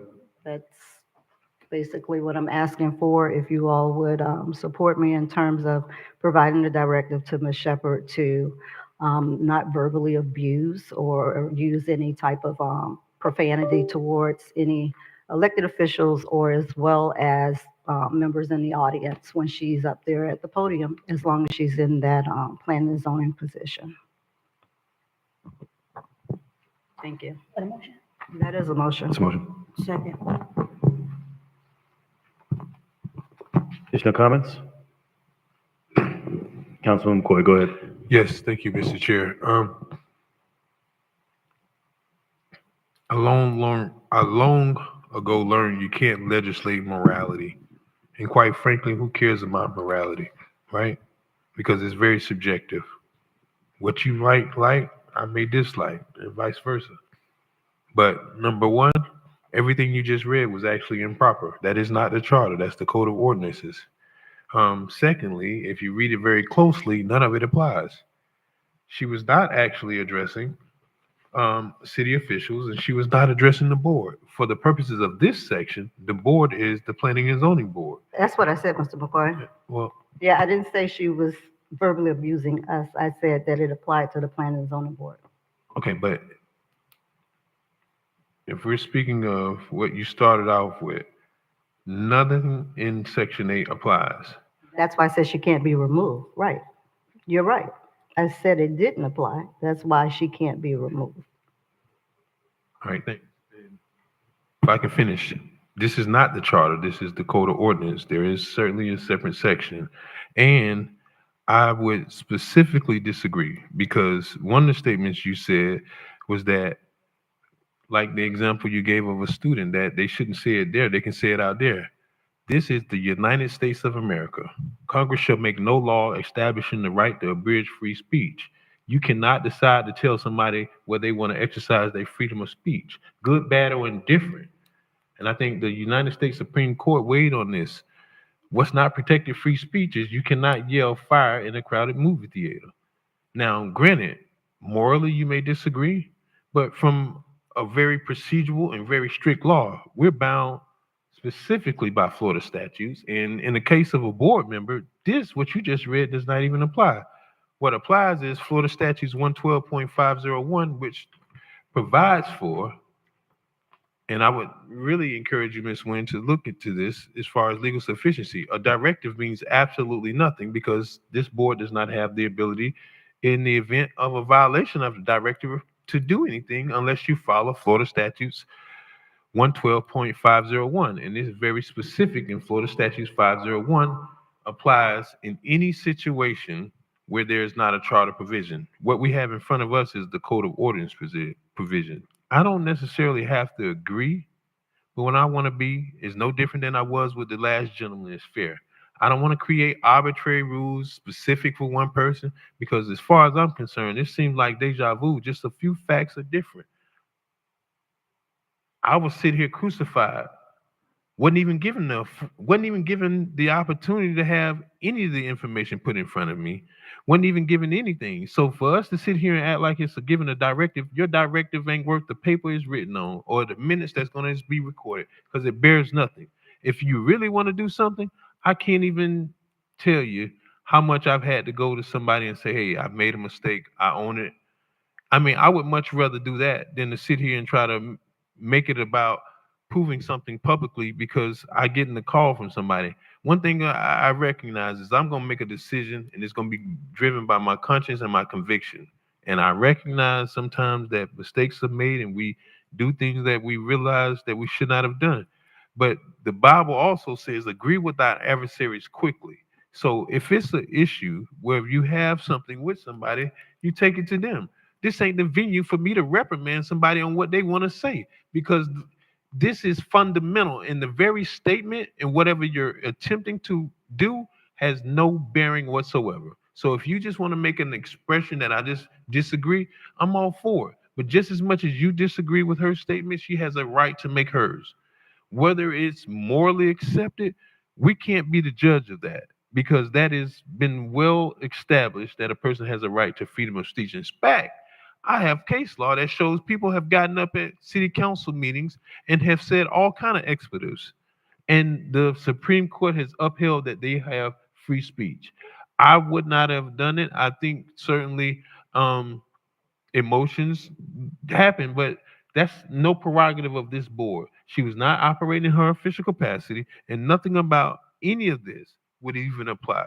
So I think I would much rather that we spend this kind of time dealing with some policy issues. I've shared with this board that procurement has been a cancer department within the city of Riviera Beach for the longest. I don't want to spend energy on giving someone a directive because it means absolutely nothing. Because if it's not violated or not adhered to, guess what?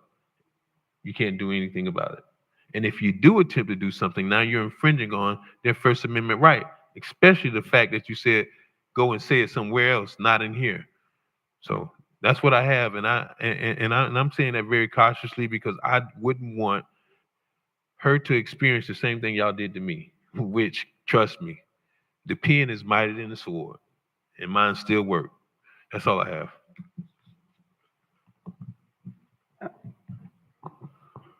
Councilwoman Lanier? Yeah, I just like to say that the behavior, of course, was not acceptable for what happened at the time. But we sit here and take all of the abuse that comes this way. I mean, like serious allegations and abuse that, basically are lies. So when you have, at what point do you expect decorum in this building? At what point do you expect that people can behave and can act like, human beings and at least be decent to each other? At what point do we just let it just be open and just do it and say whatever you want to say? There is a whole list of decorum that's listed when the chair reads the public comments. It is expected that you have decorum when you come into this building. It is an official proceeding. We are elected officials. Sometimes we're not treated as such, but that's neither here nor there. I just know that at some point it has to stop. The coming up to the microphone, the cursing, the talking all out in the middle of the audience to anybody, badgering the staff relentlessly. Those are the kind of things that, I'm not saying other cities don't have it. I'm sure they do. But, we don't have to go with other cities and how they do business. This is the city of Riviera Beach, and we do have decorum, and we do know how to act. We do. So those are the things that we need to consider when either coming up to the mic or coming into this building. Thank you, Ms. Councilwoman Lanier. Additional comments from the board? Yes. Councilman McCoy, go ahead. Ms. Williams, I would really ask you to perhaps, if this is even necessary, take some time to deliberate on this. There's a very important case called Lozman versus the city of Riviera Beach, where his free speech resulted in a retaliatory arrest. And board members, if you're extending a directive that a person cannot get up here and say what they want to, you're walking down the same avenue that sent this city to the United States Supreme Court.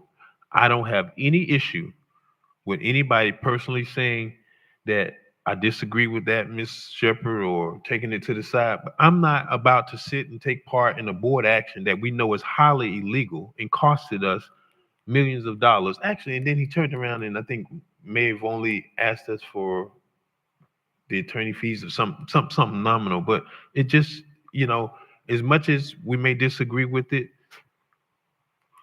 it's their right, just as much as it is the right to put on the same color jacket you have on tonight. So no one in here can sit up here and tell somebody what they can say, where to say it, and when to say it, so long as they're not imposing any kind of imminent threat. Morally, I would lend with you, but we don't have the prerogative to take board action to reprimand or give someone a directive about their free speech. Now, Ms. Nguyen, would you be able to respond to that?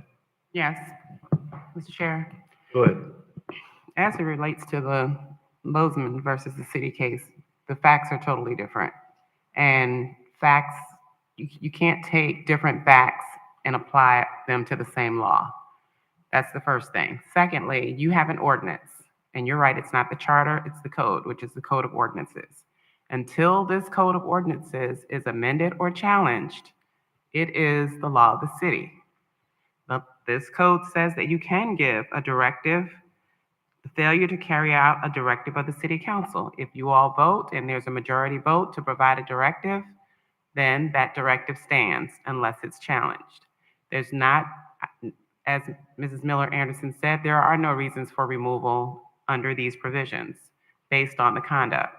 So removal isn't even on the floor.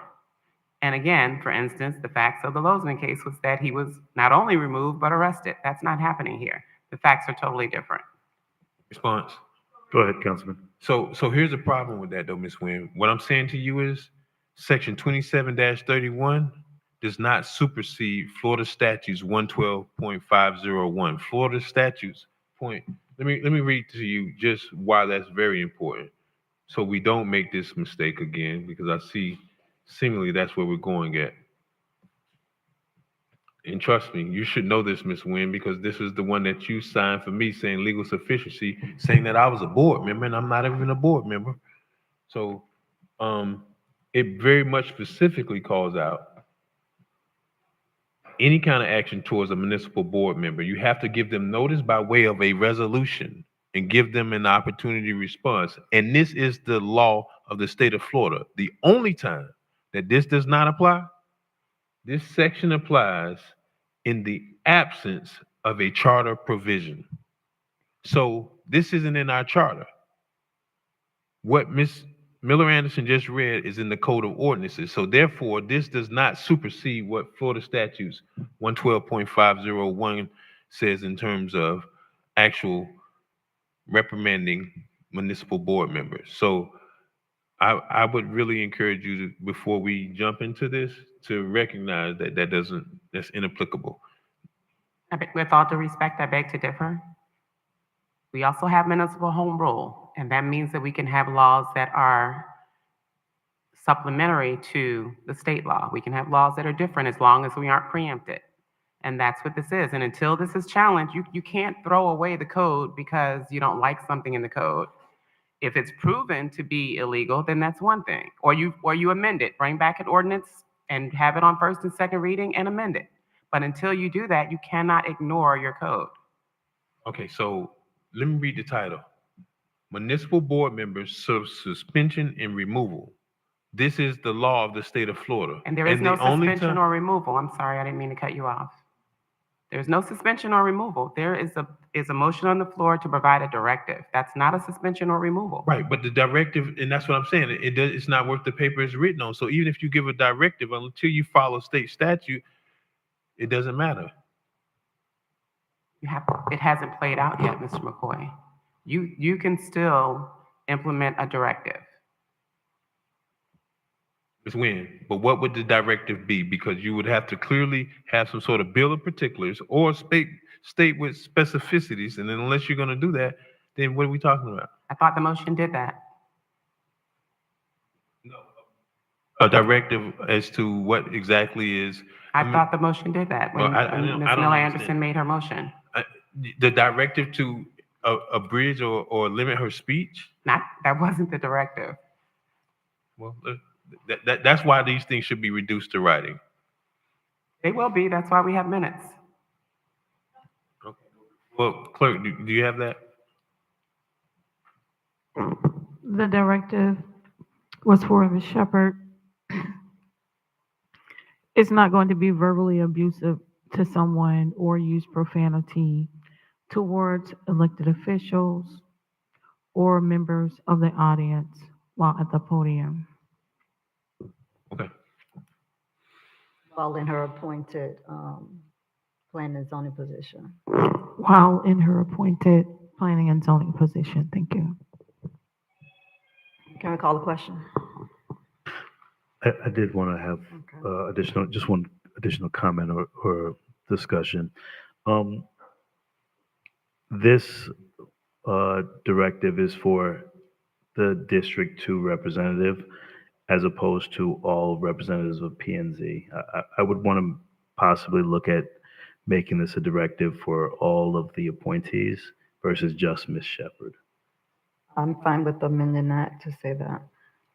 Just because I want to make sure that it's that it's a blanket for everybody that is associated with the city.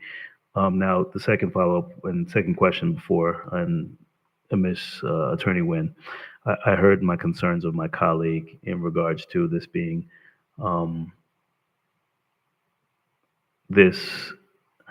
legally defensible. Are we able to actually take these actions? And what can actually transpire with this?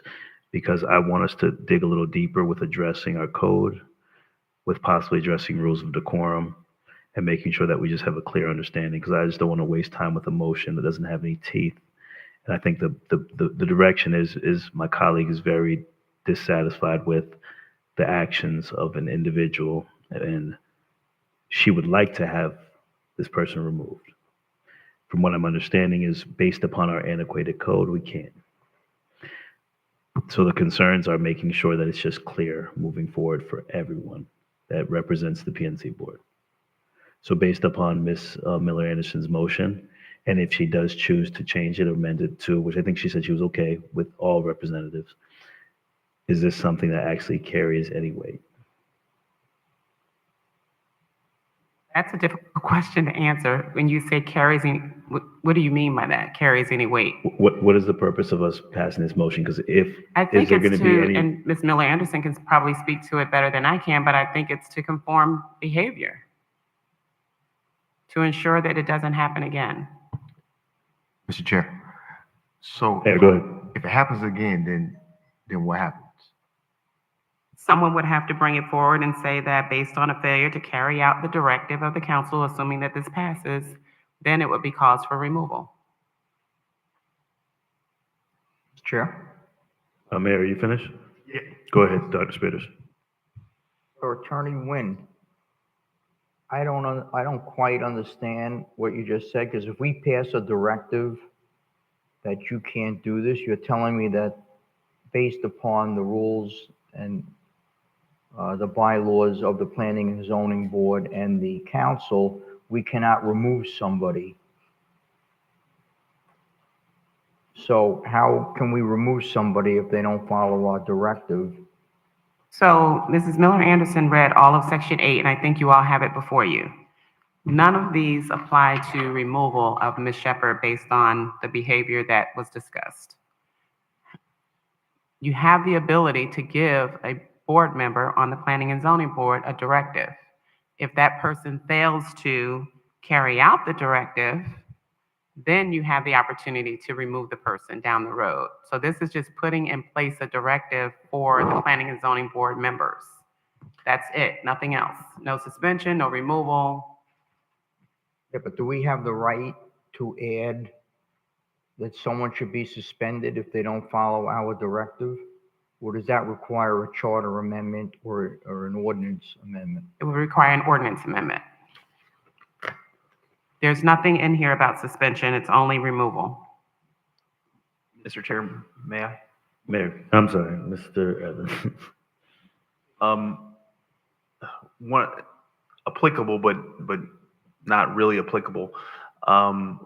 When you're talking about giving the board directive, I'm just thinking, at what point can it be a situation where there are other directives that are provided to board members that can have other conflicts? So, and obviously the code has some restrictions, but if there was a directive to say, you know, you got to approve all site plans over a certain, you know, it is a situation where, you know, maybe it's the adoption of a code of conduct, maybe it's something, but if it gets into, and I'm not saying this board, but subsequent boards, if there is a situation where you can provide directives to advisory boards, where is that middle ground? Oh, and Mr. Chair.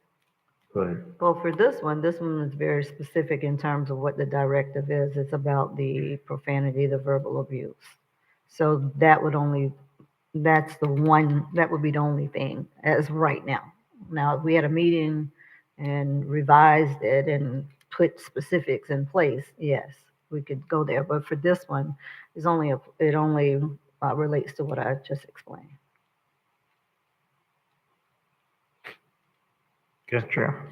Dr. Spiritus, I'm sorry, actually, Councilwoman Lanier, you haven't made any comments yet. Go No, ahead. I was just gonna say there's a motion on the floor and there's a motion on the floor. And Ms. Miller Anderson did say that she would amend it, and does this, I'm sorry, do we agree? Will you amend it to the entire board? Yes. And then does the second still stand? Yes. Dr. Spiritus, you had a comment?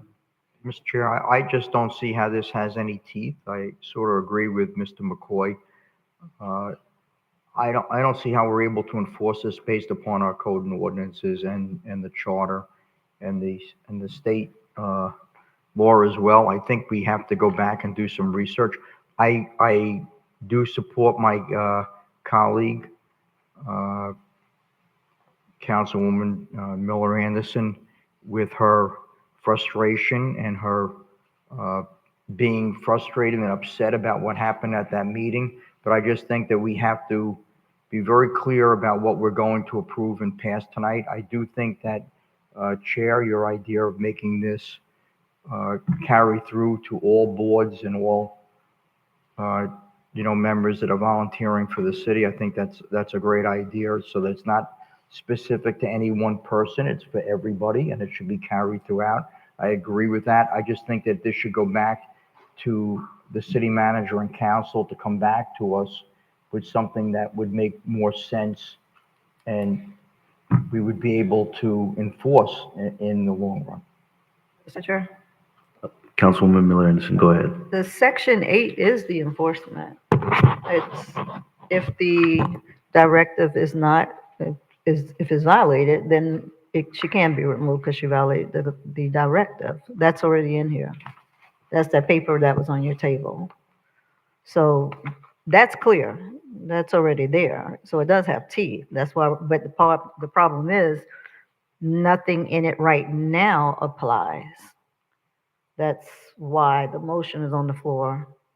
And I would imagine we would not even have to get to removal because if she's, or anyone understand there's a directive.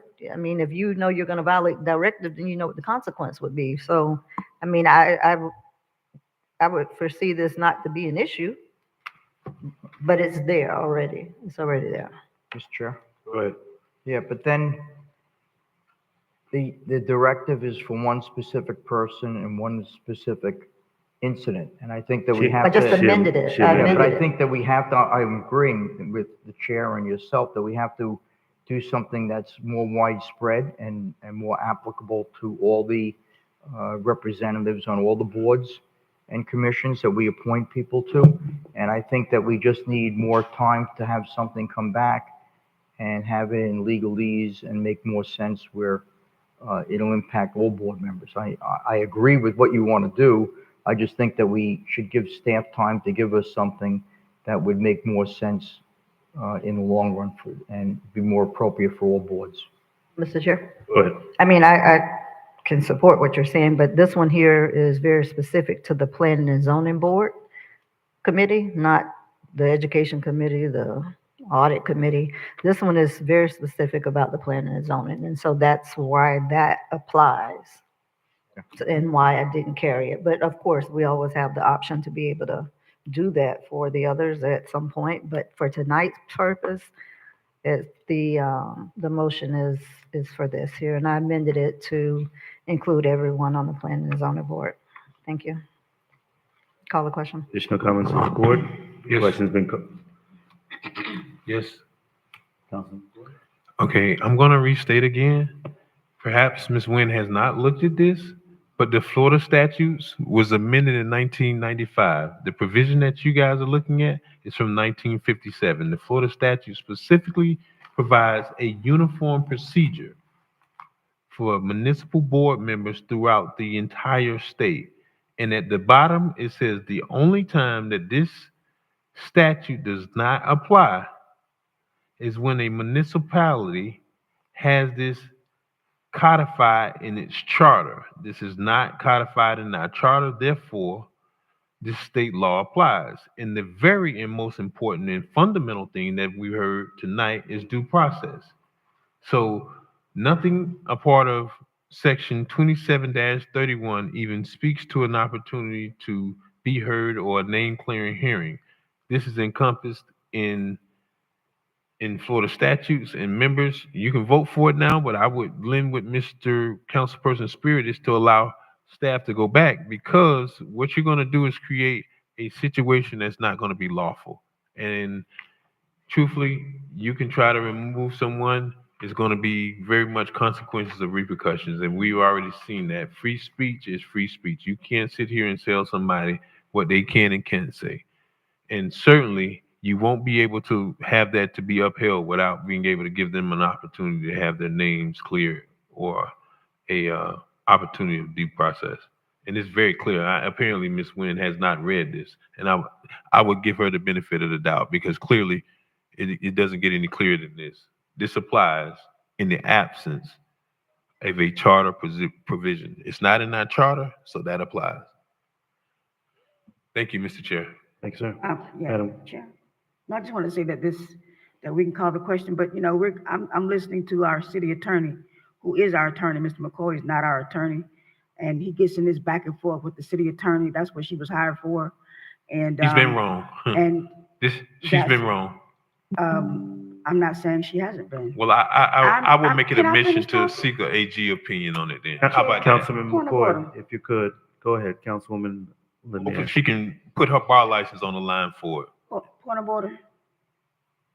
Councilwoman Yes, I just Lanier, your wanted, point of order. I'll repeat what I said. I just wanted to say that there's a motion on the floor, and there's back and forth with the city attorney who we employ to advise this board is the direction that I am going. Additional comments? Madam Clerk, roll call. Councilperson Miller Anderson, Yes. Councilperson Lanier, Yes. Councilperson Spiritus, No. Councilperson, Chair Pro Tem McCoy, No.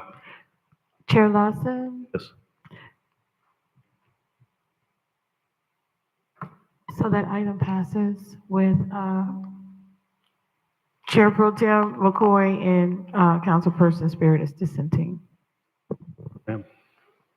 11,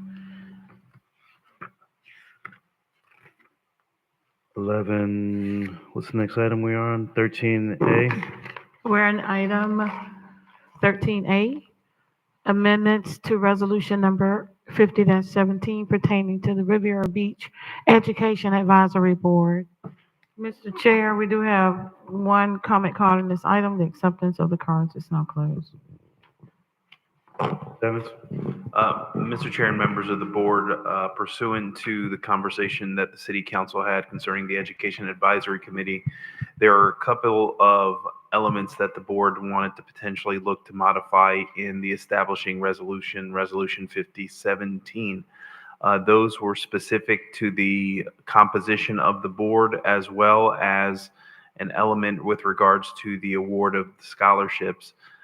This ordinance or this resolution provides for the duties and responsibilities and the establishment of your Education Advisory Committee, and it sets forth the roles and responsibilities of the Education Advisory Committee.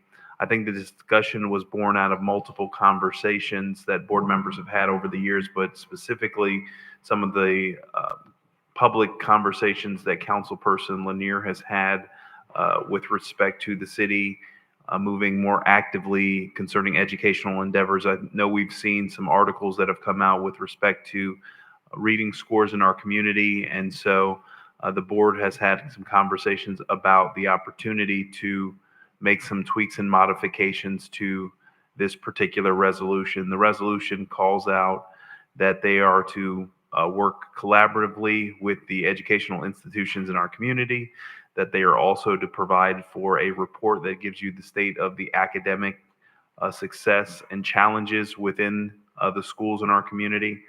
They become your de facto representatives when there are items that are discussed at the school board level. And so the resolution does speak to a lot of the duties and responsibilities. So staff is here to ask the board for any direction and seek clarity with respect to any modifications to this resolution, and then bring those modifications back. One of the biggest challenges was the composition of the board. There was a prohibition in the resolution that members that were employees of the school board could not serve on that committee, as well as some challenges with respect to non-for-profit agencies, persons serving on that board. So one of the recommendations that were proffered as a result of this item was to allow for maybe a percentage of the composition of the board to be made up of certain members that are school board employees, but 51% of the membership will be people that are not effectively school board members.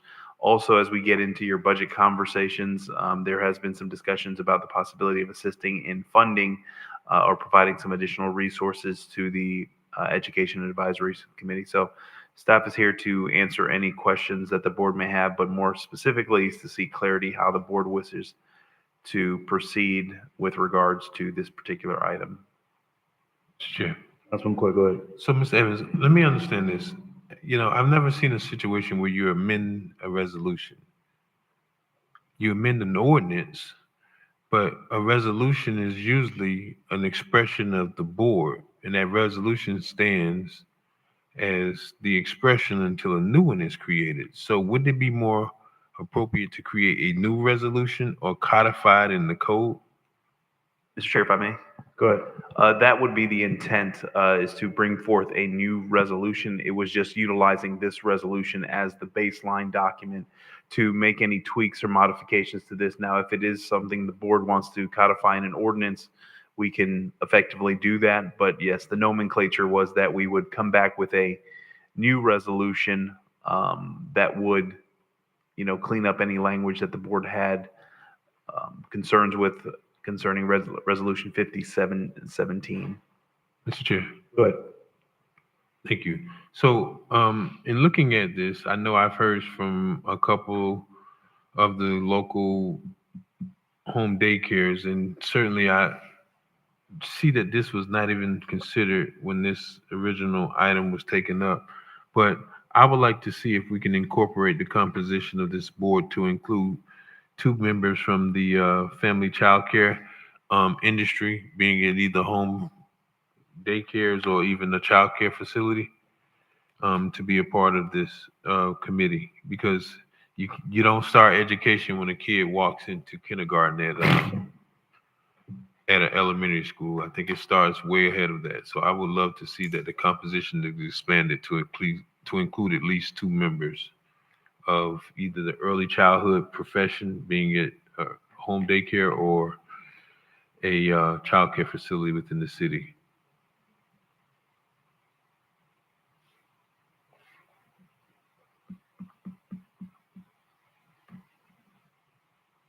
Additional comments?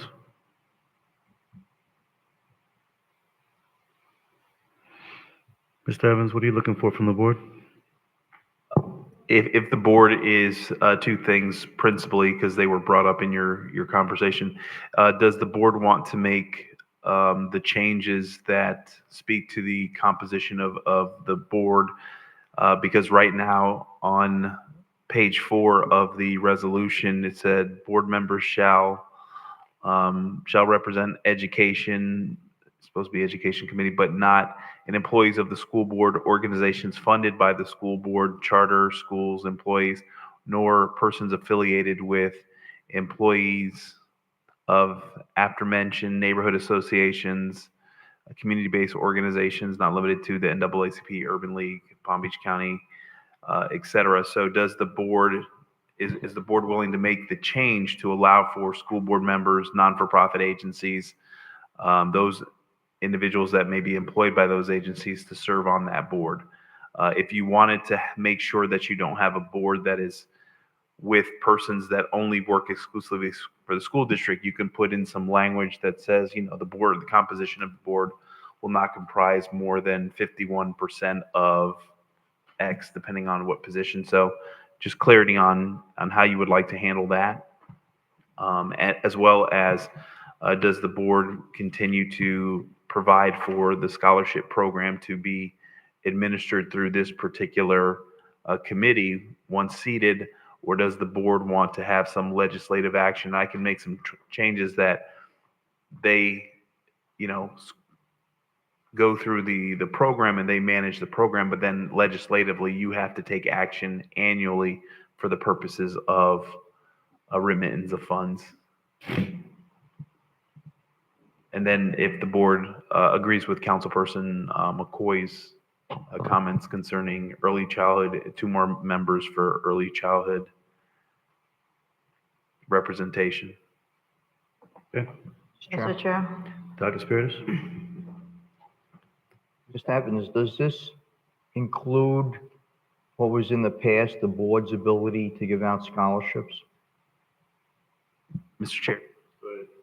This item is contained in this particular resolution, and so that's one of the items that I am asking for clarity from the board. Does the board wish to, or does the city council wish to have that as a responsibility of the Education Advisory Committee, or does the board wish to have some language incorporated whereby they may process the application, but you as the Legislative Policy Board have to adopt the list before it is processed?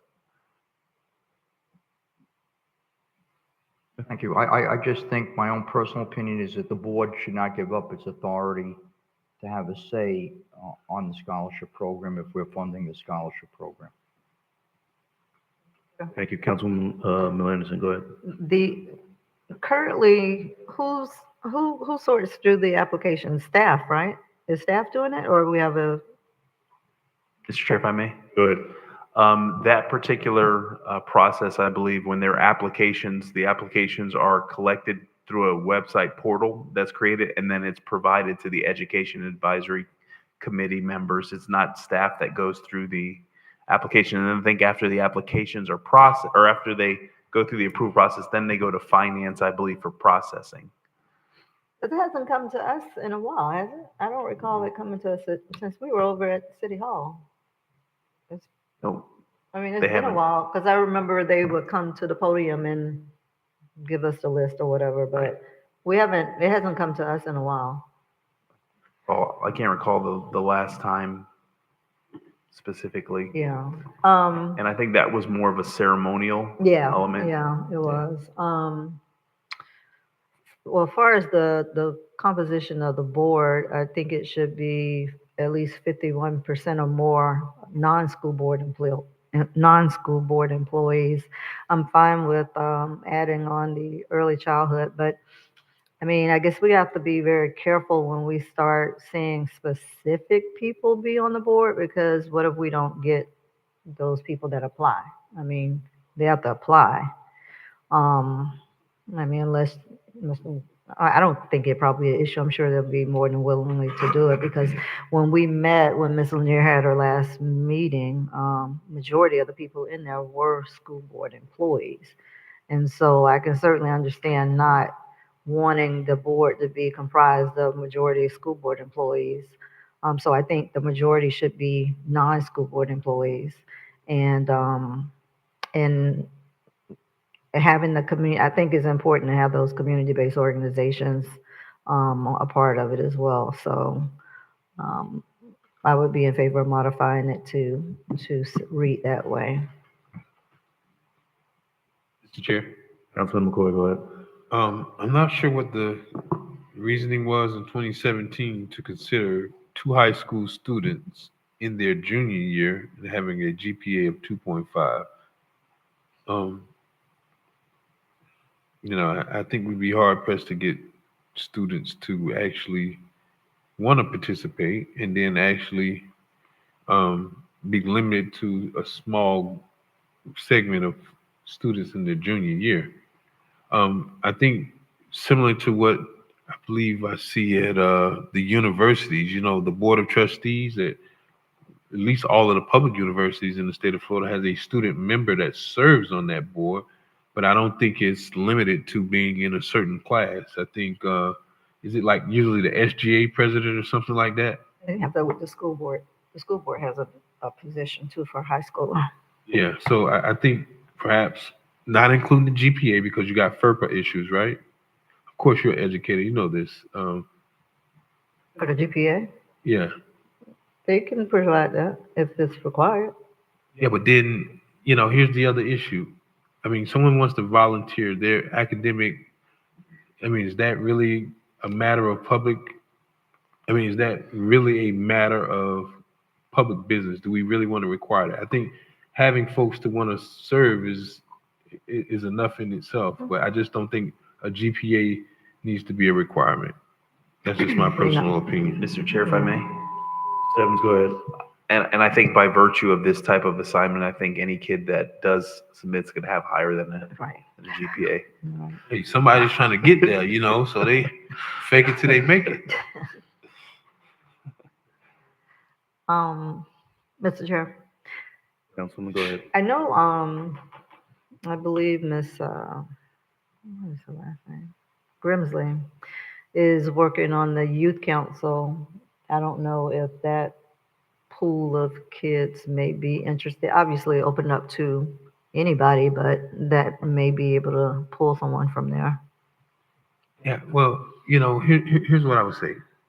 If you really want to talk about the youth council, let's just remove high school students and make it teenagers. Because what about those kids that we've had with Miss Grimsley did so much fine work for when we were doing GED programs and they ain't got the traditional grade point average. But, they went through both the dual enrollment, getting the GED, and then going over to the trade school. I mean, if you really want to target, the purpose of the education committee is to help those that's in need. I mean, we started out, and I think they moved over to the youth. They moved over to the library, and I'm not sure what the participation is, but I would much rather not limit it to those that have a GPA. If some kid wants to be a part of it, because I know even you recall we had the youth build program here in the city, and those were kids that didn't probably do well in the traditional environment, but they walked those kids through, and a lot of them were successful. So I think I don't even like the fact that we have to even, put it at actual being high school students. If we put it at a reasonable age, 14, 15 or higher, then I'm okay with that. Because everyone is not just going to go the traditional route, but if it's about education, it shouldn't be limited to just those in traditional education settings.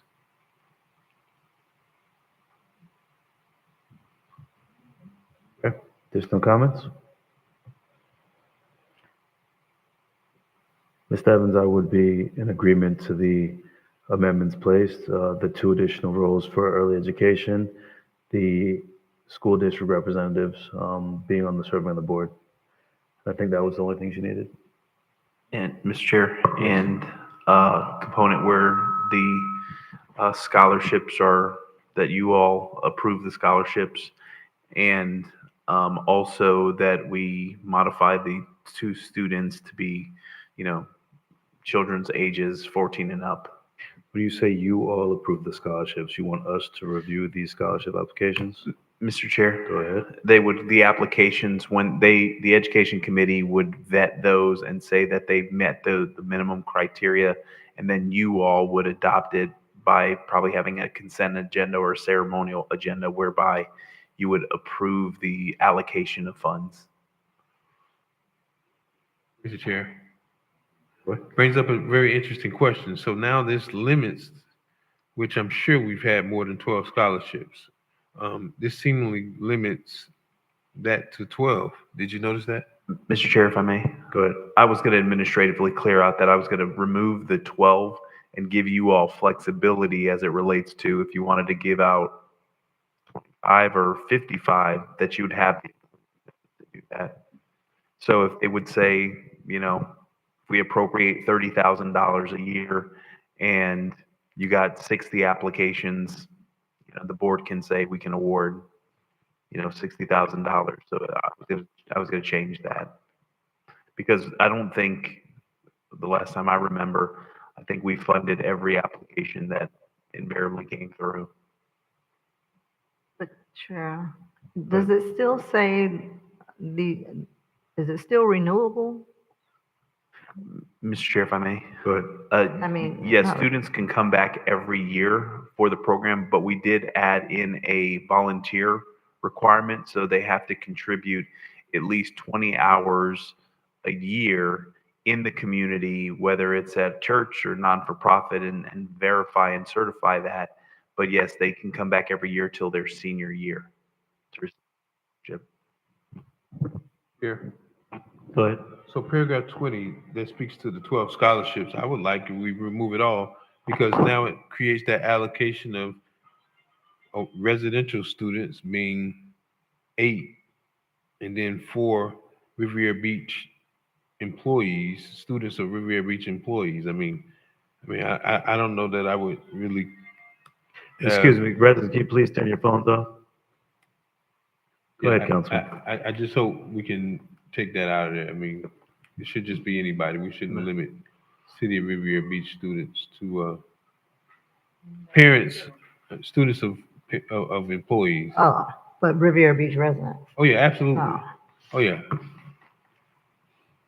Sure, Absolutely. I'll clean it up. Thank you. And that, so listen, that's a good point. So what happens, because Inlet Grove buses in a lot of kids that don't live in the city.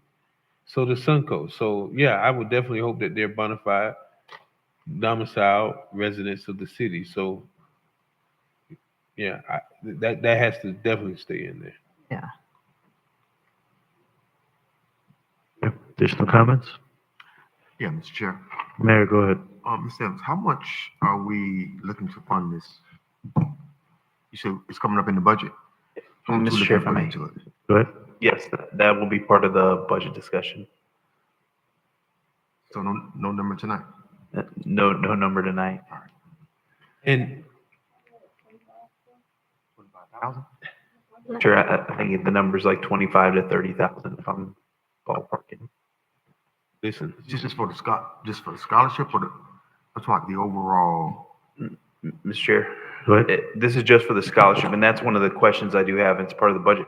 Does the board want to appropriate more monies to do other things? Because it is a pretty exhaustive list that you have the Education Advisory Committee to do, and there's going to be, if you really want to, influence some of the academics, you're going to have to put additional financial resources behind that.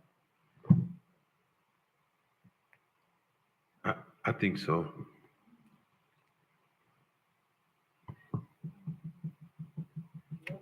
Chair? Go ahead. No, I just wanted to say that, in terms of funding allocation, it certainly should be something that the board considers. I had a conversation with the young lady who is over the Delray Beach Educational Advisory Committee, and they are very, very active at the school board level. They're very active in the community, and they do a lot of work in terms of making sure that the school scores, the children in the school. There's a talk of partnership with the recreation program to make sure that those student athletes are doing what they're supposed to do. So there's a lot of, I think our first or second meeting, there was like about 60 different areas having conversations about parent involvement. All of those things are something that the school board is doing, but the city really needs to get involved in education for our own city. Our schools, I don't like to say that they're failing, but those scores are not very good. And we need to be able to have an investment in our schools, because I've always tied schools to economic development. And if you have poor schools, nobody wants to come here and live here. The schools are bad, no one wants to buy a house here. So we really have to look at education as a part of economic development. We need to do that by funding and having that conversation about funding. Thank you. Additional comments from the board? Mr. Chair, we do have one public comment card. Mary Brown.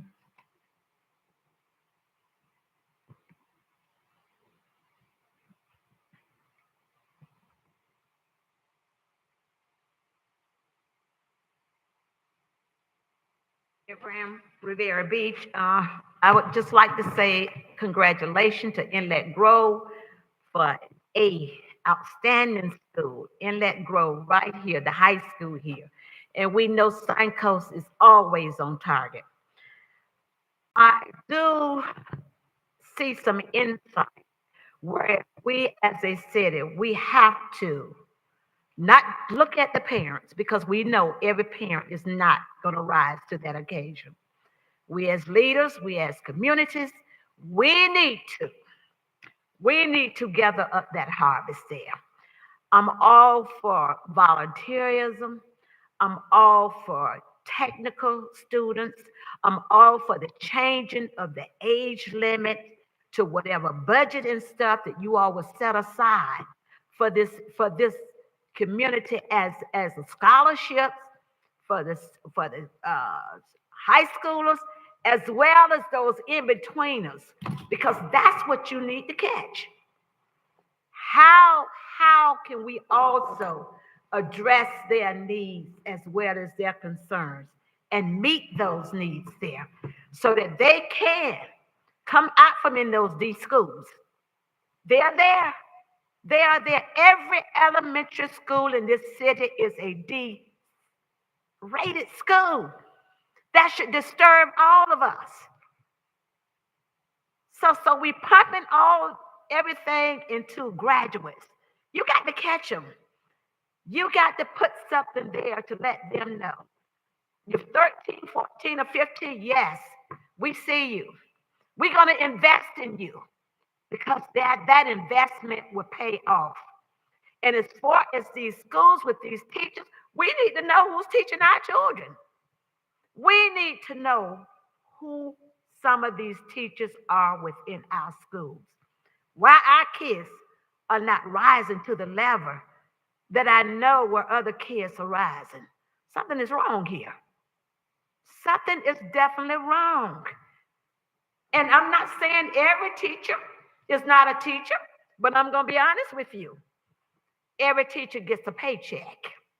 And if your heart is not there, that structure is not there, yes, we know that we have some kids that are a little bit overboard, but that's fine.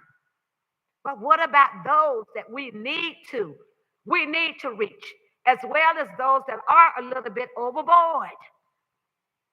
We still must meet those obligations because as a resident, along with myself and others, we are disturbed about our community that we live in and where our kids are. In every school, every elementary is a D. So we need to do better, plan better. Mr. Chair, that's the end of public comment. Thank you. And I would agree. I think we spoke earlier about the early education. I know Ms. Marsha Andrews, Attorney Ferguson are bringing a new parenting class. And I want to make sure that we can kind of connect with the city with this. I'm not sure, Mr. Evans, did you need any additional direction for this board? Mr. Chair? Yes. No, I think I have enough information to be able to bring back another resolution that accomplishes the board's desire. And I really want us to, when we talk about these boards and the parenting classes, the engagement, because we're talking about, and we've had discussions about a high school. We've talked about improving our schools, but we really need to help our parents, the economics and the support of our community. So, Mr. Evans, you had mentioned recently and briefly in reference to funding for the school district and for education. Is that something we're going to be talking about in our budget conversations? The additional money for the school district? Mr. Chair, if I may. Go ahead. We're gonna, as part of your budget conversations, we're gonna talk about some discretionary funds and some things that the board can effectively do. Because I've had conversations with some of you and some of you have different perspectives. And so we want to get clarity with respect to the direction that you want to go to that. So that would be the topic of one of your budget sessions. Okay. So being that this is just the amendments to the advisory committee, we'll kind of save that for the budget talk to kind of get clarity when we get there and then have that discussion.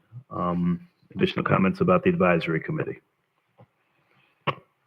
Okay. Comments from the city manager? Mr. Chair. Comments from the city attorney? Yes, Mr. Chair. Thank you. I have an announcement of closed executive session pursuant to Florida Statute 286.0018D, public meetings and records, and in a desire to obtain advice concerning litigation. I'm requesting a time that the City Council is available for a closed executive session in the matter of Close Construction LLC versus the Riviera Beach Utilities Special District. Case number 4D2023-0051. Outside counsel, along with myself, are seeking a closed door session with counsel to discuss the current appellate litigation. Can you please advise if you're available Thursday, August 22nd, 2024 at 5:00 p.m. for this session? Yes. Okay, therefore, a closed executive session will be held on the 22nd day of August 2024 at 5:00 p.m. at the Marina Event Center, 190 East 13th Street, Riviera Beach, Florida, 33404. And again, the specific matter to be heard is Close Construction LLC versus City of Riviera Beach Utilities Special District, case number 4D2023-0051. Those persons in attendance will be myself, City Attorney Dawn Nguyen, and/or Assistant City Attorney Keandria Davis, Appellate Counsel F. Malcolm Cunningham Jr., Esquire, Mayor Ronnie Felder, members of the City Council, City Manager Jonathan Evans, and a Florida court reporter authorized by the state of Florida. Thank you. I'm sorry? 22nd, August 22nd, 5 p.m. Have another closed session, please. One per meeting. Go ahead. Pursuant to Florida Statute 286.018D, public meetings and records, and a desire to obtain advice concerning litigation, I'm requesting a time that the council is available for a closed executive session in the matter of Fane Lozman versus City of Riviera Beach, case number 50-2023-CA10506. I'm seeking a closed door session to discuss the current litigation, and if you can advise if you're available on Thursday, August 22nd, 2024 at 5:30 p.m. for this session. Yes. Okay. Therefore, a closed executive session will be held on the 22nd day of August 2024 at 5:30 p.m. at the Marina Event Center, 190 East 13th Street, Riviera Beach, Florida, 33404. In the specific matter of Fane Lozman versus City of Riviera Beach, case number 50-2023-CA-10506. Those persons in attendance will be myself, Dawn Nguyen, City Attorney and/or Assistant City Attorney Keandria Davis, outside counsel Christy Gatto, Mayor Ronnie Felder, members of the City Council, City Manager Jonathan Evans, and a court reporter authorized by the state. Thank you. I have one other matter to discuss with you based on your request that we schedule a meeting to, I guess, for the mayor to present the inquiry or investigative report that was authorized. In order to do that, we are at the contract value. We're at the limit. She reached that limit, and we would need additional funding for her to attend the meeting, and possibly there may be a request by people mentioned in the report to meet with Ms. Bridgman to again give their side of their version of events, if you will, for her to supplement her report. The amount allocated by the council has been reached. Mr. Chair? Go ahead. I thought when she came to the board, she asked for maybe, what, $10,000? Like, she had an amount, but I know Mr. McCoy made a recommendation she get like this extra amount. So she maxed out that above what she requested already? Yes. Like a breakdown of how many hours or what you worked on and all I of can that? provide that to you. Okay. Yeah, So- I have the invoices. So, I mean, obviously you don't know how many hours she's looking to possibly have to do. I don't know how many, I don't know how long the session here will take. I don't know how many employees, other employees who have not had an opportunity to talk to her would like to. I can't answer that question on how many hours. How did it go? How did she max out if she only requested a certain amount and what Mayor happened? Felder, I don't know if you want to address it. When I spoke to her, she said, and you may want to supplement what I say. When I spoke to her, she said that in order to write the report, she had to go back, listen to the tapes. They interviewed way more employees than they thought they were going to. I think at the time you all granted the second $25,000, more employees came forward. And you can correct me if I'm wrong. That's correct? Yeah. Go ahead. So that's $50,000? Ma'am. Jeff, I mean, to me, that's cheap compared to some of the terms. Wait a minute, let me speak.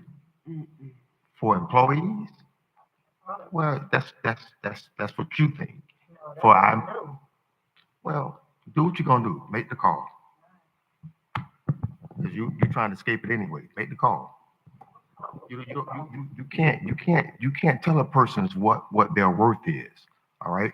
I didn't see y'all give lawyers and attorneys hundreds of thousands of dollars that we didn't have to pay. So don't sit here and act like that's not true. We didn't give hundreds of thousands of dollars away to attorneys. So y'all gonna cry about 50,000 now for employees? Yes. Okay, it's on record. They know who y'all. Mr. Chair. Councilman McCoy? So when this is only for us because this is directly associated with the mayor's investigation, but procurement code provides for professional services not needing to be procured when it comes to professional services agreements such as attorneys. So this is you're only asking for the authority because this was a special engagement.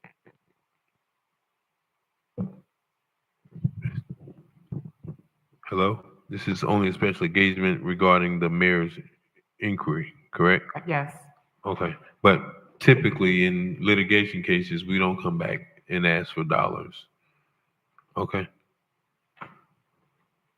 So, I mean, does anyone have any of this is not credible or there's something not right about it? I don't see why we wouldn't.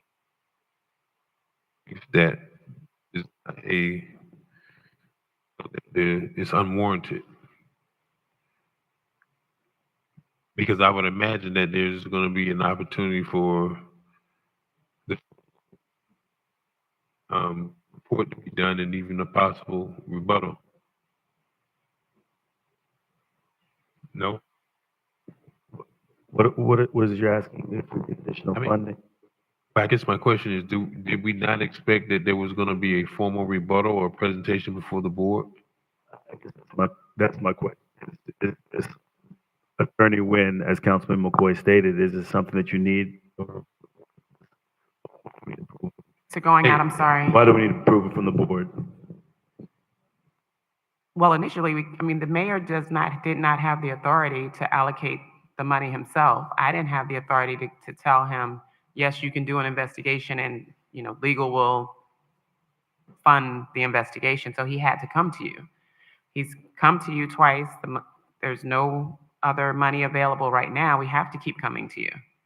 I don't have the authority to allocate that money to the mayor's investigation. You all have requested that she come and make a presentation. The money's gone and it's going to cost. And then there are, my understanding is perhaps employees who have said that they haven't received due process, that they haven't had the opportunity to talk to her. That opportunity is going to be made available to them. And should they do that, that's going to be more of her time and it's going to cost. Mr. Chair. Ms. Melanson? But the thing is, the last time she was here, when the request was made for the additional funds, it was only the 10,000 she asked for. So I was never under the impression that we had maxed out because she got, instead of, I think she asked for 10 and she got 25 extra. So I'm thinking still some money there. Again, my understanding is that more employees came forward and it took up more time. No, but we didn't know that. Well, I didn't know that, rather. I don't know that any of us knew that. And I would have thought that that's why I was saying I hadn't brought up the investigation because I thought that was going to be a part of the monies that are already been expended was to come and present or do something with it other than just make it a public record. So I thought, that was a part of the contract to do a presentation or do something to give it to the board and update the board some kind of way. That was contemplated that she would come and update the board. It wasn't contemplated that the funds would run out. Of course not, especially if it was extra 15. Because I thought her 10 was going to allow her to be able to see more people. She already knew she was needing to see more people because more people were requesting according to the update. But I guess I had no idea the extra 15,000 was utilized already. Mr. Chair? Yeah, I'd like to make a motion that we provide an additional $10,000 to legal counsel to complete the investigation that the mayor started pertaining to the employees and the employee morale in the city. Do we have a second? Second. Motion been made, properly seconded. Discussion. I have a question. I mean, we're just throwing out 10,000. How do Where do we we get the know? 10,000 from? Is How it do we know? Attorney Nguyen, Mayor, is that going to be sufficient? Do we know if that we need that amount, if we need more or less? Where are we? I don't know the answer to that question. I don't know how many other employees who haven't. Well, there are employees that were named. We can limit it to that. Employees who were named who want to come forward can come forward. I don't know how long that's going to take. I don't know how long it will take her to supplement her report once she speaks to them, because you would want to include that, and then how long she would be here in front of council. Okay, so. I can't tell you whether 10,000 is reasonable or not. I have no idea. Right. So that's why I have the discussion now, because just to make the motion to extend additional dollars.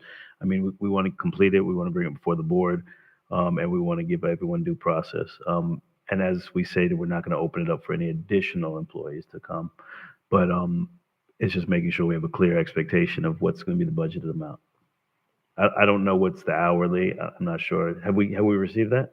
I think it's $3.50 an hour. Okay. Yeah. Chair. Ms. Miller Anderson? I mean, based on, I mean, is she able to give some sort of estimate or average of how much time, like how much time did she spend on each person? How long did it take her to write up her initial report? I mean, if we could have some sort of idea that can, I mean, I know it's not going to be exact, but right now we don't know at all. We're just throwing numbers out there.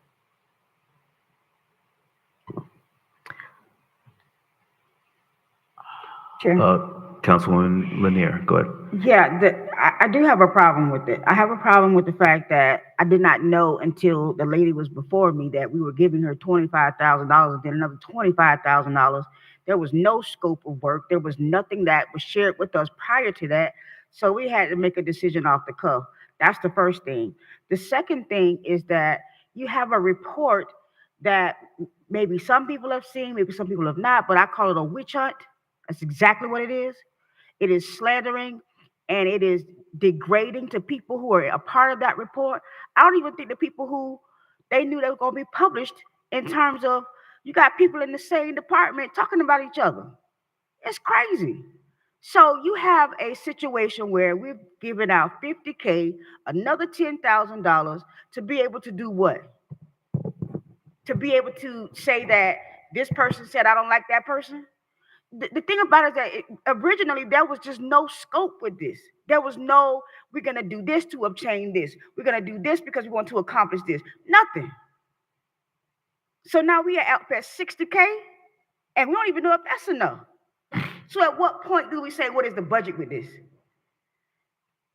Because it is totally outrageous just to throw out $10,000 and to just give out $50K of taxpayers' money because you're going to do a report on what somebody said. Mr. Chair? No, I'm not finished. Oh, go ahead and finish. I'm not finished because you know, members of the board, you too, Mayor, y'all sit up here and y'all say that this is the taxpayers' money, that this is something that we're not supposed to waste. This is something that we're supposed to be caring for. And, you know, half the public don't even know what's happening. That's what you So, wait a minute. I am saying that it was a waste of money. That's what I'm saying. And I can say that because that's what I believe. We up at 60K for something that is put together with spelling errors and name spelled wrong and different fonts, and just the language and the grammar alone is ridiculous. So here we are talking about $60,000 of taxpayers' money to look at a person who said they didn't like that person in that department. It is outrageous. If we're going to do a investigation of whatever employees or whatever the issue is with employees, every organization has issues. And I'm not saying for 1 minute that the people who are a part of that document or other people do not have any issues with the city of Riviera Beach. I'm not saying that. I'm saying that how this was how this came about, how this was sprung on us, and then we get, a document, and I see all kinds of basically National Enquirer tabloid type talk. No substantiation of what they're saying. The people who are talking in the report has not said anything to HR about it. So most of the stuff is new stuff. So when the mayor tells me that, hey, why you bringing up tragic harassing you now? Why you didn't bring it up the last time? Well, why they didn't bring it up? If you want to go down that road. No, I'm going down the road, Listen, but go let ahead me and get finish. done. I am not finished. Go ahead. I am saying that is a waste of taxpayers' dollars. $60,000 is the waste. Mr. Chair. Go ahead, Mayor. How much did we spend on Osgood investigation? We spent $80,000 because somebody was unarrested. You made sure we spent 80 on that one. But you got 33 employees or 32 employees that's having complaints about this city, and you ain't willing to spend 60 for 30 employees, but for one, you was willing to spend 80? Wait, Chair. But this is ridiculous. Chair. Now you call it a witch hunt. It is. That's ridiculous in the face of the backs of these doggone employees. You only gonna be here for a little term. The employees, Mr. Chair. Mayor is speaking. Councilwoman Lanier, he allowed for you to speak. And see, Go ahead, Mayor. that's a disrespect that she want to call everybody else out, and you don't want to be talking about spending taxpayers' money. That's your main, line, right? But to disrespect employees that's been here longer than you and would be here longer than you be elected, to call it a witch hunt when they're having issues is a problem. And I hope every member of Riviera Beach see who's up here on this dais to say that your complaints are a witch hunt when you're having real concerns. They didn't sit to see employees crying. They didn't sit to see grown men crying for the way that they're being treated. But because you are in a sandbox relationship, you can't see no further than that. And you need, and nobody's gonna come to you because they probably consider you part of the problem. So enough is enough. I'm gonna sink with them because I understand. It's not up here taking no sides. I told you from day one, I had nothing against nobody. But you don't take the time to get in a relationship. You don't take the time to go talk to employees because you know what? It's one-sided. That's okay too. Because the employees, and I hope every employee that's watching this understand who's up here. But you can spend $80,000 on a hunt for one person, but you saying 32 employees, it's a witch hunt. You can't spend $60,000. Come on, man. Councilman McCoy and then Councilwoman Harrison. And why did you let the mayor go before me? He took what I was about to say. But I'm still going to add to it. Because even worse was that the manager had that under his authority regarding the Osgood investigation, which we had no knowledge of it whatsoever. And then he came through with $50,000. He violated the law. The Code of Ordinances is the law of the city. And he did so, and you guys ratified it.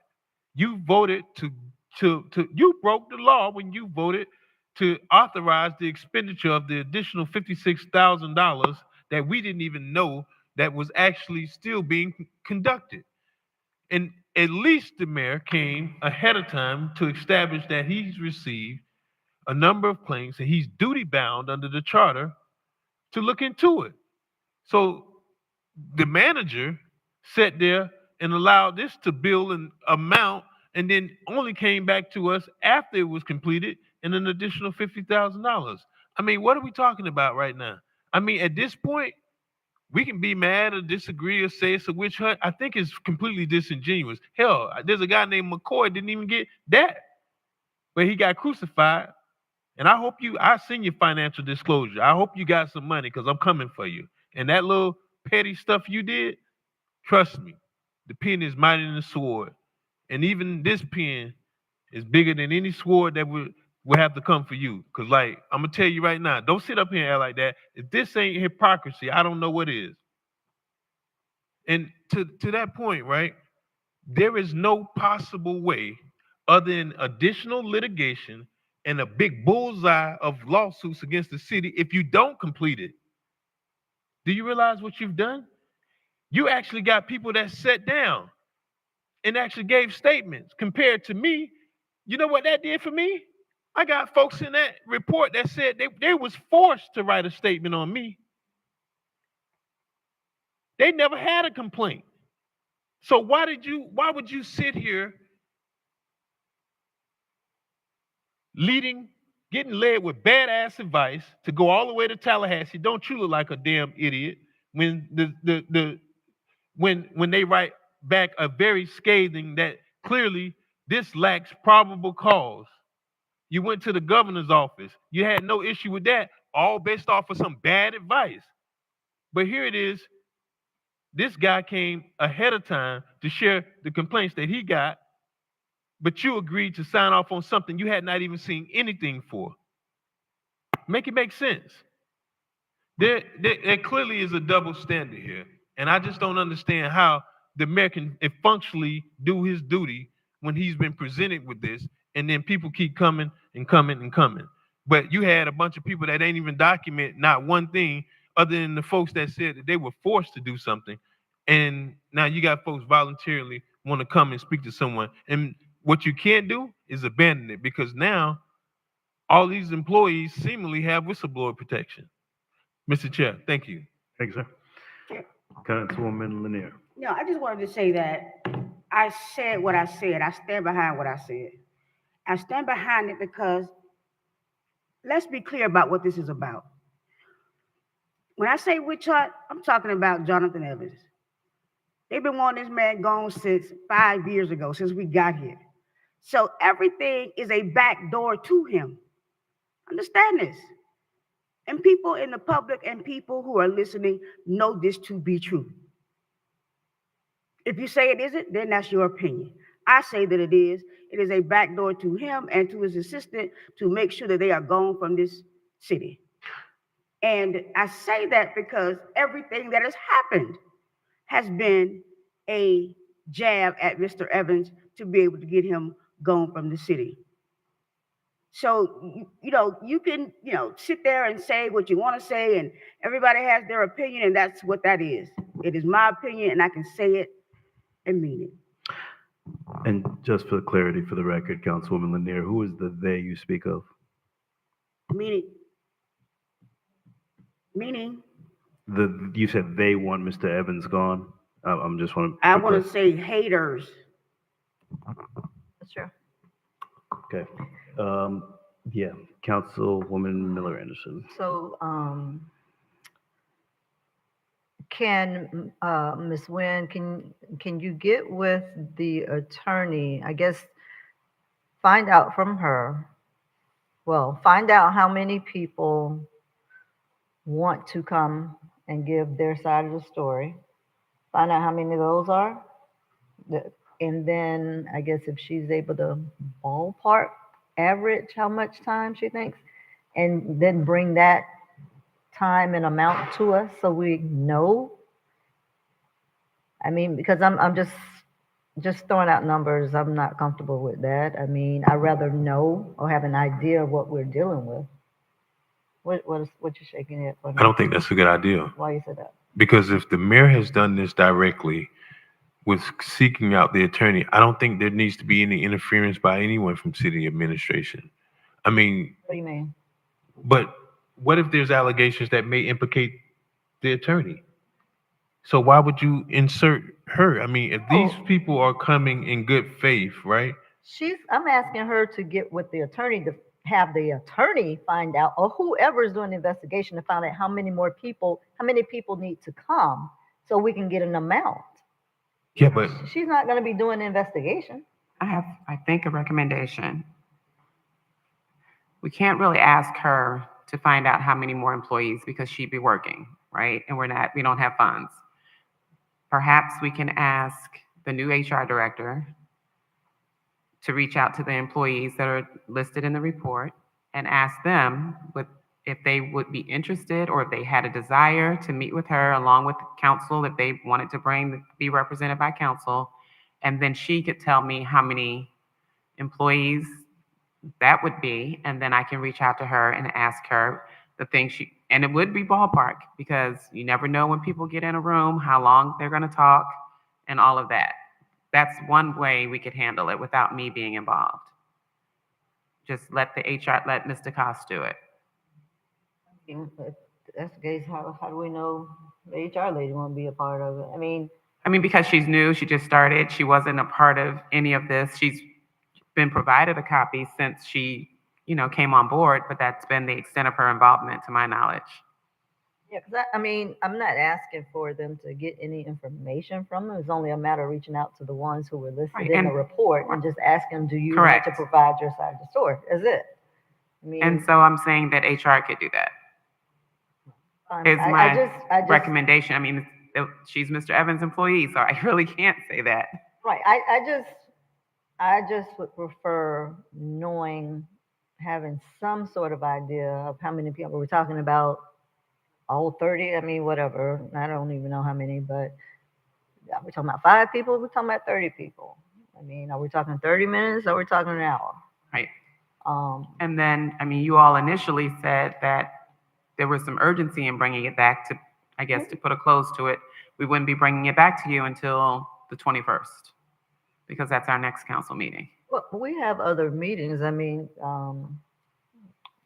We could always call a special meeting before those other 5 or 7 meetings in between now and the 21st, because we have a lot of meetings we're scheduled to have. So, we have one tomorrow, one Friday. We can get it back sooner than that. We just have to, if the mayor want to call the meeting and make it before the other meeting that we're already scheduled for, so we don't have to wait until the 21st. But I would just like to have an idea, and if you all can provide the documents of what has already been expended. I don't know if she has it broken The down. invoices? Yeah, I don't know if is it broken down by the amount of people and how many hours. That'd be helpful too, to kind of get an idea as to what has been. I'll give you an example because I just looked at it. For instance, it might say interview employees with the mayor at City Hall, and it'll have the amount of hours, her hourly rate of $350, and what the total is for that day in that block. It won't say who the employees were. It won't say how many employees there were. So she may have spent 7 hours one day. Can we find out how many? I don't need to know who it was, but I would like to know how many. Are we talking about one person for 7 hours a day, or are you talking about 10? I can ask her to do that. Okay. Yeah, that'd be helpful. Thank you. Mr. Chair, and my last comment. Yeah, go ahead. And I'm out of here. And just piggybacking on Councilman McCord and me getting calls from, and this was before this investigation, that you guys put employees in a rough situation when you said 18 employees made statements that night their names were on the news, and these people didn't calling me saying, man, I did not make a comment. I was forced or I was lied to. So you need to look at yourselves. I did it the right way. I took what the charter allowed me to do. I went down it. It says I can investigate in the department, audit in the department. You give the report to the council. You give a report to the city manager. That's what I did. What you guys did to employees was dead wrong, because you was on a witch hunt. And you put at least the employees that came and sat down with me are protected. You didn't protect the employees for your own cause. I don't have a cause, but to do what's right. So check your heart and check your motives, because I think you're on a witch hunt. Thank you. Are we on the motion still? Because I know Board Member Miller Anderson is asking for a request. Your request, is that contingent? I don't understand. The money that Board Member Spirit is recommended, I want to know what we're doing right now. Well, there's a motion and it was properly seconded. That was discussion, and Councilwoman Miller Anderson made a request. I don't think it's changing the motion, so we still have to dispose of the motion. So if we have no further discussion, Madam Clerk? Mr. Chair, Dr. Spiritus, go ahead. I just want to make it clear that when I made the motion for the $10,000, that wasn't to say that we would not need more money or we would not spend less money. It would get us moving forward in completing the investigation by the mayor, which I think is very important. I want to make it very clear that I have been supporting the mayor's investigation because I believe it's important. It was not a witch hunt after going after the city manager or the assistant city manager or any other employee. It's to find out what the morale issues are in City Hall and how we are to correct it. It was not to target any specific employee of the city. To piggyback on that, Dr. Spiritus, I'm not sure if judgment has been passed about what's going to transpire, what are we supposed to do next, or what's going to be the opinion based upon the report. After due process, after clear conversation, and after direction from the board, we have a report and we make a decision based on that. It's really that simple. What action we take based upon it? So I'm not sure if we have any more discussion necessary. Madam Clerk? Councilperson Spiritus? Councilperson Miller Anderson? No. Councilperson Lanier? No. Chair Pro Tem McCoy? Chair Lawson? Yes. The item passes with Councilperson Miller Anderson and Councilperson Lanier dissenting. Committee reports? Comments from the board, starting with Councilwoman Lanier. I'd just like to say that, I'm really getting, this is 12:30 at night, and I know that we have to do the business of the city, but, sometimes this is very ridiculous. The amount of time that we spend on insignificant things. And when I say insignificant, I mean that we got a failing water plant. And we didn't even say nothing about the water tonight. So, we really need to prioritize what it is that we have these 12:30, 1 o'clock discussions about. It should be about that. And on top of that, the employees who are part of that report, is no disrespect to them. I'm not diminishing or belittling their feelings or what they felt or what they did. It may all be valid, but the way in which it was handled is something to be, it wasn't handled properly. And, you can disagree with me, and I'm sure that you will. But I said what I said, and I think that, yes, it was a witch hunt. It is a witch hunt. It is one thing to get to Jonathan Evans. That has been the goal with a couple of members on this board anyway. So let's be clear about the direction that we're going to go in and be clear about what it actually is that we're trying to accomplish here. Thank you. Dr. Spiritus? So I'd like to just bring to attention, I know that most of us know about it now, that we had a force main break on Singer Island, which caused sewage to spill into Lake Worth Lagoon and through the streets. We know that our sewage pipes are in probably the same disrepair as our water pipes. So we should not just be concentrating on our water system. We have to concentrate on our water and sewer system. Thank you. Councilwoman Miller Anderson. I have nothing, thank you. Thank you. Councilman McCoy? Yes. Members, like you, I think I've gotten some emails regarding Fire Station 86 and the SBE requirements and CBRE. Mr. Evans, who authorized procurement to remove the SBE percentage requirements from all of our solicitations going back to 2022? Because that's millions of dollars that would have been going otherwise to folks that have businesses throughout this community. Mr. Chair, if I may? Go ahead. We have a memorandum that we'll release to the board on that, and we'll send that out. It's still in draft form. In the memorandum, the memorandum is going to address what exactly? Specific to your question, because I asked the same question of staff to provide me information with regards to that, as well as any to reconcile all the solicitations and see if there in fact was language that incorporated the local participation elements in there. Okay, well, can we, I would like to see exactly, because I know what I've seen in the code, somewhere in 16.5 allows for the organization to do an audit 3 years after. And I certainly would love to do a clawback because if at all possible, those are monies, especially considering what happened with 88, when there was this huge bait and switch. And seemingly, Carfin put it in a proposal with LOIs and had their proposal basically suggesting that they were going to use all of these minority and SBE companies, and then they went back and switched up. And then not only against my advice, I said, guys, clearly there wasn't design specifications for more than one fire station. You guys went and hired a lawyer that said otherwise, and I'm like, no, that's not possible because clearly it would have said it.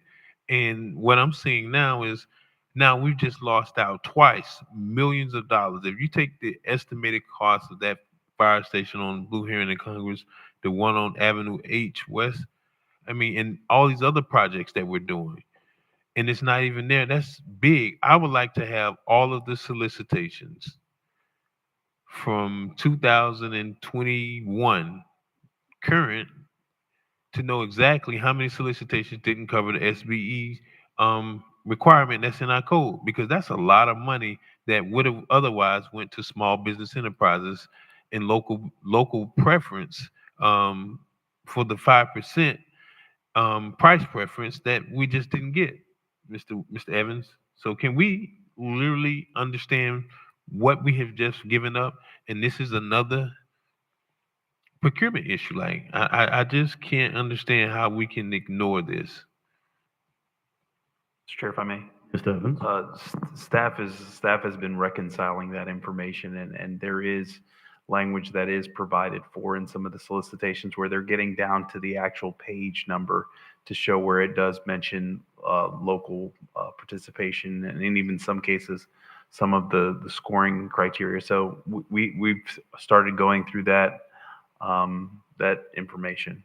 Yes, but I would like for it to be a board directive because I want that to come back. Everything gets pushed under the rug and delayed. Redistricting got delayed 2 years, over 2 years after we knew we need, actually 4 years since it was first brought up. So I would like to make a motion that we have all of the solicitations that went out since 2001 so that we can know exactly how much SBE dollars were not incorporated in those solicitations, because that is a lot of money that we sit here and let people walk into this community and rape and pillage and walk right out of here and not even support any of the local businesses that's right here domiciled in this community. So members, can I have some support on this, please?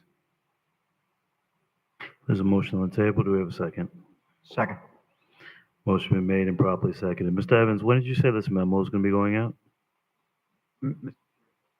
Mr. Chair, if I may. Mm-hmm. Right. The memo right now is almost in its final stages. Going through the solicitation, staff is still working on that. What triggered the call for this memo? I'm confused as to where this, because this is my first time hearing about it. Mr. Chair, if I may. Go ahead. Because we started continuously receiving the same email correspondence that you all have been receiving. So I asked for staff to start assembling the information to effectively answer all those questions and then look to provide the board with a comprehensive memo with regards to that. We get a lot of emails. I see the most recent one that mentions SBE, and I'm assuming that's where what allowed for this memo to be drafted. Mr. Chair. Go ahead. It may be that email or other ones, Okay. And what is the timeline? When will we get that memo? Mr. Chair, I'll have to email you with regards to that, because we've got the budget, I got the water plant stuff, so I've got to be able to sit down with staff and see exactly. I can probably get you something in writing from us probably midday tomorrow. Okay. There's been a motion, properly second. Additional comments from the board? Is that information time sensitive, Councilman McCoy? No, I want them to be thorough with it because, like We just got to be able to know what we're doing here. And, I can't stress with you enough. I mean, procurement has to really get it together. And I have no desire to scrutinize them, but I come there in good faith and expect that, this is a fair shot. I mean, if you think about what we dealt with today, that solicitation in itself didn't call out for 5%. So this is like a chronic issue as to somebody has made it a deliberate point, either through intention or incompetence, that we have literally robbed people who we're bound by our laws to include inside of those solicitations. And that was my, It's still on my comments. Thank you. go ahead, Councilman. She said her piece.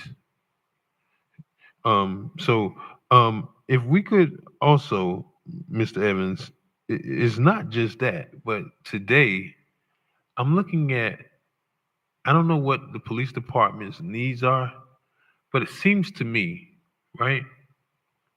If you seem to manufacture widgets, once you manufacture one widget, at some point you should have been able to train someone or be able to put systems in place to duplicate that.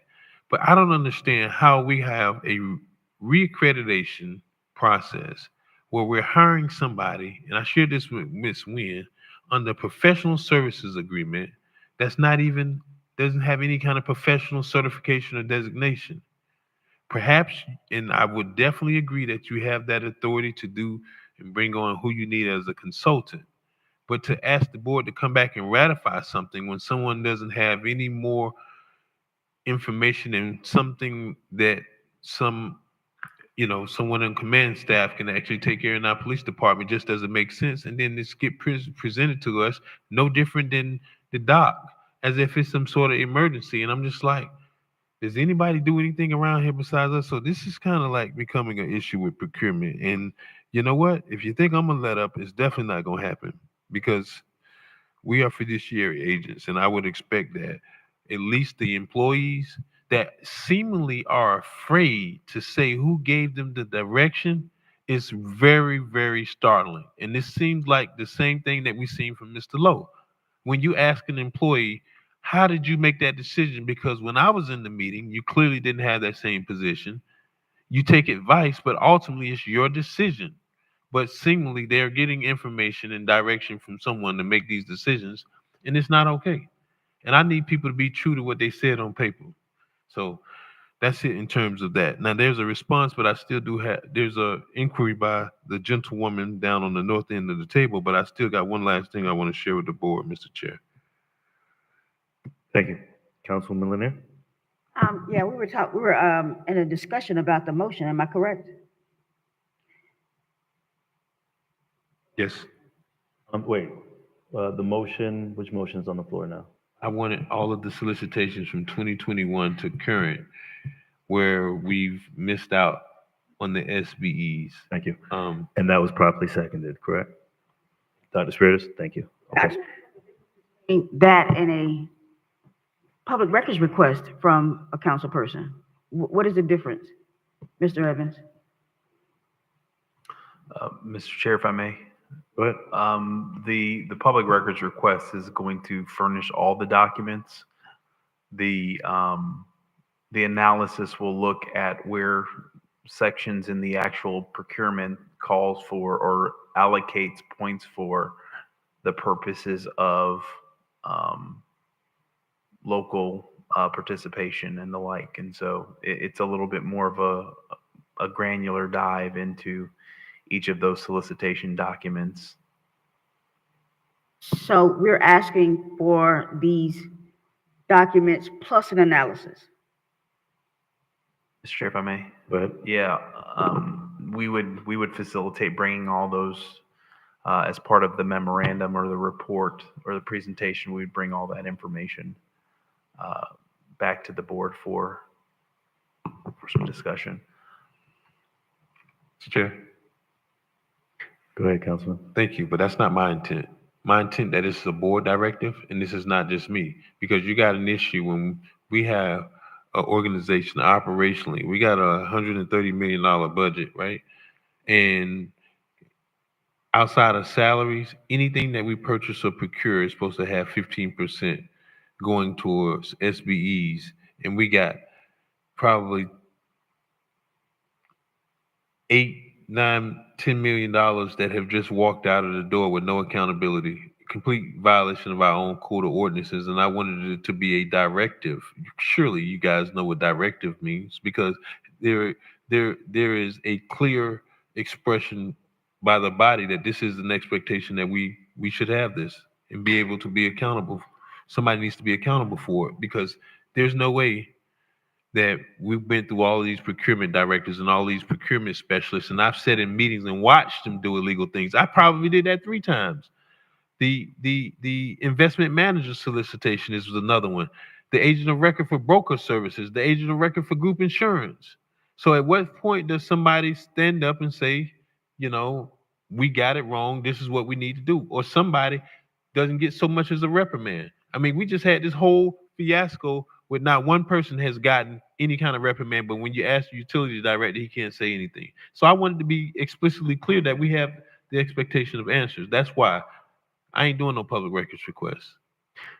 And just to follow up with that, I did have a question, Mr. Evans, that there's a concern by my colleague that 50% SPEs has been left out of solicitations.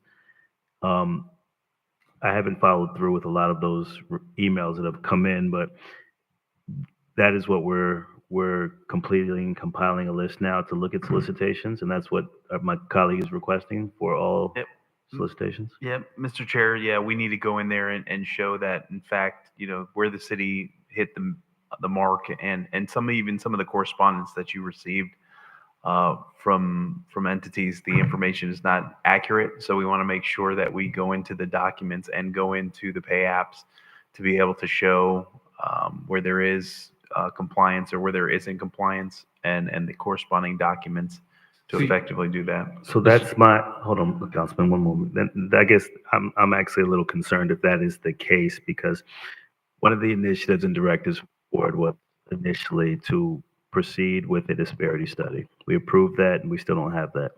A disparity study focused on local minority and women businesses. But in addition to that, we also hired consultants to talk about local participants and vendors. Residents, if we could please stop talking, because the noise is carrying. Residents, if we can stop talking inside the room. Officer, can you please address the residents that are talking? Thank you. We're trying to finish our meeting.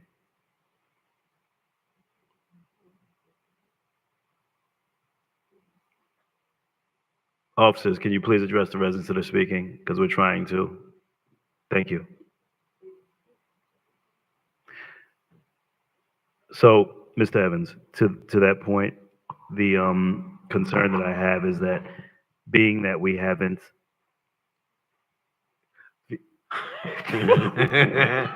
Gotta love it.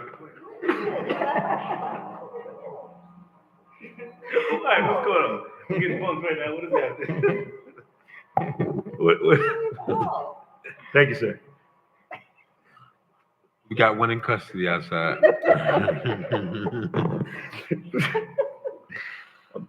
Listen, Mr. Evans, what's the timeline on that report? Mr. Chair, if I may? Yes, sir. I'm going to have to email you something tomorrow. I have to get with all the people that are working on the document and see how quickly we can provide it. Okay. Okay, we'll revisit this. Councilman McCoy, continue to comment, sir. Yeah, so I guess I'm not at the same place with what Mr. Evans is suggesting. That's not what I'm looking for. And I want to be explicit and make sure that is captured. Because what I'm looking for is to know all of the solicitations.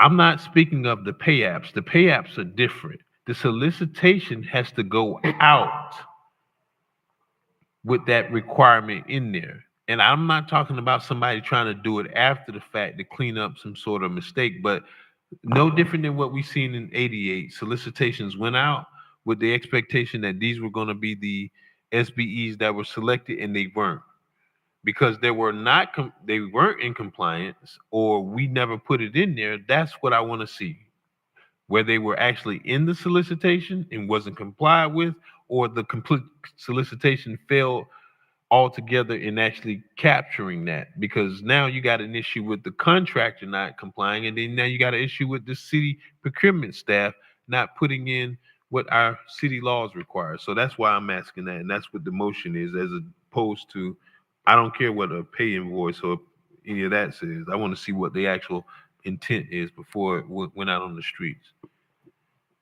Chair. Thank you. Councilwoman Lanier, go ahead. I just wanted, I understand about the SBEs, but my understanding, with the ordinance or what's on the books is that the 15% SBE was a goal of the city, an annual goal, and that it wasn't project specific. So if you're looking to look at, say, 2023 solicitations, you would have to look at the 15% annual goal and not a 15% by project fulfillment. Thank you. You didn't read the same code I did. It's a requirement. That's all I have, Mr. Chair, in terms of that. But I still want to reserve, because I got one other thing I want to bring to the board's attention. Motion on the board. Madam Clerk, roll call. Councilperson Miller Anderson. No. Councilperson Lanier. No. Councilperson Spiritus. Yes. Councilperson McCoy. Yes. Chair Lawson. Yes. The item passes with Councilpersons Miller Anderson and Lanier dissenting. Okay. McCoy, finish your comments, sir. Go ahead.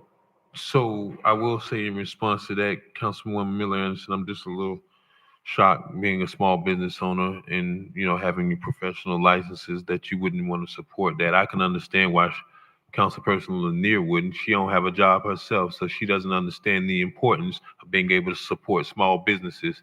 And, so I just really wish that we would really appreciate the small business. And it's tough as hell to do business in this city. I probably call the police dealing with all of the vagrants, and you're just trying to make an honest dollar. But I know my gentle friend down on the north end wouldn't know anything about that. The last thing is, speaking of scholarships, members, Mr. Evans and administration, thank you so much for graciously supporting the Palm Beach County Black Elected Officials organization. We were able to generate some generous contributions and raise some monies earlier this year for our scholarship luncheon. And Saturday, August 10th, we'll be awarding 25 deserving students in the city of Riviera Beach, which is very interesting, because I love when the manager pointed this out. We'll be at the Manatee Lagoon, which is technically in the city of Riviera Beach, but you have to park in the city of West Palm Beach's parking lot. So it's on the other side of the bridge, but at this Saturday at 12 noon, we'll be giving away those scholarships to those awardees. So I just wanted to share that to the members that was interested. Thank you so much. Mayor? Thank you, Mr. Chair. Yeah, I'd like to thank Dr. Spiritus for partnering with me to take the 4 elementary schools to the Rapids, the kids at school 4 and 5 on the end of the year test. I want to thank Bus One and the Rapids for showing the kids such a great time. Secondly, Mr. Evans, I want to know what I'm getting. I talked to Mr. Hester last night, and I think he was he told we're going to name a street after him? Or what's the deal with that? Mr. Chair, if I may. Go ahead. I had a conversation with Mr. Hester some months back, and obviously with him being an impending Hall of Famer, one of the things I asked him is, what would you like from the city? What are some of the things that you would like? And he said, I'd really like to get a street named after him. And so I told him that I would, pose that question to the board. And so that was pursuant to the conversation I had with him. Okay, so were you planning on bringing that to the board?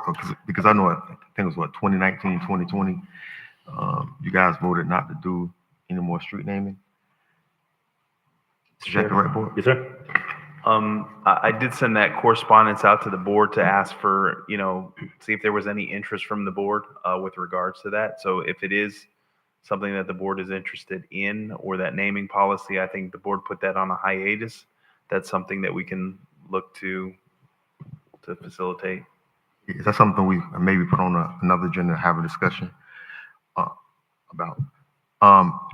Could I use one of my events to host something for him, for the community? Chair, if I may. Go ahead. I think, we've got a Hall of Famer. I think as a city, we have an obligation to host something. So I think it would be a city event that we can do to honor Mr. Hester. Yeah, because one of my concerns is even speaking with him last night, I hung up feeling bad. I'm telling you this history. When he was at Suncoast, my dad started prayer breakfasts at Jay's Ministry for Suncoast back then, and they would come on Saturday mornings and eat breakfast and watch the game film. And he was one of the first persons to come do that, and to feel like he can't come back into his own community and give back. I think it's really shameful. And to want to give free clinics, and I'm not saying what administration it was, but to want to give free clinics to our kids, and they're telling him you got to charge the kids is kind of ridiculous. See, some other cities pay him $30,000 and $40,000 just to come and do clinics for their kids. He's saying, I want to come back and give. So I hope, man, we can really embrace these guys and make them welcome to come back home, because they're staying away, and I think it's really doing an injustice, even for our kids to see, they made it out of some rough areas in their life, and they can't feel like they can come back home and give back without it being so political. So I hope we can sit down and plan something for Abe and some more, Devin and some of the other guys.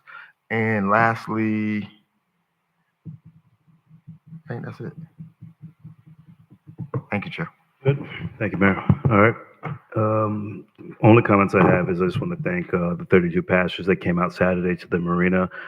Pastor Carter and the police chief hosted an amazing community organization to build stronger communities.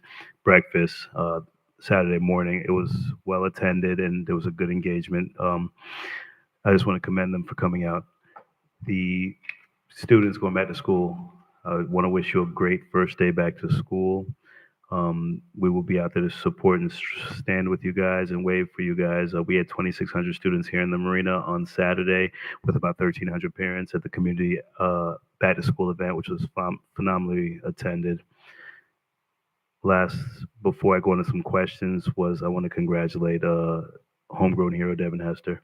As the mayor said, I want to make sure that we can kind of get something done. So whether it's a city event or the mayor, anything, if we can just kind of keep abreast with what event we're going to be planning so we can get that scheduled and get something done to honor Devin. Mr. Evans, CBRE and the ITN, when are we planning on bringing that to the board? Mr. Chair. Go ahead. That's an item that I think probably would be queued up for the 21st. But we have the proposals, but they haven't reviewed them as of yet.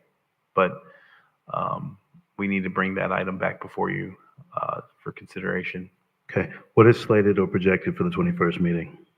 The only two items is Oculina and Lone Pine. So we're thinking about adding the CBRE? Mr. Chair. Yes, sir. That would be the only item that I would recommend adding if there was an item that we would add on there.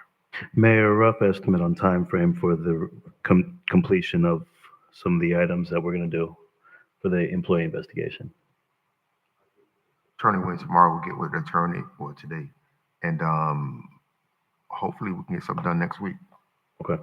Because to that point, I know that we talked about the Oculina, CBRE, and then the employee investigation. Those were some of the pressing items that I did want to bring. So if we can look for the 21st to have that. Colleagues, we did talk about the DR Horton project and bringing that as well. But if we have these pressing items and we need to cannibalize a meeting, we may need to discuss a different date because we're slowly adding more items to that 21st meeting, especially with that CBRE item as well. And I don't want us to take time because that's going to be a 6-hour meeting by itself with public comment and discussion from the DR. Mr. Chair. Mr. Evans, go ahead. With respect to the DR Horton item, they've already facilitated advertising. So they would have to re-advertise if that was something that the board wanted to. That's just the pleasure of the board. I know Dr. Spiritus did state he won't be in town that date, so, and that's an important item. A lot of these are important items, so I just know he's going to be missing that date as well. So we just have to figure out what are we going to do on that date, and then also the first meeting in September. We addressed the local participation. You're going to be giving us a memo hopefully tomorrow, Mr. Evans, you said on that? Mr. Chair, Yes, sir. I'll provide you with a response when we can have it complete, the analysis complete and the information assembled for your review. Okay. Mr. Chair? Dr. Spears, go ahead. I would just like to remind everyone that the people from Lone Pine, we canceled the last meeting because it went so long and their people were leaving. So if you're setting the agenda, please make sure that they're early in the meeting so their people don't leave and we end up in the same situation again. And that was that point where if we're going to add the employee investigation, we have the Aculina. Dr. Spiritus won't be here for the full makeup of the board. That's what some of my concerns for that 21st. Mr. Chair? Dr. Spiritus, go ahead. I am available on the 28th if you want to move the meeting. I didn't think I was available last time when we wanted to have the meeting on the 28th, but I am available, so you can move the 21st to the 28th.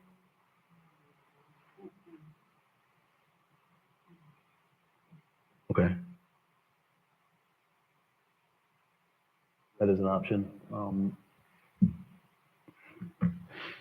Additional comments? And last but not least, Mr. Evans, the water update, when will we be getting an update for that? I know you said you had a meeting today. Did you have anything that you wanted to go over today, or do we want to bring that back for the board? Mr. Chair, I can provide you with a written report on some of the things that I've been working on here the last couple of days here at the water plant. And then obviously we can facilitate that as part of your discussion on the 22nd. Give me an update on the water plant, some of the things that we're doing at the treatment facility and the like. So, but I can provide you at least a written correspondence of some of the things that staff has been working on. Okay, and then a brief overview of the workshop for tomorrow. Tomorrow's budget workshop is just going to be an initial introduction to the budget. Mr. Chair, if I may. Go ahead. We're going to get into some of the revenue streams, some of the taxable values, property tax, personnel costs, personnel request. So that's going to be the bulk of the items that you'll be discussing, investments and the like. And next week's meeting for the CRA has been moved. The budget workshop, we don't have one on the 15th, correct? Next Mr. Chair, if I may. Go ahead. We do have one on the 15th. I think that we had said that a lot of us would probably be at the FLC conference. Mr. Chair, if I may. Go ahead. 'Cause that's why I think we can't. I don't know if you said that at the CRA meeting. Yeah, I don't work there anymore. So the budget workshop, then I guess we need to have a discussion about that because I'm not sure who is going to be available. I know Councilwoman Lanier had mentioned she won't be here. No, I'm after I saw the budget, I just canceled everything. Cause it's Wednesday and Thursday and Friday. So we're gonna be here Thursday night. There's just no use to going down there for it. So I canceled all my stuff. Okay. Any other colleagues going to the FLC? No? Okay, well then budget workshop's on. Thank you, sir. Additional comments from the board? No further business, meeting's adjourned.